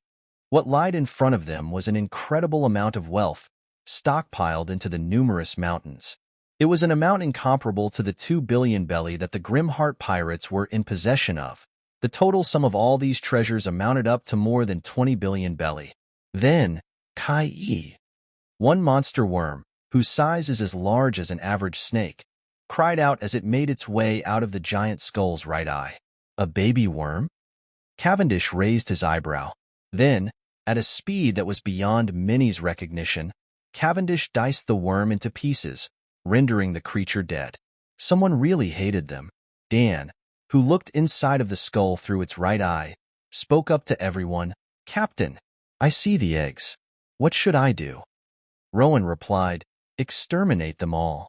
As Dan began to expel the lethal blasts of electricity to put those monster worms to an extinction, Rowan noticed a much smaller skull that lied on top of the giant skull's head. Between the smaller skull's teeth, one slip of paper was seen to be written. In a split second, Rowan appeared right in front of the small skull and took out the paper slip. Just as he expected, the words were written on it. "I, Captain John, leave all my wealth here, with hopes that I will be able to get rid of all these leftover junks of Xebeck's crew one day. They may think that they are able to fool me by saying that they wish to become my subordinates, but I know well, each and every single one of them are after what belongs to me. However, if someone else were to find their way into this room and read this message of mine, consider yourself doomed." Just as Rowan finished reading, the sharp spikes suddenly popped out all across the ceiling, before the ceiling itself began to drop at a rapid pace. "Really?" Rowan let out a chuckle before simply punching upward. Rowan smashed the whole layer of earth along with the ceiling and created a hole larger than the one he made before, revealing the blue sky above. That name, Xebeck, has popped out again. Rowan, who threw away the slip without any care, muttered to himself thoughtfully, "Blackbeard's father, according to Shanks." However, that was that. Rowan decided to place his attention on the wealth that they managed to get their hands onto. "Whoa!" Urage shouted in joy. "Adam's Woods! I never thought that I'd be able to see another batch of those." Alfred smiled in a relief. "We will be able to restore Prominence's sales, after all. Hee, we're rich." Karina, who was literally swimming within the mountain of gold, shouted cheerfully in a content. "In the middle of the sea. Paradise. Captain, are you sure that we are heading the right way?" The acrobat swordsman of the buggy pirates, Kabeji, scratched the back of his head. That treasure map, just saying. I think it sounds too good to be real." "Heh, who do you think I am?" The man wearing a captain's hat and had a big, round, and red-colored nose, Buggy the Clown, grinned confidently. "I'm Buggy, soon to be the richest man of the whole world. Are you doubting me, Kabeji?" "Shut your mouth, Kabeji." Buggy's first mate and the beast tamer of the crew, Moji, slammed his fist onto the back of Kabeji's head. "Look how we were able to make our way into the Grand Line safely. If not for Captain Buggy's incredible insight, we would have been dead already." Buggy, whose chin was lifted up pridefully, laughed haughtily. "Ha ha ha. Don't bother to say the truth, Moji." With a wild grin, Buggy clenched onto the treasure map tightly. "Do not worry about it, Kabeji. I, the great Buggy, am never wrong. The map that's in my hand right now will definitely lead us to the Captain John's treasure." Chapter 160. Unknown Island, New World, November 2nd, 1522. Looking a whole lot better than before, Rowan said with a grin as he stood right in front of the Prominence, whose lacking parts were restored with the new supplement of woods that they managed to get their hands onto. It was a gruesome process. After transporting the tremendous amount of wealth into the Prominence, the airbags of the original size were no longer enough to keep the ship afloat. They had to enlarge those airbags and fix up the Prominence simultaneously. Eventually, after 2 weeks or so, their efforts finally paid off. Although Prominence still required attention from an expert shipwright and lacked the capability to fly without Rowan, the fact that she once again stood proudly with the large sails displaying the Jolly Roger of the Grimheart Pirates, Rowan felt an uncontrollable smile creeping onto his face. "Rowan, look." Karina, who was staring at the log pose on her wrist, called Rowan. Rowan walked up to her and gazed at the log pose in a similar manner. "What is it, huh?" Two needles on the left and middle sections of the log pose were spinning wildly. Only the right one remained focused with a minimal fluctuation. I don't think we get to choose from the three here, Karina stated as she looked up at Rowan. Rowan smirked. Oh, but we do. And I just decided that we will be following the right one. Karina snickered. I guess you can say that. Rowan took his eyes off of the log pose and jumped onto the rail of the prominence from the shore. All right, all of you. Rowan shouted to his crew, get ready to set sail. It was time for them to sail out once again. Impel down, Level 1 Crimson Hell.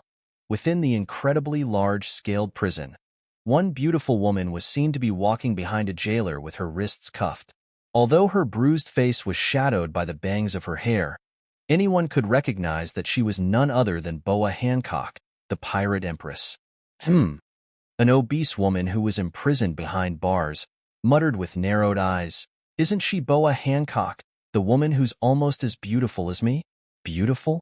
You? Jaya ha ha ha. In an adjacent cell, the man with a red round nose, Buggy, laughed as he rolled on the ground. You are anything but beautiful. No, in fact, you're one of the ugliest I've ever seen. What did you say just now?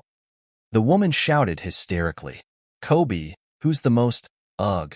I forgot that he isn't here. Buggy, ignoring the woman's cry, raised up his middle finger in a mockery. What was your name again? Alvida? Jaya. You were one of those pirates that Grimheart's past fleet caught long time ago? I think I recognize you. Buggy then squinted his eyes and puffed up his cheeks. Hi, I'm Alvida, the delusional fatso. I've come from the East Blue, but was caught in for years ago, and I still wasn't able to escape from the impel down when a large-scaled breakout happened. Because I was too fat. Jaya ha ha ha. Alvida's whole body trembled in a fury. Shut up, you shut up, filths from the East Blue. A jailer who stood behind Hancock hit the bar on Alvida's cell with his sword, creating a loud noise that caused both Alvida and Buggy to quiet him down immediately. Buggy, who now seemed to be depressed, sighed as he slouched onto the ground. How did it turn out like this? Just when I thought it was Captain John's hidden lair, it turned out to be a marine base. Alvida, on the other hand, stared at Hancock in a realization. Hold on. Isn't Boa Hancock the warlord? Why did the Marine arrest her? New Marine Ford, Vice Admiral Guion, whose left arm was wrapped around by a cast, stood strictly before the seat of the Fleet Admiral, where Sakazuki sat by. Fleet Admiral Sakazuki, Vice Admiral Guion. You did well. Sakazuki, who was turned away from Guion, stated in a low tone as he puffed out smoke. Catching a former warlord on your own isn't an easy feat, especially for someone with conqueror's haki like Boa Hancock. But too many died. Guion bit her lips, and I only managed to arrest Boa Hancock, while the rest of her crew escaped. It wasn't an accomplishment, but a mistake on my part. Many innocents will suffer. Forget about that part. Sakazuki, turning around, said with a grim expression, What matters is that Boa Hancock is now imprisoned on the lowest floor of the Impel Down. You fought valiantly against the evil Kuja pirates and stood victoriously in the end. An accomplish of that sort can't go unrewarded. Sakazuki then opened the drawer on his right, before taking out a box. Now, this is yours. Guion couldn't seem to understand what was going on. Sakazuki's words felt so forceful to her, as if she didn't have a say in this matter. After looking back and forth between Sakazuki and the box, Guion slowly opened the box that was now in her hands.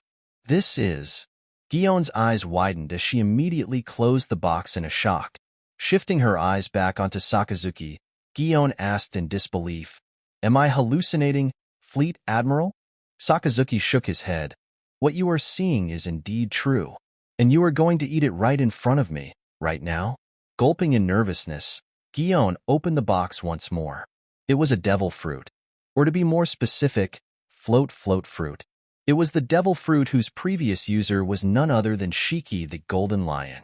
2 days after your arrival, Admiral Raikujyu Aramaki announced his victory against Shiki, who suddenly made an appearance in the East Blue. There, he retrieved that devil fruit. Guion asked in confusion, But why me? It's as if I must eat this fruit right now in this room. Because you are now promoted to an admiral. Sakazuki cut off Gion's question with his firm words. I don't follow. Sakazuki grimaced as he massaged his temple. 3 days ago, we received another report. In the South Blue, Tokukake and the whole Marine fleet under him passed away during the war against the Blackbeard pirates. Gion fell silent. An admiral, the symbol of Marine strength, was blatantly killed by an evil pirate right in front of the whole world's eyes. Due to Teach's feats, concealing this information from the world was absolutely impossible. It was only thanks to Aramaki's victory against Shiki that not all hopes were lost. And another issue has arose. Sakazuki wasn't done talking, and Gion no longer knew what to expect out of his mouth. Red Hair began to move, and judging by our calculation, he is heading to the South Blue. Gion was dumbfounded. If Red Hair manages to defeat a pirate who killed an admiral, the Marine's reputation will fall below that of an emperor's. Sakazuki momentarily paused as he breathed in the smoke from his cigarette before continuing. A renowned vice admiral who served within the rank of the Marine for years, defeated a vile pirate, and became one of the 3 pillars of the world. And now, she is on her way to become a hero by avenging the souls of the civilians and the Marines who faced glorious deaths. Sakazuki locked his cold eyes onto Gion. And that is you, Admiral Momosaji. But I'm not telling you to fight them. No, it's something that shouldn't be as hard. A predestined war between Blackbeard, Teach, and Red Hair, Shanks. Sakazuki was planning to use this to their advantage. When one side wins, intervene and clean up the other sides. Admiral, no, Marine hero Gion. Gion's shaky hand, which was holding onto the float fruit, slowly moved up toward her lips.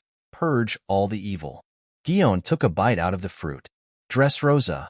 November 3rd, 1522. Heh. What is the meaning of this, Kaido-san? Within the valiant castle of the Dressrosa, Doflamingo forced a nervous grin onto himself as he looked straight ahead of him. After all, right in front of Doflamingo lied 2 emperors, Kaido and Lin. We needed a place to talk, so I brought her here. Kaido replied in a gruffy tone. Got a problem, Doflamingo? Mama. I heard that Dressrosa is the land of romance. I've been wanting to come here for a long time. You damn monster hag. Doflamingo couldn't help but curse in his mind. After all, the first thing that Lin did after arriving on the island was to place each and every moving toy that she found into her book. It was one consequence after the other. Thanks to Lin, Doflamingo now lacked a labor force to produce Smile. Since you are familiar with the underworld, I want you to do a favor for us. Kaido looked down to Doflamingo impassively. Doflamingo struggled to maintain his outward calm expression as he asked, which is?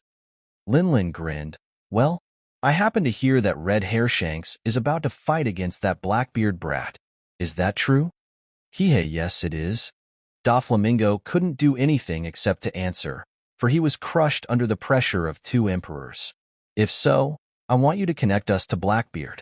Can you do it? Kaido, with his default frown, stated before gulping down the sake from his gourd. Indeed, I can. However, what's the reason behind that, if you don't mind answering? Kaido laughed boisterously. Wurrororo. Let's just say that Red Hair has something that we need. If there was one misconception that the Red Hair pirates made, it was the fact that Kaido and Lin were more informed than they expected. Even if Shanks tried to hide it as best as he could, the 2 emperors already knew about it. The fact that Shanks knows the whereabouts of the road poneglyphs that aren't in their possession. Delta, November 4th, 1522. After the rapid travel in the air, the next island that the Grimheart pirates stumbled upon was none other than the Delta Island, where the green vegetations prevailed. It was a nice and pleasant island that was booming with many number of people. At the first glance, when seen closely, one would notice that most of them are the pirates. Currently, 1 day has passed since the arrival of the Grimheart pirates. Although the others all scrambled away upon sighting them, Rowan still was rejoiced to see a civilization after having been in 2 barren islands consecutively. Click, and now, Rowan, who was taking a sip of a whiskey within a bar, found a gun barrel touching the side of his head. Bohaha, I haven't had something like this before. Interesting. Rowan, unfazed by the gun, shifted his eyes toward the owner of the gun with an amusement. So, how much did they pay you? The hitman didn't answer the question. Instead, even you, Grimheart, is a human being in the end. The hitman was clearly nervous. Rowan could hear sound of the man's heart beating, all the way from his seat. This is where it ends for you, Grimheart. Bang thud at the next moment. The hitman found a bullet embedded on his head instead. Who do you think you are? The bullet came from none other than Dan from the outside of the bar, whose outstretched hand was crackling in electricity.